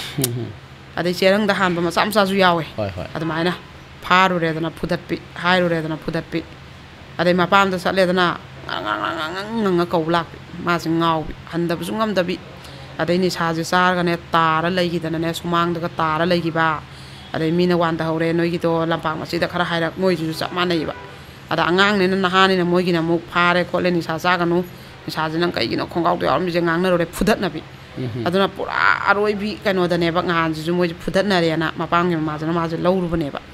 ꯃꯆꯥ ꯑꯃꯈꯛꯀ ꯉꯥꯏꯔꯦꯗꯣ ꯑꯁꯨꯛ ꯑꯉꯥꯡ ꯅꯍꯥ ꯑꯣꯏꯔꯤꯕꯁꯤꯕꯨ ꯃꯥꯒ ꯍꯧꯖꯤꯛ ꯐꯨꯗꯠꯅꯗꯅ ꯅꯤꯁꯥ ꯆꯥꯏꯅ ꯃꯥꯒ ꯄꯥꯅ ꯉꯝꯕ ꯅꯠꯇꯦ ꯏꯆꯥ ꯃꯥꯡꯅꯤ ꯏꯁꯨꯁꯦ ꯑꯩꯈꯣꯏ ꯌꯣꯛꯀꯦꯅ ꯃꯣꯏꯁꯨ ꯃꯆꯥꯗꯣ ꯂꯧꯔꯨꯔꯦꯅꯦꯕ ꯍꯧꯖꯤꯛ ꯑꯁꯨꯛꯀꯤ ꯃꯇꯤꯛ ꯅꯤꯁꯥ ꯆꯥꯕ ꯅꯨꯄꯥꯁꯦ ꯑꯩꯈꯣꯏꯒꯤ ꯂꯝꯁꯤꯗ ꯂꯩꯌꯦꯕꯀꯣ ꯁꯤꯒꯤ ꯅꯨꯄꯤ ꯑꯣꯏꯅ ꯊꯨꯡꯉꯨꯕꯁꯤꯡꯁꯤꯗꯤ ꯇꯁꯦꯡꯅ ꯃꯔꯥꯏꯕꯛ ꯊꯤꯔꯤꯅꯦꯕ ꯑꯗꯩ ꯁꯤꯃꯨꯛ ꯂꯩꯈ꯭ꯔꯦ ꯑꯗꯨꯒ ꯑꯔꯣꯏꯕ ꯋꯥꯔꯤꯁꯦ ꯑꯃꯨꯛ ꯂꯤꯖꯔꯛꯑꯦꯒꯀꯣ ꯑꯔꯣꯏꯕ ꯋꯥꯔꯤꯁꯦ ꯌꯥꯝ ꯊꯤꯅ ꯅꯨꯡꯁꯤ ꯌꯥꯝ ꯅꯨꯡꯉꯥꯏꯇꯦ ꯍꯥꯏꯔꯤꯕ ꯅꯨꯄꯤꯁꯦ ꯃꯥꯅ ꯑꯉꯥꯡ ꯑꯣꯏꯔꯤꯉꯩꯗꯒꯤ ꯍꯧꯅꯅꯦ ꯑꯩꯈꯣꯏꯒꯤ ꯃꯥꯒꯤ ꯃꯃꯥꯁꯤꯅ ꯃꯄꯥꯒ ꯈꯥꯏꯅꯔ ꯃꯌꯨꯝ ꯄꯥꯟꯊꯣꯛꯈ꯭ꯔꯦ ꯀꯣ ꯌꯥꯝ ꯑꯉꯥꯡ ꯑꯣꯏꯔꯤꯉꯩꯗ ꯃꯥꯅ ꯃꯕꯣꯛ ꯃꯄꯨꯍꯣꯏꯗ ꯂꯩꯍꯧꯔꯦ ꯑꯗꯣ ꯃꯥꯒꯤ ꯃꯄꯥꯁꯤꯅ ꯑꯃꯨꯛ ꯅꯨꯄꯤ ꯑꯃ ꯊꯤꯈ꯭ꯔꯦꯕ ꯑꯗꯨꯅ ꯃꯥꯁꯦ ꯃꯣꯏ ꯃꯕꯣꯛ ꯃꯄꯨ ꯅꯨꯄꯤ ꯊꯤꯔꯒ ꯃꯣꯏꯁꯦ ꯕꯔꯥꯗ ꯂꯩꯈꯤꯕ ꯑꯗꯣ ꯃꯕꯣꯛ ꯃꯄꯨ ꯑꯣꯏꯅ ꯃꯥꯁꯦ ꯌꯣꯛꯂꯛꯑꯦꯕꯀꯣ ꯃꯥꯁꯦ ꯌꯣꯛꯂꯛꯑꯦ ꯃꯆꯤꯟ ꯃꯅꯥꯎꯁꯦ ꯃꯊꯟꯗꯅꯤ ꯑꯗꯨꯒ ꯑꯗꯨꯃꯥꯏꯅ ꯌꯣꯛꯂꯛꯑꯦ ꯃꯥꯁꯦ ꯑꯗꯣ ꯑꯉꯥꯡ ꯑꯣꯏꯔꯤꯉꯩꯗꯩꯁꯨ ꯃꯥꯅ ꯃꯃꯥꯟꯅꯕꯤꯈꯩꯒꯤꯅ ꯃꯃꯥ ꯃꯄꯥꯒ ꯀꯩꯊꯦꯜ ꯆꯠꯃꯤꯟꯅꯕ ꯃꯃꯥ ꯃꯄꯥꯅ ꯆꯥꯛ ꯆꯥꯎ ꯂꯥꯎ ꯀꯧꯕ ꯁꯥꯟꯅꯃꯤꯟꯅꯔꯁꯨ ꯃꯥꯒꯤꯅ ꯑꯗꯨꯝꯕꯗꯣ ꯑꯃꯐꯥꯎ ꯂꯩꯇꯕ ꯃꯕꯣꯛ ꯃꯄꯨꯗꯤ ꯂꯩꯖꯔꯒꯁꯨ ꯑꯗꯨꯒꯤ ꯑꯗꯨꯝ ꯅꯨꯡꯉꯥꯏꯇꯅ ꯂꯥꯛꯈ꯭ꯔꯕꯅꯦ ꯄꯣꯛꯄꯗꯒꯤ ꯃꯥꯅ ꯍꯥꯏꯔꯦꯕ ꯑꯩꯒꯤ ꯃꯄꯣꯛꯁꯦ ꯌꯥꯝ ꯊꯤꯅ ꯄꯣꯛꯂꯛꯑꯦ ꯄꯣꯛꯄꯗꯒꯤ ꯅꯨꯡꯉꯥꯏꯕ ꯈꯪꯗ꯭ꯔꯦꯅ ꯊꯦꯡꯒꯥꯡ ꯀꯌꯥꯗꯅꯣ ꯃꯥꯅ ꯋꯥꯗꯣꯏꯁꯦ ꯑꯗꯩꯗꯤ ꯑꯃꯨꯛ ꯃꯥꯁꯦ ꯑꯗꯨꯝ ꯄꯨꯡꯀꯛ ꯏꯟꯈꯠꯂꯛꯄꯗꯅꯦ ꯑꯗꯨꯝ ꯃꯣꯏꯒꯤ ꯃꯅꯦ ꯍꯣꯏ ꯃꯥꯝꯇꯣꯟ ꯃꯥꯝꯍꯜ ꯃꯣꯏ ꯃꯆꯥꯈꯩ ꯃꯌꯥꯝ ꯂꯩꯔꯛꯑꯕꯅꯤꯅ ꯃꯥꯁꯦ ꯑꯗꯨꯝ ꯌꯨꯝ ꯄꯥꯟꯊꯣꯛꯑꯒꯦꯅ ꯄꯥꯟꯊꯣꯛꯑꯦꯕꯀꯣ ꯑꯗꯨꯒ ꯃꯥꯒꯤ ꯅꯨꯄꯥꯁꯦ ꯑꯍꯥꯟꯕꯗꯗꯤ ꯅꯨꯄꯤ ꯆꯥꯅꯅ ꯑꯗꯨꯝ ꯌꯨꯝ ꯄꯥꯜꯂꯝꯃꯦ ꯍꯥꯏ ꯑꯗꯩ ꯃꯆꯥꯁꯦ ꯑꯅꯤꯅꯤ ꯃꯆꯥꯁꯦ ꯃꯊꯪ ꯌꯥꯎꯔꯛꯄ ꯋꯥꯔꯛꯄ ꯄꯩꯁꯥ ꯀꯣꯟꯅꯔꯛꯇꯕ ꯑꯗꯨꯝꯕꯗꯒꯤ ꯃꯥꯏ ꯅꯨꯄꯥꯁꯦ ꯑꯩꯈꯣꯏ ꯊꯕꯛꯁꯦ ꯑꯃ ꯁꯨꯔꯝꯃꯒ ꯊꯕꯛꯇꯣ ꯍꯦꯛ ꯌꯥꯈꯤꯗꯕꯀꯣ ꯑꯗꯨꯅ ꯑꯃ ꯑꯃꯨꯛ ꯁꯤꯟꯕꯗ ꯊꯕꯛꯁꯨ ꯂꯩꯇꯕ ꯑꯗꯨꯝꯕꯗꯩ ꯁꯨꯝ ꯃꯥꯁꯦ ꯊꯛꯈꯤꯕ ꯆꯥꯈꯤꯕꯅꯦ ꯍꯥꯏꯌꯦꯕ ꯊꯛꯄꯁꯤꯗꯅꯦ ꯍꯦꯛꯇ ꯈꯨꯊꯛ ꯑꯃꯅꯦꯌꯦ ꯃꯥꯒꯤꯁꯤꯅ ꯅꯣꯡꯉꯥꯟꯕꯒꯅꯦ ꯌꯨꯁꯦ ꯊꯛꯇꯗꯤ ꯍꯥꯟꯅ ꯌꯥꯗꯕ ꯌꯨ ꯍꯥꯟꯅ ꯊꯤꯔ ꯆꯠꯄ ꯑꯗꯩꯗꯤ ꯐꯨꯕꯁꯤꯅꯅꯦ ꯃꯉꯣꯟꯗ ꯐꯨꯕꯁꯤꯅꯅꯦ ꯈꯖꯤꯛꯇ ꯅꯠꯇꯦꯌꯦ ꯐꯨꯔꯤꯁꯦ ꯑꯗꯨꯁꯨ ꯃꯥꯁꯦ ꯐꯤ ꯁꯥꯔ ꯑꯗꯨꯝ ꯃꯥꯅ ꯏꯃꯨꯡ ꯄꯨꯖꯔꯕ ꯃꯥꯒꯤ ꯃꯄꯥꯝ ꯍꯥꯏꯕꯗꯨ ꯂꯩꯇ꯭ꯔꯕꯅꯤꯅꯅꯦ ꯃꯃꯥꯒꯤ ꯃꯄꯥꯝꯗꯨꯗꯗꯤ ꯃꯥꯅ ꯌꯦꯠꯅꯤꯡꯗ꯭ꯔꯦꯕ ꯑꯗꯨꯒꯅꯦ ꯃꯥꯏ ꯅꯨꯄꯥꯁꯤꯅꯅꯦ ꯑꯣꯔꯐꯥꯟ ꯃꯆꯥ ꯅꯃꯥ ꯅꯄꯥ ꯂꯩꯇꯕ ꯑꯣꯔꯐꯥꯟ ꯃꯆꯥ ꯅꯃꯥꯅꯦꯅ ꯀꯩꯅꯣ ꯃꯌꯨꯝ ꯄꯥꯟꯈꯤꯕ ꯑꯗꯩ ꯅꯄꯥꯅꯦꯅ ꯅꯨꯄꯤ ꯊꯤꯔ ꯂꯩꯈꯤꯕ ꯑꯣꯔꯐꯥꯟ ꯃꯆꯥꯅꯤ ꯅꯪꯗꯤ ꯀꯥꯏꯅ ꯌꯥꯝ ꯎꯁꯤꯠꯇꯅ ꯃꯥꯁꯦ ꯇꯧꯕꯤꯕ ꯑꯗꯨꯝꯕ ꯃꯌꯥꯝꯁꯦ ꯃꯥꯅ ꯑꯗꯨꯝ ꯃꯥꯒꯤ ꯅꯨꯄꯥꯒꯤ ꯐꯨꯕ ꯆꯩꯕ ꯅꯩꯕ ꯊꯛꯆꯜꯂ ꯆꯥꯁꯜꯂ ꯍꯜꯂꯛꯑꯒ ꯑꯗꯨꯝꯕ ꯃꯌꯥꯝꯁꯦ ꯃꯥꯁꯨ ꯕꯔꯥ ꯈꯪꯉꯛꯑꯕꯅꯦ ꯁꯨꯃꯥꯡꯁꯤꯗꯅꯦ ꯆꯨꯔꯤ ꯃꯈꯥꯁꯦ ꯀꯥꯗꯩ ꯆꯤꯡꯊꯣꯛꯑ ꯐꯨꯕꯤ ꯑꯗꯩ ꯆꯥꯛ ꯏꯟꯖꯥꯡꯁꯤꯅꯦ ꯃꯀꯣꯛꯇ ꯖꯣꯔ ꯍꯩꯖꯟꯕꯤ ꯌꯥꯝ ꯊꯤꯅ ꯅꯥꯇꯩ ꯆꯥꯗꯕ ꯃꯥꯒꯤꯁꯨ ꯃꯈꯟꯅꯦꯕ ꯀꯞꯄꯒ ꯑꯗꯨꯝ ꯈꯥꯡꯕꯅ ꯁꯤꯁꯦ ꯃꯁꯛ ꯑꯣꯏꯔꯛꯑꯕ ꯑꯗꯨꯒ ꯍꯧꯖꯤꯛꯇꯤ ꯃꯥꯒꯤ ꯅꯨꯄꯥꯁꯤꯗꯤꯅꯦ ꯑꯩꯈꯣꯏꯒꯤ ꯑꯦꯛꯁꯤꯗꯦꯟ ꯑꯃꯗꯒꯤ ꯍꯧꯒꯠ ꯀꯥꯡꯈꯠ ꯉꯝꯗꯅ ꯂꯩꯔꯦꯕ ꯃꯥꯒꯤ ꯅꯨꯄꯥꯅ ꯑꯗꯨꯃꯥꯏꯅ ꯂꯩꯕꯗꯣ ꯃꯥ ꯌꯥꯝꯗꯤ ꯅꯨꯡꯉꯥꯏꯇꯦꯕꯀோ ꯑꯗꯨ ꯑꯣꯏꯔꯁꯨ ꯑꯃꯔꯣꯝꯗꯗꯤ ꯅꯨꯡꯉꯥꯏꯕ ꯃꯥ ꯁꯥꯟꯇꯤ ꯐꯪꯉꯦ ꯃꯥꯏ ꯅꯨꯄꯥꯅ ꯅꯩꯅꯤ ꯐꯨꯅꯤ ꯍꯥꯏꯕꯒꯤ ꯑꯋꯥꯕ ꯂꯩꯇ꯭ꯔꯦ ꯍꯥꯟꯅ ꯃꯥꯏ ꯅꯨꯄꯥꯅ ꯃꯄꯥꯡꯒꯜ ꯀꯜꯂꯤꯉꯩꯗꯁꯨ ꯃꯥꯅ ꯇꯥꯟꯕ ꯄꯩꯁꯥꯗꯤ ꯃꯁꯥꯅ ꯊꯛꯄ ꯆꯥꯕꯗ ꯆꯠꯈ꯭ꯔꯦ ꯃꯉꯣꯟꯗꯩꯐꯥꯎ ꯂꯧꯔꯕꯅꯤ ꯑꯗꯨꯒ ꯑꯃꯨꯛꯁꯨ ꯅꯩꯔꯦ ꯑꯗꯨꯅ ꯏꯃꯨꯡꯁꯦ ꯑꯩ ꯏꯊꯟꯗꯅ ꯑꯗꯨꯝ ꯄꯨꯖꯔꯒꯦꯅ ꯑꯗꯨ ꯅꯥꯔ ꯂꯩꯔꯕꯅꯤꯅ ꯃꯥꯏ ꯁꯦꯕꯥ ꯇꯧꯔꯦ ꯑꯗꯨꯗꯤ ꯈꯨꯕꯥꯡ ꯁꯦꯠ ꯊꯥꯗ꯭ꯔꯦ ꯅꯩꯗ꯭ꯔꯦ ꯌꯨ ꯅꯨꯡ ꯊꯛꯇ꯭ꯔꯦ ꯑꯅꯥꯕꯩ ꯁꯦꯕꯥꯗꯤ ꯇꯧꯔꯦ ꯑꯗꯨꯃꯗꯤ ꯃꯥ ꯑꯃꯨꯛ ꯏꯪꯉꯦꯕꯀꯣ ꯑꯗꯨ ꯑꯃꯨꯛ ꯈꯤꯇꯪ ꯏꯪꯉꯦ ꯍꯥꯏꯔ ꯀꯥꯟꯁꯤꯗ ꯑꯃꯨꯛ ꯀꯃꯥꯏꯅ ꯇꯧꯒꯦ ꯍꯥꯏꯕꯗꯅꯦ ꯃꯆꯥꯅꯨꯄꯥꯁꯦ ꯆꯥꯎꯈꯠꯂꯛꯑꯦꯀꯣ ꯀ꯭ꯂꯥꯁ 9 10 ꯀꯥꯈꯠꯂꯛꯑꯦ ꯁꯣꯏꯕꯗꯤ ꯃꯥꯅ ꯍꯥꯏꯌꯦꯕ ꯃꯄꯥꯅ ꯁꯣꯏꯍꯟꯈꯤꯕꯅꯦꯅ ꯃꯣꯏꯅ ꯉꯁꯥꯏꯒꯤ ꯐꯨꯅꯕ ꯃꯄꯥꯅ ꯂꯥꯎꯕ ꯈꯣꯡꯕ ꯈꯠꯅꯕ ꯇꯧꯕꯁꯤꯗꯅꯦ ꯄꯣꯠ ꯆꯩ ꯂꯪꯈꯥꯏꯕ ꯊꯨꯒꯥꯏꯕ ꯇꯧꯕꯁꯤꯗ ꯃꯆꯥꯅꯨꯄꯥꯁꯦ ꯆꯥꯎꯈꯠꯂꯛꯑꯕꯅꯤꯅꯅꯦ ꯃꯆꯥꯅꯨꯄꯥꯁꯤꯅ ꯑꯣꯏꯅ ꯃꯄꯥꯁꯤꯗ ꯑꯩꯈꯣꯏꯒꯤ ꯃꯄꯥꯗ ꯃꯆꯥꯅ ꯉꯥꯡꯕꯁꯤ ꯀꯩꯁꯨ ꯀꯅꯥꯁꯨ ꯉꯝꯅꯗꯦꯗꯅ ꯑꯗꯣ ꯃꯣꯏꯒꯤꯗꯤ ꯉꯥꯡꯕꯁꯦ ꯉꯝꯈꯠꯂꯛꯑꯦꯕ ꯉꯝꯈꯠꯂꯛꯏꯁꯦꯀꯩꯒꯤꯅꯣ ꯍꯥꯏꯕꯗ ꯃꯄꯥꯗꯨꯒꯤ ꯃꯑꯣꯡ ꯃꯇꯧꯗꯨꯅ ꯎꯁꯤꯠꯂꯛꯇꯕ ꯃꯆꯥꯅ ꯅꯣꯏ ꯇꯧꯔꯤꯁꯦ ꯀꯩꯅꯣ ꯏꯃꯨꯡꯁꯦ ꯅꯣꯏꯅ ꯈꯠꯅꯅꯤꯡꯉꯦ ꯈꯠꯅꯕ ꯅꯆꯥ ꯄꯣꯛꯊꯣꯛꯑꯒ ꯅꯆꯥ ꯀꯩꯅꯣ ꯁꯦꯝꯅꯦꯁꯨ ꯈꯪꯗꯕ ꯊꯛꯆꯟ ꯆꯥꯁꯜꯂꯒ ꯑꯗꯨꯗꯨꯅ ꯃꯄꯥ ꯃꯆꯥꯁꯦ ꯈꯠꯅꯕ ꯂꯥꯎꯅꯕ ꯃꯆꯥꯁꯦ ꯑꯗꯨꯗꯩ ꯖꯥꯠ ꯊꯤꯕ ꯋꯥꯏꯜ ꯑꯣꯏꯕ ꯍꯩꯈ꯭ꯔꯦꯕ ꯃꯄꯥꯒ ꯐꯨꯅꯕ ꯍꯩꯈ꯭ꯔꯦꯕ ꯑꯗꯨꯃꯥꯏꯅ ꯏꯃꯥꯗ ꯅꯪ ꯐꯨꯔꯤ ꯀꯩꯒꯤꯅꯣꯅ ꯐꯨꯅꯕ ꯃꯤ ꯐꯨꯅꯕꯁꯦ ꯍꯩꯈ꯭ꯔꯦꯕ ꯑꯗꯨꯒꯗꯤꯅꯦ ꯃꯆꯥꯁꯦ ꯌꯥꯝ ꯊꯥꯖꯗꯅꯅꯦ 마제 마마나 바카라 띠나루바다기네 마타제 사사리 뭉지다 좀 아드마인 떠오기바 코키바 마야마다기 마빠지나 따라 레이레 paisaje konade나 마기 라이크 담베 kenom 하레 마마즈나 딜레이tamina 이붕어 khara tamna tawji adai mana tuisanjima tawge aju mamana bagai loi chanagiba madi chatpa ngamdaba mamana khara tam tawjena adai mi loina boarding leigre aiju sim tangdi tenji di boarding leige haju leihan bangamdaba adum badagi yam thaja adana ni saje saba hawra ba ko ni saje guli je hana charamba adai guli je sabde manga taba toilet sangar tholak taba kar thong onjala tungi ba guli dagi ne ma je 4 yaw khale ba adu 4 yaw khalak paji dagi moi gi imung ji dane project se upu haiba zat se mingje lam ta yaudre ma cha jana loi thugai ba da mingjeng ji da makhut na juni sa do saning bai mayai na pacha pi yo na mama da nai rakwa mama du na di lai ta ba moi mung da sara di hele ya sara yan bai mai chak ti khangam ba ma na ni sa 자닝아이 비차 레이테 비차 비우야 되나 이몽제 투가이라 까다버도 아두기 차이나지 마마즈나 강감드레바 아두나 비차제 지행왕도 비차제 비레 사라오이네 해레바 아다이무 우푸와이 비차 세밍제 람도 야우드바 마즈나 마코치나 츠마이 틴가이바다 아두 아무수 마코치 무 포트바 무 잣바 비차주 땡바 히다고리기 좀 아다이무 강간제 코 바자제 암도 야우드레 뽀뽀 투데ꯛ다나네 강간 라이 바자제 모이 뭉다 암도 칸드레 아다이 몸빵 농바까지 쩌쩌 징톡비 소망dek다 파윷 농세 이싱 하이전비 포차이제 아라이 아라이 투가이비 모이 뭉지다 콜리 쿠커 코랑 라이스 쿠커 꼽다바 암다 라이티 아다마이네 이뭉제 아다이 팍랑지다네 쿠tum지나 쪽쪽쪽쪽 틴바기네 팍랑세 아묵 와이 떼산바 마마나 아묵 로이 틸라 뽕앙항바 puरा 이뭉제 이뭉 오이나 판드라바 아두기 차이나시소 묵 마마제 캉아바고 마나 하이 mai nu pa na ngawai nei gi bai chaina do aduna khara khang bangam mi masana nei bai chaina do di ma khang bangam de na ko adai di adu gi sumu khang na lei di masana pa ju ma masana pa je mu center thammi amuk thok lai moi gi lai min na ru bagai duna dum phone taw lai adum sa gi taw duna adu gi chaina mu khang e aduga imung pu na bu hona gadra adai ma pa na na ri ba na ju hidaguli le pa tha ba ya da ba na ba adu gi bu pu gadra masagi ni sa bagi mu nai gadra sigi marak sida masana pije mayum pan gre ba ko yamangang oina pale masana pije class 9 da mana saramba mai sa je pok padagi sare angang ori ngai dagi ma pa laitana haurak pagi masagi mu sare masana pagi mu sare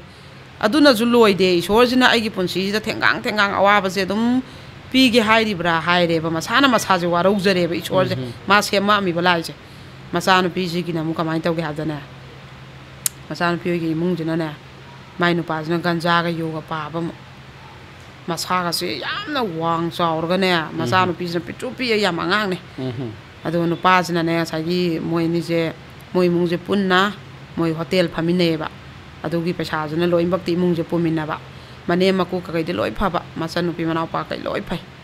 nu pa ji kha phata ba maru ori sima mama mapa ga june khatna ba ma jiga paisa je hayeng hotel gi sempot laina bane thamba je paksi dei loi lokthwa chaki ba adugi halak ba haire dana phudat na ba mapa jiga manau pa jiga phudat na ba adai mu mana nang khum ganu ahanda mai khum ganu ahanda nang pokpa na mana pa da mai phu ganu haiba june nang na ingon da tak ya bra du ha ya bra no pi je onjalam phu ba ekta ma gi jina ne mi je moigi sidane saba thakpa sangpa mi je maram isa sadana ne mi jina kainom hairak padane ko ngakta nga ya drabo ga na har ga ta khanna thokpi duna mi je sangpa ju wat pa nupa na ha je changi edana mai nu pi je mau na ha ni na ne koigi mamit aji yengi ne mau na da nang thokhinu ga khai bi adamai na ne adai de mu koigi a koi ba jidane dukan moi je bazar am dane ba phammi je ko ma khana da mi je laitre bazar sida amaga khana mina so amta nungsina draba adom nungdang je nongmani ni kala ga ne kai su hek na ta bagi ju kai nong ju ta khana ba toina dum khana ba ja pam ba ikai da bai tare ne bazar ne nam lai rim kam do adai ne koi gi nupi mai khana ba da na ne mina dum phubi rak pa ma se masa je saur ju kholo ju ma thongna ju yaw da ba angak tang gi di laur ga ni sa du na du mina dum phulak pa adu mai nupi sida ne kau bi ekta thin bi nupi dana ngamba akan thona phudokpa mingondana ngamdaba adumai troga dom nukti gi ganja jina mangaga ne imungjida mana naibajida khangamdreba adai majir mapam ta satledana adu sumu khoigi mapam je laga law khonga nupi je phurga mapagi mamang dai mamai puba adai manau nupani sa badu leiba numi thoga ne manau pajik maban jim phudatna ba manau paji leitaba numi lorga ne mana nupi je phura puhiba namdar gai dap salaga mapajina ne anane khongna kappaga matai je sangna lehoba ai na tai jiba ai gi mang dai bo icha je phure ko ana aduna mana ne yam kappaga mamajda ne ai gi haugi ba punsi je soire da ko ai gi nupi ai gi isa gidamak aina lepa ngamdre da ko ai je isana isa je manghan jagre da ko ai gi punsi dong tang han ba yara amadi aina tawbana aina phangbani nangonda aina nai gi bo ot ki ba mayam dugi dandi oina aina ngasi ai gi punsi je smai len bani nang na dinga si ai gi seba tawri nang natapa kana ta na ising khuyama ai gi seba tawde aina ngasi tawi je kari no na mathanda kappa mapa ju ko adu masanu pi ju mai leibam jabong khangdabi saw garba nupa duna phudharak padadi masanu pi do phubam leitaba mapam dana senjarak pakappaga tanaraga muni sana mangaga nungdang lam khanabi sigi kaino mayam je mama je ngaureba adai hojik sina ne maya nupa je hanaga manadaba makok am tongana tawreba khoi angau bo tongna ne ma thongrang khangda masa matan pung pung ga chawraga ne mi mta ga kai maina dasu kaino ma hek tawram badagi ne ising jima mana kalleng khalajine khara haidok leng khalajeba si singjidi harga jobeng haidoga pakchau chawgat pa aduga adumaina maje makok chaklakpagi kainom khak ni saje sum cha chalakpagi ko aduna akhoi kire sibam nabam zadana isaje siradi akhoi angang jinadi maga chai tare ni pan khetnei ba ngang nu chiga adu isajana mayong na bangam maroi adai yumda leire mana sumai la ni moji inang nak nei ba aduna ne maje home da tham ge na la ine ba ma angang pisak amju yaure ba tha taruk tere ki angang ko ada aina haire yam nungaite mama dugi wari ne masa dugi wari ne yengo mama na masagi awaba mu nupagi miyon mine mung thengnaraba masagi mung thengnaraba tawri jengo ba masagi khang ngai da masa nupi khangala abane ba ko aduna aina haire ba jiki oina di akoi gi home je saba haudri sa adu sibau da di noi khango anganga sen banina ai gi da jo je moi mi ahum mari leiminari aduna ma de anganga sen banina yam nungai roi leibam chabam asim khak loi gi ge aduga lak hallo yam nungai te na ina ne ko moi je thagi ba da aina sigi wari myam jing da haining ji dine hojikti aina handakti thabak se kaigom bang khak handaki kaino ji da gi de ai je anauba maong ama khak ai tawning nge ba ko koi gi adugum ba nupa jing ji ga onjan na ba ko chan na ba kaing kana ra roi ba ta seng na hom je koi hojik kano devi ko me aduga ba ja haure na mu khoi gi num se matam je trom doi ni pan ba je pi ba aduga sim ta loi ra di na ai je khanga ga khasi aga ai leira ba mi khak ne ba yam nungai tre ba la ba ni na wari myam je li ra ba ni na sara ra ba ni na ko aduga adagi mu kano yam nungai ta ba aroi ba ma khatanga ai ma pa ma ge ba ko wari jing je loi chana ra ine ba nong ma khoi handaki ising jam saw gi dana handa muk so mamang gi sing saw bo da so khoi kong ba ising saw khoi gi loi na mak thumme loi thummi sumang nungmang swai yauri bani ko adagi di sorok ka kai loi ising thummi mi kong ba bazar dai changak pada khoi le kai je adagi di kai khu kheti gaw ka kai kong ba turen adagi di irin turen kai dana ko handak su dum saw ising je jabuk saw ba si da ne sing saw ine noi bo hai ba je dum lak nei ba mi sing je mai ma sa ma tha no sa ra mi na ko pung jo khai dum khoi da la e ba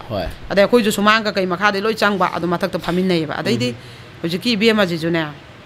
ai ju mi je no mi se kana unari ba ngalli ma je phone je taw rei che ai je singjam ai bok da lo thok pi rak ke ra angang ju ne angang ge phirong ka kai por pa ne ai je na hai mai be mai di mi je matang unna lei re ne nang ising ju am saw isi ai gari thok dor pa ju yara roi aduna nang kamai tau ge nang bo noi baba ka kai ma ipam phajana leiradi noi baba ida hana tanaraga khara tapna la agera nang angang ne nupi nei sing marak sida haiba ise ai ipam da di chatla roi ise mnak tai sing chaw ge chaw janu ai ngam na ba yaura ge haiba ko ada ina mi je mathang unai ngai da ma su yok sale ba ising marak to da mana macha du zu mu pam ba ko ada yi mu phiom ma gi du zu porak ba jabuk lak ba chai je kayam nungai te ko phane ka do smai ta khat le raga adai dai na ma je yor pa ga ne la na angang sienba simaktabu sakse lamgalidana ko ado aidi saksiding anta boarding chatinga pung 3 makai de hogalaga aina duk thang mai cha ising loi salamma baneba ade halakpaga di boarding de halakpaga pung 9 tare pung 5 daina 3 khai bogi class yauraga aije halakpada di pung 9 makai sai dum ta da mi mu una bangai ram banina sak thong boi matam laite ba da thongam daga di aiju icha gai loi school chatli banina college adai di lao nang am ta sak thau lao nang angang sien ba ti cha yam lam bani hoji pung je 8 makai 10 ta sale adu dai di ma je hana sai sing je bi je thoga ina la hen gai adai mathang wari je loi cha gar kan da tap na mu ma je wari je sa re ko ene he angang ga to sak illu jang sangam brana angang do adai ngam dra kana sangkom lei bani sangkom ko illu kholo naina admai thammam me ba ma je dai loi ra kan da ma je ai che mu adu hek loi ba mi una loi ba mu ai je akhoi si nu pa di sanani film je release tawram dai gi aina mu kano che yenga khola soiran sem do kada ba editing gi ko adu yum siele ai je halakpada mamme adu mu ma ga i je nung dang aina hobe duk thang mai kala sai sing saraga thonga samin na re cha salu yam cha salu na adai da aina mai jamin na kan da ire na ma je tumme aina manak je phamma ga wari je chana ye ba angang je haga chai na angang pim sa je de ai isa nu pa jina ne angang am talak ya de khoi gi di akhoi khak tara bani na ne angang hek lak pa se mana changa dum chana doi ne ba yam harau je ba isan na mana adai di ai jan pa ju tung gre ado angang mai ma san pi do haga chai kholo na mana sum khot le ba ko khol aina he be ma mom pak tu bu ngangai kano tumna ru da bagi khoina tum tham bagi tilai kom bi su baira adu mom pak pi dak tu de han bani nang bo na hai aina ise ma di sumai dum kholo na tumam dai tau bai ni ma sa gi ni hai aina di nungai ja da bu do tumbam ona bai tau ru bra khoi gi do na dai di khola sum wai je sai ba ko ma na ma sa ji sumai khot khona sum mai ju lak ti sing chaw ra bani na imam ma mi ken dan ma sam tha la ga du ga mai wari je loi li re ba ma gi na mu mai nu pa du di phai ba nu pa thok cha da ba ma than da mai nu pa du ju adu ga ne mane bo ka ma ga ne ba tong nei je mane bo ka ma ga je dum ngang na ba sau na ba da ma na hai na mai nu pa du na mane bo ti ma nang na tau ri se na hai ngam de asar bi cha tau ngam de hai ba adu mane bo na ju mu mai ma sa nu pa du da nu pi phu de nu pi warak de nu pa du ju ngau ba ma ju ngau ba moi mung je tong nei je ma na loi wa ba ko da ma ju pian man da na kai daro doi no mana ibu suk pam da ya pam ba ma mau ma ko sa bam thi jaw ro jane lak pa ne ba adai moi mung gi wari jina mu kamai tau ge da ne athai gi moi je mama lai ki tre ko aduga mapa ju nar ga lai ba mama na lai gi di ju ki dani nar ga paisa ma am sang ga mung lai gi da ba mapa na nari ju paisa sang ba lai na aduga thaba ingang su ba khot pa ngam dre hagor kang khat happy pet ti sat pangam ba yam sang na khot na ga sat pangam ba pangkan yaw ba na tre ba adai mu moi ma chunaw juna ahum pok ba mana mu iton ton bi ma se ahan ji ne pura mama lai gi da ba gi ne ma pa phangi da mai na chale ma pa na ri ngai du da wakhan na ne ma pa gi phibam do adu da mama je mu na chala ga mu admai na ma ju lai gi tre da na ko aru ba lai na ra ga adu gi wakhan me am june imung je kana na pu doino na ne ma pa na puram me apa na gi de mama nong pure bujiti ma se han jong ta hawra ba adu gi ma jana ne ning ba kai gi da na ma je poi ka ting kak thala nu pa tong taw ra ma na mu hotel am pham ga ne adu ga ma jana imung je loi pure ma se jana adu ji ki manau pia to mi jana ma yum pan thore da na moi gi ma se yai ma hai ta re sina imung honara ga ma pa se ba to lei ba ma pa ji di mi ma tha dok ya tre ba ko adu gi admai lei ba imung ne ba moi gi jana adu na moi di wa khan je mabung ngau mok pam leitrabani na akhoi ju sete na moi ju wakhan jam khanjan jaba ko nungai jada ba admai oi ba moi mung jina adai da mana wari ji loi li re ba ko adu kanda koi gi akhoi na hom na pau ji pi ba moi da mana ma puroi da ju ma pam da ju ado mai nu pa ju la ke hai koi ne sing ju yam sawe de ma di nong ni potha gi hai ma ju tension yam lei re mana li wari ji dai khange du na tap na koi hai ra ke nong ni potha gi ju nu hai ba ko adai ma pa ju koi na pau pi ba da khudak ta dum lau la ke hai ma akoina bi ma je smai ta wi oza na nung da na je mai pa pi gra bane ba apa ju na ne nung dang gi pung tara chai je phone taw re ba mu ko adda as ma pa ju na hai ra ko hai ji ta ne phone ibani ju wari je kan na sana ram bane ba adai da ma pa ju na hai ra kaino aina bi ma du da o na se ma lai na noi mayam gi lak sai min ne ko na cha ji ga nang tai je punsi ji da no mata junang gai ga je pok pada gi unarak pa natri khangnarak pa natri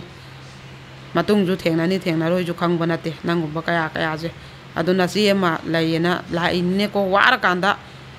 ꯅꯆꯦ ꯑꯩ ꯂꯩꯔꯤꯅ ꯊꯨꯡꯉꯤꯃꯤꯅꯦꯀꯣ ꯁꯤꯗꯒꯤ ꯍꯦꯟꯅ ꯑꯩꯒꯤ ꯅꯨꯡꯉꯥꯏꯕꯁꯤꯕꯨ ꯀꯗꯥꯏꯗꯒꯤ ꯑꯩ ꯂꯧꯔꯨꯗꯣꯏꯅꯣꯅ ꯑꯩꯁꯨ ꯋꯥꯔꯤꯁꯦ ꯁꯥꯏꯕꯗꯩ ꯃꯥꯅ ꯍꯥꯏꯌꯦꯕ ꯍꯧꯖꯤꯛꯇꯤ ꯏꯆꯦ ꯋꯥꯔꯀꯥꯟꯗ ꯈꯥꯡꯕ ꯉꯝꯗ꯭ꯔꯀꯥꯟꯗ ꯀꯅꯥꯝꯇ ꯃꯤꯠꯁꯤꯗ ꯎꯗ꯭ꯔꯦ ꯏꯄꯥꯝꯁꯨ ꯎꯗ꯭ꯔꯦ ꯏꯃꯥ ꯏꯄꯥ ꯏꯆꯤꯟ ꯏꯅꯥꯎ ꯎꯗ꯭ꯔꯦ ꯏꯆꯦ ꯅꯪ ꯑꯣꯏꯅ ꯎꯔꯦ ꯃꯤꯠꯁꯤꯗ ꯏꯆꯦ ꯑꯃꯗꯤ ꯂꯩꯔꯤꯅꯅꯦ ꯏꯆꯦꯒꯤ ꯅꯥꯛꯇ ꯆꯠꯂꯒ ꯄꯣꯊꯥꯕ ꯐꯪꯅꯤ ꯀꯣꯛꯀꯤ ꯑꯔꯨꯝꯕꯁꯦ ꯊꯥꯡꯗꯅꯤꯅ ꯏꯆꯦ ꯂꯥꯛꯏꯃꯤ ꯅꯪꯅ ꯅꯥꯛꯄꯨ ꯌꯧꯔꯗꯤꯅ ꯍꯥꯏꯌꯦꯕꯀꯣ ꯑꯗꯩꯗꯤ ꯑꯗꯨꯃꯥꯏꯅ ꯋꯥꯔꯤ ꯁꯥꯏꯉꯩꯗ ꯃꯣꯏ ꯕꯕꯥꯁꯦ ꯐꯣꯟ ꯇꯧꯔꯛꯄꯅꯦꯕ ꯑꯗ ꯑꯩꯈꯣꯏꯁꯦ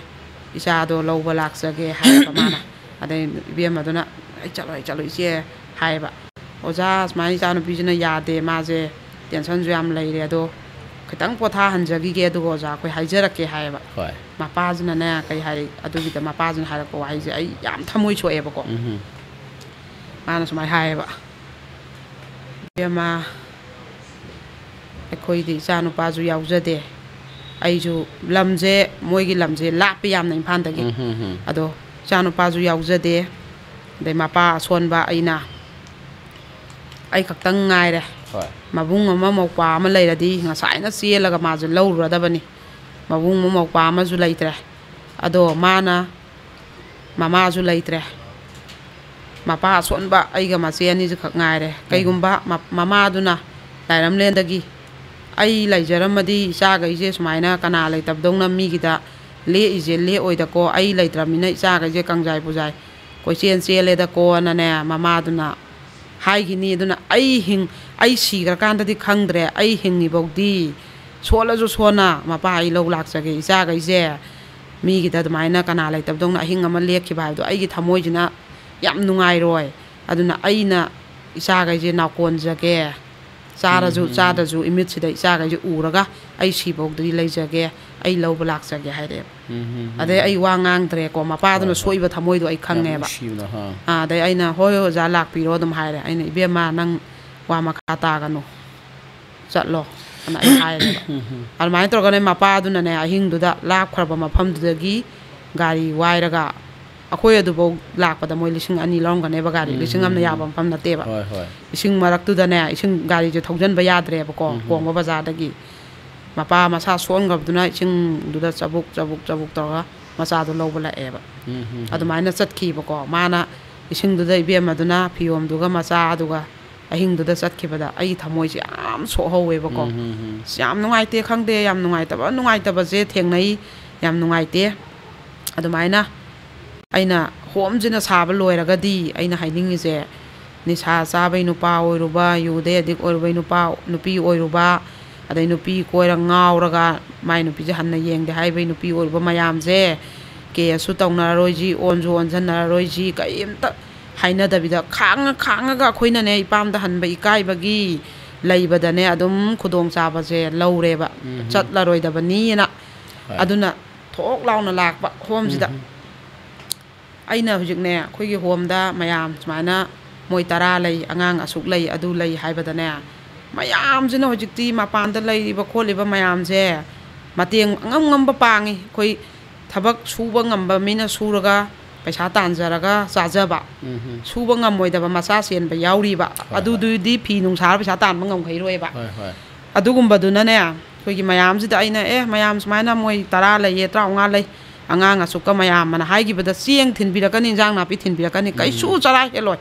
ꯃꯄꯥꯟꯗꯒꯅꯦ ꯐꯣꯔꯦꯟ ꯀꯟꯇ꯭ꯔꯤꯗꯗꯩ ꯏꯟꯗꯤꯌꯥ ꯃꯅꯨꯡꯗꯒ ꯃꯄꯥꯟꯗ ꯂꯩꯕꯁꯤꯡꯁꯤꯅ ꯑꯁ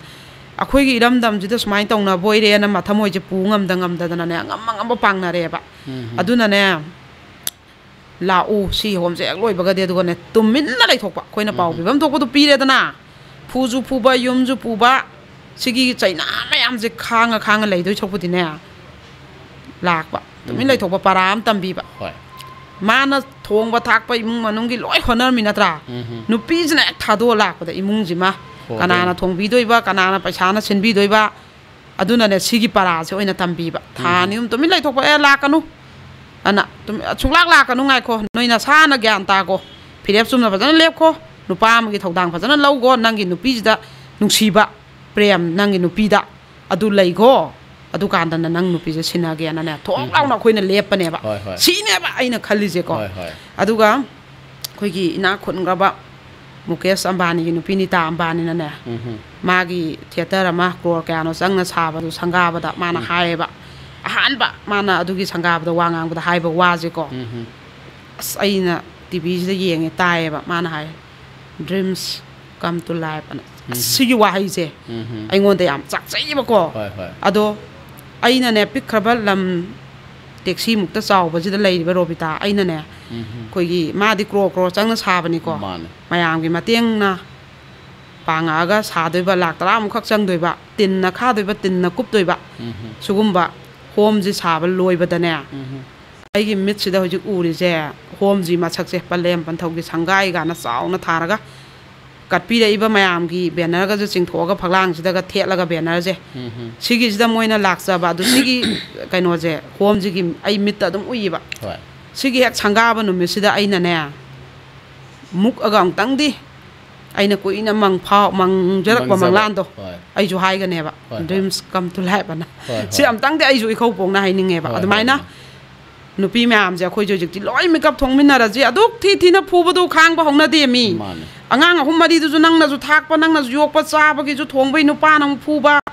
adu sum khang lai khidra ba ka do bai sum khang doi no ba adai pam da han ba su ikai ba mau chung kai jing mai ma gi lai na gram na lai pham ju lai ta ba adu ikai bagi handab su myam yaw re ba lao sida lai re adu na ne adu bok da di khangmin na ra ga ne khoi je mikap thongmin na ra ji khang ba na ne sung khang roi ji adu da wayen bi cha taw ru da ne kana ga dam na tre gya la ka da na tre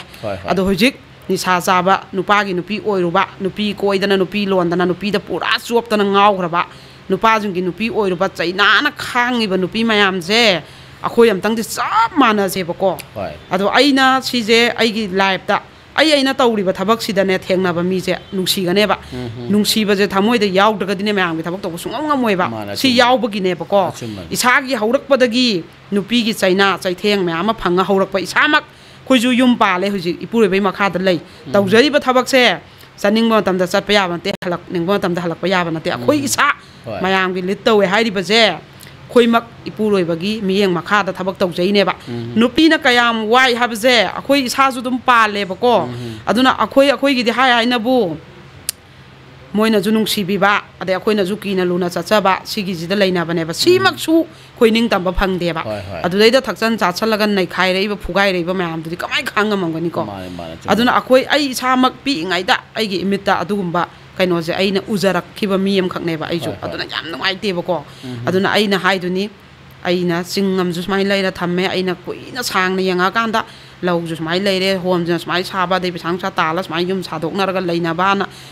nupi gai gi oiba miwot minai nang la ba nupi gai gi oiba yam chaw ba sama sama semgat pa pa me bai miwot mi nei makha da leita ba nang gi na yum da ju nang na sa ni yum du ga yum do nupa do ni sa sa lei ga nang na puri ba sidai da naning tam na phu ni chai ni yaw da bida na sa gai du ga na sa na ka do pu ba ngamoi doi no ba na yum du da di chaw ba bharam pu ra ga adu mai na nupi a khoi je kitang thongna leita ga di ya roi ba adu si ju ne lit tau bi ba ching thok pi ba ma gi da mota le pi ba ama sang nge ba adu ga mapam da chatla ju ne kau ba lak ba law khong ba pu ba he adu ya roi hai ba ma sang nge ba si je hai ga ne ba ina la ka nu nang nupi gi da mota khoi chaw na le lak pa ya roi nang na sa na gyan ta ko ana le pi bam sang nge ba adu natra di ne mapam da chatla bo da ne mapam gi mama pa sakai na tai le kai lei na tro adu na bo kan bangam da ba tan na ba mana ba adum ba lei ba adu na jik ti chap chana lep kani adu na smai nupi jing je thongna lei ji adu ga aina sigi matang da haijaning ba mana ne ai sagi si je mayam ga ai tananing ba ne ba mayam da ko aina kana ga pau phong na doi no ai khangdre ba aina kuina ai je adum class 11 karak pa da gi ai je angang oi de khoi je adum paisa nung sa chana ba ma zon dei lauraga pikpa chendoi da adu paisa nung sa khongkat pa chana ba sumba je dum tawra I haidana ko adu duna adu maina adu gi kaino jina khoi imung gi de khoi gi hingjana ba lambi oi ba khoi mung ji gi ai gi ju imung ama pa le bani na ko aduna isa gai hauri bani na laibang na laibak ki thabak ni ai gi ju ai gi hingjana ba isa gai gi tawda de ai karai de hingani ko thabak na matam na sida loi mang ga ai je lai re bo jik se phone nung tawna rei ba mayam ta na ba la iba mayam adai di sigi mayam sida ai di loina thabak se mang ga lai re ba adai mi gi pholam tawra ga hangak pa adai mi gi wakal ama lak ba hai je magi kaino jima popham ta na loi di bo ne ba phone phauna doi ba phone pai doi ba sin doi ba lang doi ba se popham ta ta na ni seli je aduna ꯌꯥꯝ ꯃꯇꯝ ꯃꯥꯡꯉꯦ ꯑꯩꯉꯣꯟꯗ ꯌꯥꯝ ꯋꯥꯏ ꯑꯗꯨꯕꯨ ꯇꯧꯔꯕꯅꯤꯅ ꯑꯩ ꯇꯣꯛꯊꯣꯛꯄꯁꯨ ꯉꯝꯗꯕ ꯑꯗꯨꯒ ꯑꯗꯩꯗ ꯑꯩꯒꯤ ꯁꯣꯝꯗ ꯑꯩꯒꯤ ꯀꯩꯅꯣꯔꯣꯝꯗꯗꯤ ꯕꯤꯖꯤꯅꯦꯁꯇꯗꯤ ꯁꯨꯝ ꯁꯣꯛꯊꯔꯛꯄ ꯃꯔꯝꯗꯤ ꯑꯩꯒꯤ ꯃꯇꯝꯁꯦ ꯁꯣꯂꯣꯝꯗ ꯑꯣꯏꯅ ꯂꯩꯕꯥꯛꯀꯤ ꯊꯕꯛ ꯊꯥꯗꯕꯅ ꯍꯦꯜꯂꯛꯄ ꯁꯣꯂꯣꯝꯗꯅ ꯋꯥꯠꯂꯛꯄ ꯑꯗ ꯑꯩꯈꯣꯏꯒꯤ ꯃꯔꯨꯞ ꯊꯥꯡꯂꯨꯞ ꯀꯛꯑ ꯈꯣꯠꯂꯒ ꯈꯨꯠꯇ ꯂꯥꯡ 5 ꯑꯃ 6 ꯑꯃ ꯄꯥꯏꯔꯒ ꯑꯗꯨꯅ ꯁꯦꯝꯄꯣꯠ ꯑꯣꯏꯔꯒ ꯑꯩꯈꯣꯏꯒꯤ ꯕꯦꯡꯛꯇ ꯑꯗꯩ ꯃꯍꯥꯖꯣꯟꯗ ꯁꯅꯥꯁꯦ ꯊꯝꯗꯣꯛꯄꯅꯦ ꯕꯦꯡꯛꯇꯗꯤ ꯃꯌꯥꯝ ꯍꯧꯖꯤꯛ ꯂꯣꯏ ꯈꯪꯉꯤꯁꯤꯅꯤ ꯑꯩꯗꯤ ꯕꯦꯡꯛ ꯂꯣꯏꯅꯕ ꯆꯍꯤ 9-10 ꯐꯥꯔꯦꯕꯀꯣ ꯁꯤꯒꯤ ꯕꯦꯡꯛ ꯑꯣꯐ ꯕꯔꯣꯗꯥ ꯍꯥꯟꯅꯗꯤ ꯕꯤꯖꯌ ꯕꯦꯡꯛ ꯍꯥꯏꯔꯝꯃꯤ ꯒꯕꯔꯅꯔ ꯃꯅꯤꯡꯒꯤꯁꯦ ꯃꯣꯏꯒꯤ ꯁ꯭ꯇꯥꯐꯈꯩ ꯂꯣꯏꯅ ꯑꯩꯒ ꯂꯣꯏꯅ ꯇꯤꯟꯅꯔꯛꯏꯁꯦ ꯆꯍꯤ 9-10 ꯐꯥꯔꯦ ꯑꯩꯈꯣꯏꯅ ꯁꯦꯝꯄꯣꯠ ꯈꯔ ꯄꯥꯏꯕ ꯁꯅꯥꯁꯦ ꯌꯥꯏꯄꯣꯛꯂꯣꯝꯗꯒꯤ ꯂꯧꯈꯠꯂꯛꯑꯦꯗꯅ ꯑꯩꯈꯣꯏꯒꯤ ꯁꯅꯥ ꯂꯧꯕ ꯗꯨꯀꯥꯟ ꯑꯩꯈꯣꯏꯒ ꯀꯟꯇꯦꯛ ꯂꯣꯏ ꯂꯩꯅꯩꯌꯦꯕ ꯑꯩꯈꯣꯏꯒꯤꯗꯤ ꯀꯅꯥꯅ ꯁꯤꯕ ꯁꯅꯥꯅꯣ ꯀꯩꯅꯣ ꯑꯩꯈꯣꯏꯒ ꯀꯨꯏꯅ loina I can see the Chaikun, Mamang, they loina of a customer Nataneva, Masama Sina, Sana Nataneva, Arupa, the Yansan Ba, Dumba, Koimasa Kangaba, Migi, Amtanate. I want the Nata, the Sana, the Tamu in Tamdaba. I want the Loy Tamjaba. Aduaina movie to Kan in Pachaza Tamani, Moina Musanazi Laurani, I know being the Tamdoani, Tamdo Pachadong Tamba, do Hanbama Tamda, I know what kind of being in a being and Doila Hoba, Koina, Koi Laura, Karamuhan Bigi Bataraga, Adugi, Kainozina. Aise marup thanglo hunba gari loan yunggi loan si hona jabaneba adai do jikti aigi sigi matam je bank ki di hekta pop sapaga sana je se na ga wet ola pesa pek na te ba form nung men ba bank ta sana thamba mina kangam gani adai han gyab ju suti nung di laiba khudak tek ta han ge ya da ba ngai na ba che sang da sat panina adugi ai ngon da matam je ko na dre ba aduna aigi somda aigi kaino je da sokthare e ba ko aduna aina haijaningi je thamo yam sengna I crime diaries ki kainoje ai family makni khalaga I share tawjabane ba aina karai ma phamda paw phawno doino phawna ningai leite ba aduna hojiki kana gumbana khoi gi ne paisa di leraga khoi gi business su tawbam khangdaba tawdaba leibado akoina ai di sengang nunggang pujabaga I pamjade ko aduga ne adumaina khoina sanaje monda piba aduga interest hapna ba sanaje adumain torakanda khoi gi mahajol ama loina ba haitare ne adudo ai adumaina banks da ina chatpa khotpai matam je leiraktre ba adugi moina khoida interest se khara khai bi ba khoina 3% da laure e moina muk 2% da adayu kaino da na smain tawna khitang adumaina tawmina bado adumaina aina paisa di leiraga business ti tawda ba tawfam khangda ba adumaina yumda paisa di pairaga leiraga tawfam khangda ba adum leiba adum ba jingdo ai amtang di paw phawbiro aingonda sije ai huju asoba ai gi problem oiba aduga ne aina kana gumba mi mo oirama ba khoigi kainoje khoigi aigi haiba ngayanda leiba chingyaje pakraba sawgraba lamni matamdudadi hongna khoina leihobani hujiti ayawre ado Imphal area da gine pesa paiba mayamna garden tawge leige na mi yam thajaleeba lak ayam yawre adagi haiba aigi yaipoki lawje aina hajagri duni leigibdadi khoina 10 lakh adai da leigibane ba ngasi dai chahi 30 mamangda hujiti 60 lakh 70 yawre haido ina si yolaga aidi crore amaga makhairom pairagane aije sanaji lauragane laibagi thabaga loi tokthua phammagane sana bantop lorga interest sarga yam nuaina ai leiyai ba aina bank tang sen jai pok tang sana mu thinda tawdoi sorpudi ado aina sigi lam gaijidi tongana aina khaksa ghrabane ba sigi aina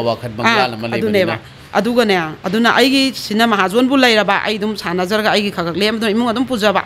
aigi imung ketang puba kona loire ai thoidongna yamna adomda kaino khande bai ko adunduna dum ai imung hingaga ngasi asuk kuiba jela i bako adumaina aina pamjai ba sengna aduna sigi damakta aina kaino je mayamda haijarakpane ba ado nungaite aiju yamna ko aduga kaino je ngasi gi diwali je loi salakpadane aina hojik se durga puja matam su oire ko yamna nokpa aiju ngasai dei wari phupa khotpa gi moina aina lidi do moina aingonda liba mayam do aiju mitta uri ne ba ko dai moina phuram ga da ba do aiju mitta ui ba smai phuram ga do mana ningdam da ge hingdu chelam ga da ba sendan ga yawra moi da ba phisu amta yaudana adagi di migi laisangi nuksit marak tu da gana asana ai mitta ui aduna aina imita uraga libani na mayam su mita ui haido adune haiba aijo aduna isaka je loi chokta bijani ado aroi bawari di mayam amu punna nomina ga loi challa je bako mane energy hapaga sumai tawune akoi gi durga puja matam je si yaure edana aina durga puja matam da lige na si wari je thambane bako koi ja angang oi ringai da jikti akoi je mai tai ni na isana khangjarak tana akoi gi durga gumba adai krishna jarma gumba ka kai je kya langna dre ba adai yausang chaba khotpa je kya tawna dre dana matam du yam kanna tawi dana ada akoi je angang oi ringai da durga puja je sai ba mai mai lấy cái gì đồ gà chứ sàn này có khơi cho sai khơi dùng cái đồ làm mà thắc cũng bắt xả khơi pula sáng nó có thà đó tụi mình là đôi này bà hắn cái nào khơi hai bữa giờ đồ gà bây giờ núm ít khơi tiếng cái bột sẽ huran cái đó bà huran lâu đó bên núm sẽ bột phăng ra huran lên cái phăng nghe hiện là huran là cái này hiện là phăng nghe hai bà ở đây thì huran bây giờ mà chúng ta là đôi này bà khơi giờ khơi tiếng ngang ở đây đồ huran liền đây đồ huran liền ạ ở đây nó tàu bây giờ khơi cho xả này đúng không thì khơi giờ nuông một cái này đồ gà núm ít xe khơi giờ sầu bấm mission khơi huran bà sầu bấm cái type đó khơi film đó cái áo bèn lút cái tàu bagi adum bagi cái nó đó mission đó adum basang cái sama này có khơi giờ school là lập gì đó nè asina kana đấy cái huran bà na khơi đồ gà giờ sao mà xem khana là halak tôi nè bà adu thì khơi nó huran cái tấm phim giờ asina moi adu cái mai tây chu huran lo gì cái hấp giờ mai tây chu giờ khơi hana sang anh này có khơi som sang anh này đó cái som đây sang bà maning lom đây sang bà moi cái giờ hui lấy ta bra nung tin giờ khơi lỗi yên thố là tôi nè bà có adu cái đây đi huran là moi đây sang bra huran gì đây adu mai na xin đây moi đây tour bot huran gì na mà pham jen mình mình kí location cái gì yang thố tôi nè có đây đi nung dang chứ đó adu mai na khơi cái phi mà mình là ni quốc sẽ cúp ni adu cái khơi je mi lỗi tụm na hiểm na ra mà ni hai bên nung ai na tụm đó là bà mà tầm pung mà khai xoay trên ngày đôi nè bà con trong mà thôi bảo rồi bố cái thì mình sẽ tụm nó để bảo đảm mà khai ni lỗi tụm nó đây nào quả đi xa đó các khơi chừng ngày đôi nè đôi mà tầm chứ adu khơi mà sẽ cụt rất là nè bà con adu cái này khơi giảm hay là bà huran bà cái làm bi đó các con adu cái type đó các con khơi mà gì đó các khơi tụm mình là pham mình con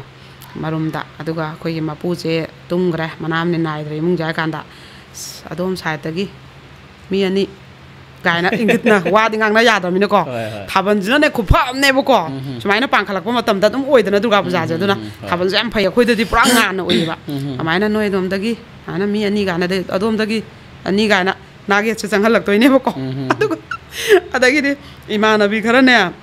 mỗi chúng mỗi cái tu gặp chứ xa bên này bố có ở đây cái mày tao can đã khơi gì rồi khơi cái tìm rồi mi je chẳng chắn là bạn ở đây iman là vì ôi tu ju mỗi chỗ sống cái khơi cái tour bọt mà đi chặt vào marum xem mỗi chỗ lùm mà lấy bạ mỗi chỗ chẳng chắn lạc bạ chú cái mày thấy chú chẳng chẳng ngang cái ta sụp chó cái mỗi cái chú gì sẽ nan bạ héo u bữa khơi cái tin cái gì yuột bữa đó mày cái không đầu tôi man bữa đó à tôi cái đi chú cái mà không gì đẹp ta nè mỗi chỗ chẳng chắn lạc bạ khơi chỗ chẳng đâu đốm lóc tiếng nào đâu có à đấy đi khơi cái khăng nào đâu đan bữa sẽ nói à đấy mỗi nó giờ khơi cái mà pu với ninh bạ khơi nó giờ mỗi mà pu với ninh ta này ôi mà đã chiến nào bạ à tôi sai cái phải thua mà cái luận nào đấy ta nè hay, bây giờ cái đó mà pun là tiếng hai cô, nó tao cái, bây giờ, ui, gái tao là cái này, ở đây thì mo, chẳng dân là đấy mà có, ở đây có, chú giờ cái nó giờ job yam mà con giờ ta tôi mình thế nào, thằng con giờ phụ cái, liên tôi này vậy, ở đây khá là nó thằng dâu giờ mày cái học thằng dâu hay là cái hay học thằng đúng bây giờ, thế là mo, phải nào tăng job ông yam thôi, tụi mình làm lấy vậy, mà pu giờ cái miệng mà lọc cái này, job ông yam vậy, tụi mình tao cái ai cái ngắm nó bắt chú mà mình yàn nó đôi này bạn đó chú mà con gì đó mỗi cái khơi cái phẳng chân là bắt được nè chú gì thì yàn bắt đi hầu rồi bạn à tôi cái tận nộp khơi chỉ mà con thua nộp bắt chú yàn đó bạn phải tao nộp bắt ngắm nó bắt nè chú gì yàn là hẳn đấy làm bi ra tung hình gì đó xe lẹ đấy thì tôi làm cái nó mà phim gì làm bi ra khơi gì mỗi party cái chuyện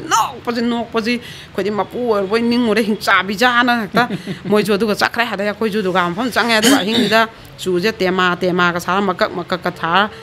ra chú gì ra nộp bắt gì khơi gì đấy đi mai chú ra là cái mong cái vài liner đi có sai nó nên nó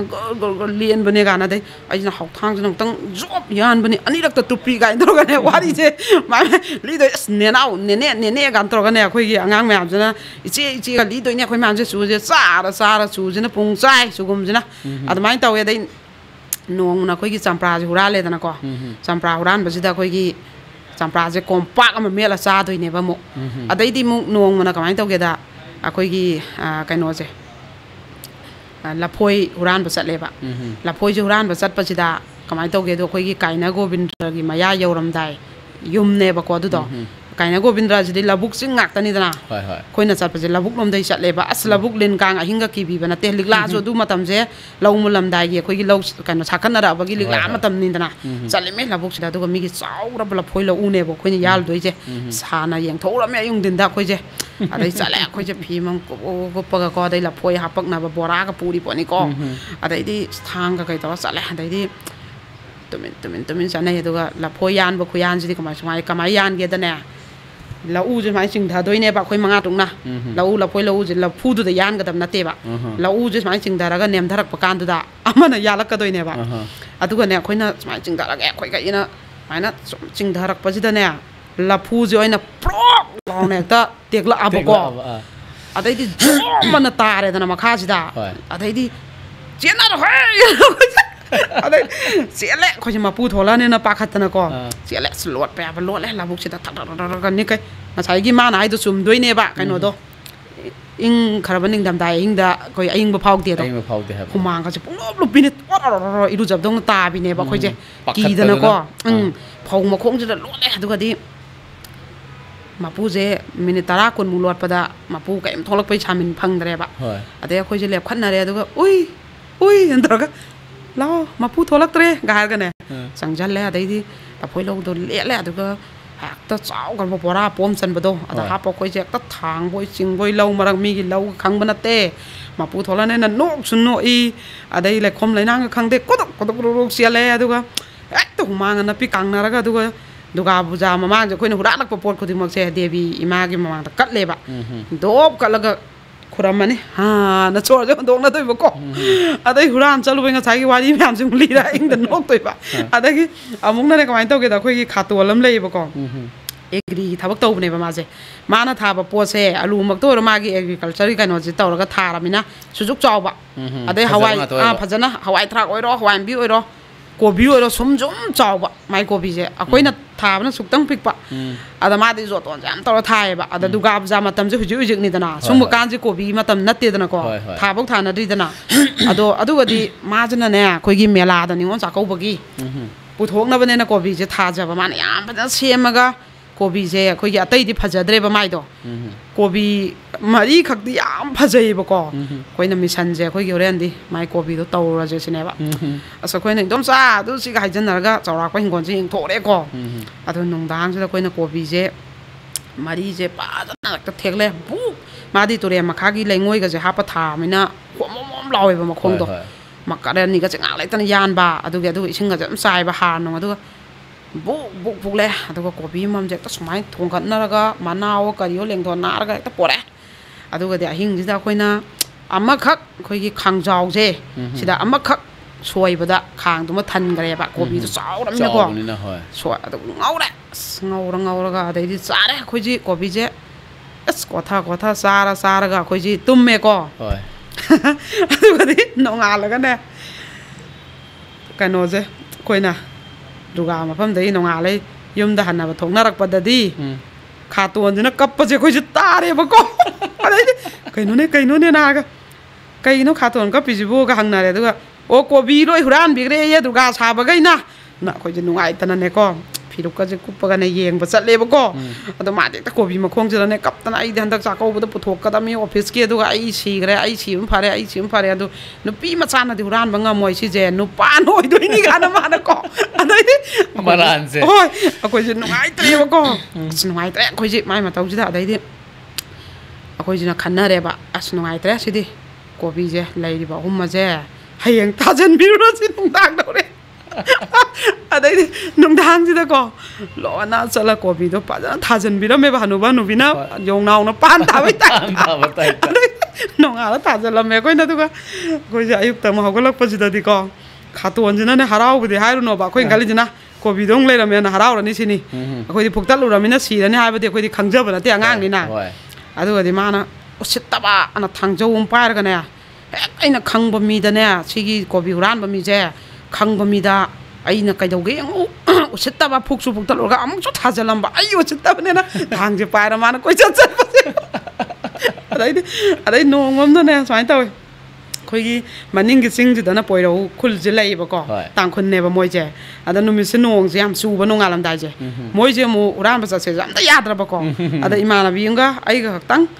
khoi gi noi chalu ya da khoi di bor nga chi gi le thok ni ibain di chat la ni noi chat ta jo na ne chat le ba ko a chuk kui na du ga sa ra ga nu ti hura la ga loi ram dai hayang kak loi ra dab ji nga chi hura la ꯑꯗꯩ ꯆꯠꯂ ꯏꯕꯥꯟꯁꯦ ꯅꯣꯡꯁꯨ ꯆꯨꯏ ꯑꯗꯣ ꯅꯪꯅ ꯁꯣꯝꯗꯩ ꯆꯪꯉꯣ ꯑꯩꯅ ꯁꯣꯝꯗꯩ ꯒꯥꯟ ꯊꯥꯡ ꯑꯃ ꯄꯥꯏꯅꯔꯒ ꯃꯣꯏꯒꯤ ꯃꯥꯏꯔꯦꯟꯁꯦ ꯌꯥꯝ ꯐꯖꯅ ꯄꯥꯜꯂꯦꯕꯀꯣ ꯑꯗ ꯏꯕꯥꯅꯤꯁꯦ ꯃꯥꯏꯔꯦꯟꯁꯦ ꯑꯅꯤꯁꯦ ꯐꯖꯅ ꯍꯨꯔꯥꯜꯂ ꯂꯥꯛꯑꯦꯕꯀꯣ ꯑꯗ ꯃꯥꯏꯔꯦꯟꯁꯦ ꯀꯃꯥꯏꯅ ꯇꯧꯒꯦꯗ ꯑꯃꯅ ꯁ꯭ꯋꯥꯏꯃꯨꯛ ꯆꯥꯎꯔꯦꯕ ꯑꯃꯅ ꯁ꯭ꯋꯥꯏꯃꯨꯛ ꯄꯤꯛꯑꯦꯕꯀꯣ ꯑꯗꯨꯒ ꯗꯨꯔꯒꯥ ꯃꯐꯝꯁꯦ ꯌꯧꯔꯦ ꯏꯕꯥꯅꯤꯁꯦ ꯑꯗꯨꯒ ꯅꯣꯏꯗꯤ ꯆꯠꯂꯨ ꯌꯥꯗꯕꯅꯤꯅ ꯅꯋꯥ ꯂꯧꯗꯦ ꯃꯥꯏꯔꯦꯟꯁꯤꯗꯤ ꯏꯕꯥꯅꯤ ꯌꯦꯟꯅꯔꯅꯤ ꯉꯁꯤꯗꯤ ꯍꯥꯏꯔꯒ ꯑꯩꯈꯣꯏꯒꯤ ꯅꯪꯅ ꯑꯗꯨ ꯄꯨꯔꯣ ꯑꯩꯅ ꯑꯗꯨ ꯄꯨꯔꯒꯦ ꯍꯥꯏꯔꯒ ꯌꯥꯕꯗꯣ ꯉꯁꯥꯏꯒꯤ ꯇꯪꯈꯥꯏ ꯈꯥꯏꯗꯣꯛꯑꯦꯕ ꯑꯃꯅ ꯆꯥꯎꯕꯅꯤꯅ ꯑꯃꯅ ꯄꯤꯛꯄꯅꯤꯅ ꯑꯗꯨꯒ ꯑꯆꯧꯕꯩ ꯇꯪꯈꯥꯏ ꯑꯃ ꯃꯆꯥꯏ ꯇꯪꯈꯥꯏ ꯑꯃ ꯃꯥꯅ ꯑꯩꯅ ꯑꯃꯨꯛ ꯑꯗꯨꯃꯥꯏꯅ ꯄꯨꯅꯔ ꯆꯠꯂꯦꯀோ ꯌꯨꯝ ꯌꯧꯔꯀꯥꯟꯗ ꯑꯩꯅ ꯃꯥꯏꯔꯦꯟꯁꯦ ꯊꯝꯃꯦꯕ ꯆꯥꯛꯁꯪꯗ ꯑꯗꯩ ꯑꯩꯈꯣꯏ ꯏꯆꯦꯁꯤꯅꯅꯦ ꯀꯩꯅꯣ ꯃꯥꯏꯔꯦꯟꯁꯦ ꯇꯪꯈꯥꯏ ꯄꯨꯔꯛꯏꯗꯦ ꯑꯃꯅ ꯆꯥꯎꯕ ꯑꯃꯅ ꯄꯤꯛꯄ ꯑꯗꯨ ꯌꯦꯟꯅꯕꯒꯤꯅꯦ ꯍꯥꯏ ꯀꯔꯤ ꯑꯉꯥꯡꯈꯩꯅꯣꯅꯦ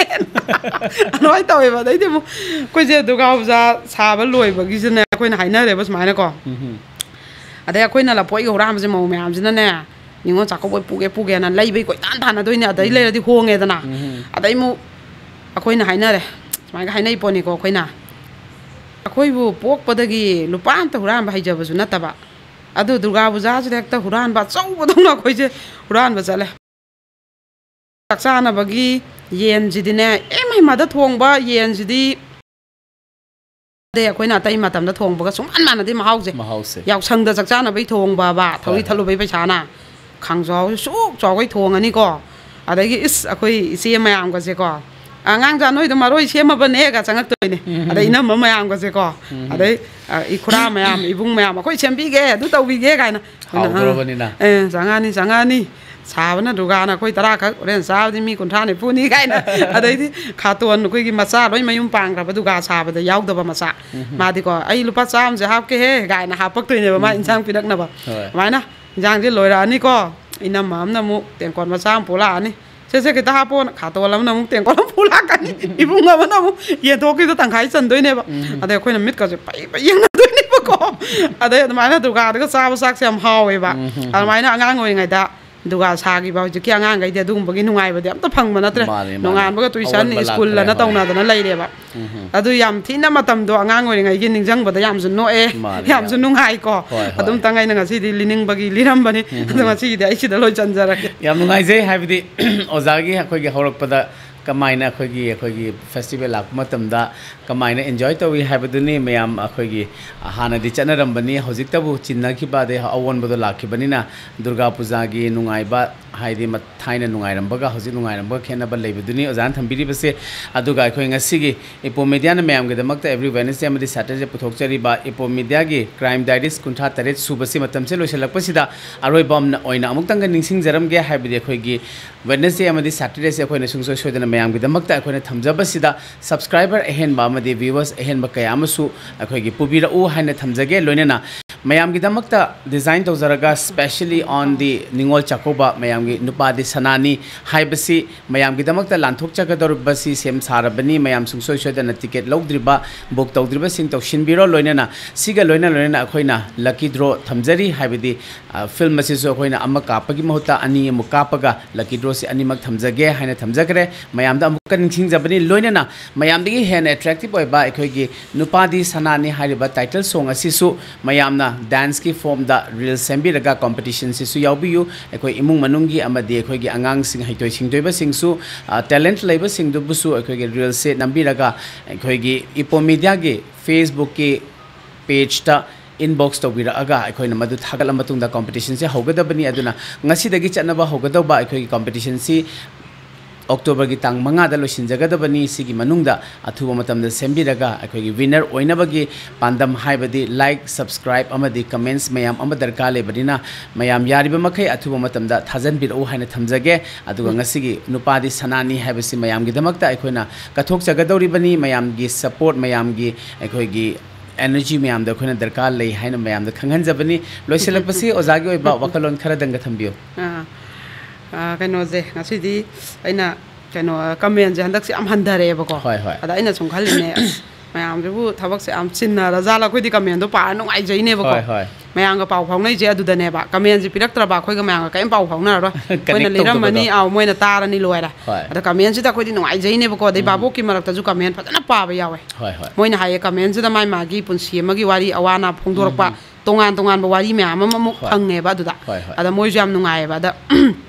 aina ngasi je ai je comment pa thok pai matam je leitre da mathang da pa thok sarage duga kaino je amakak aina nga amu su si thau roba si je ingon da am nungai traba hom sa ba gi ai atai dinga si pa bai matam je leitre ai mathang da pula pa jage amakak tang de aina pa thok sage ba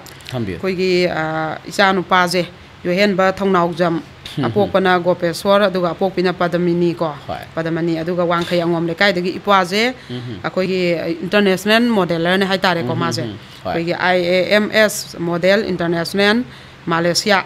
pattern winner 2024 aduga global model India Pune pattern winner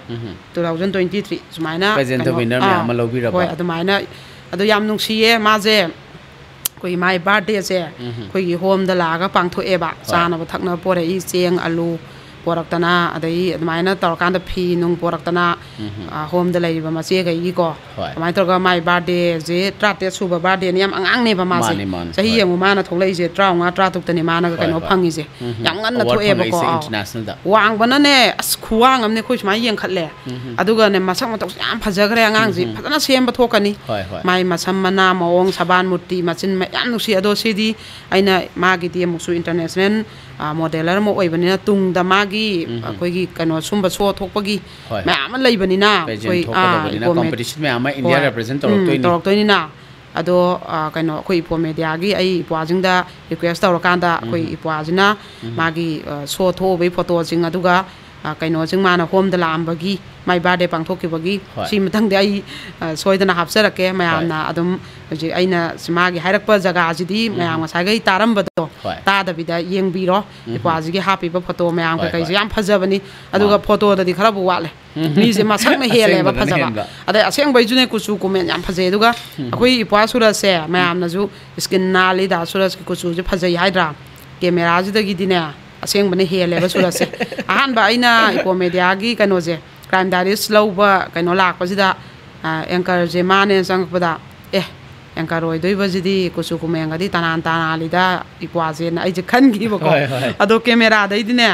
mana hele masana hek yeng bane hele ba ado jiki koi gi isanu pa yu hen bajiju nama yam phajaye ado smaina koi Manipur gi oiba kan thaudang laurokpa jingje koi ma manaraga support tawmina je bako ado mana amade koi gi magi apokpi koi sema Padamini apokpa koi bung Gopeswar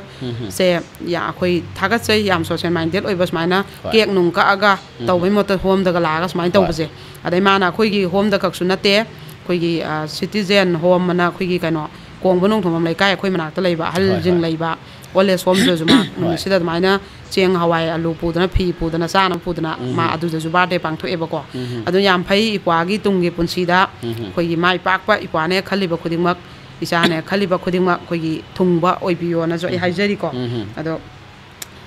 si kano hajar ga si di loi sanjara ya machum bani haibade khoi gi crime diaries sida makoina su follow tawjaraga crime diaries pu nusibi dana magi birthday lakpada magi mapok numita khoi gi ozaro bitale magi da lakpiraga mayam khoi gi angamba mateng pibiramba haisi aduki mati akoina su thagat ningai ni loinena khoi gi nushiraba inau haibadi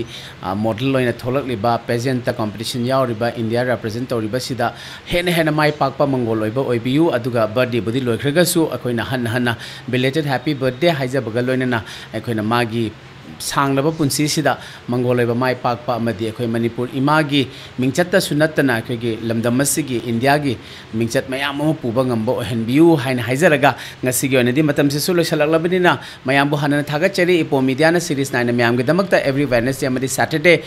mayam gi damakta puthok cheriba crime diaries yengbiriba singdagi ngasigi onadi kanina ba yathangni jari pina birese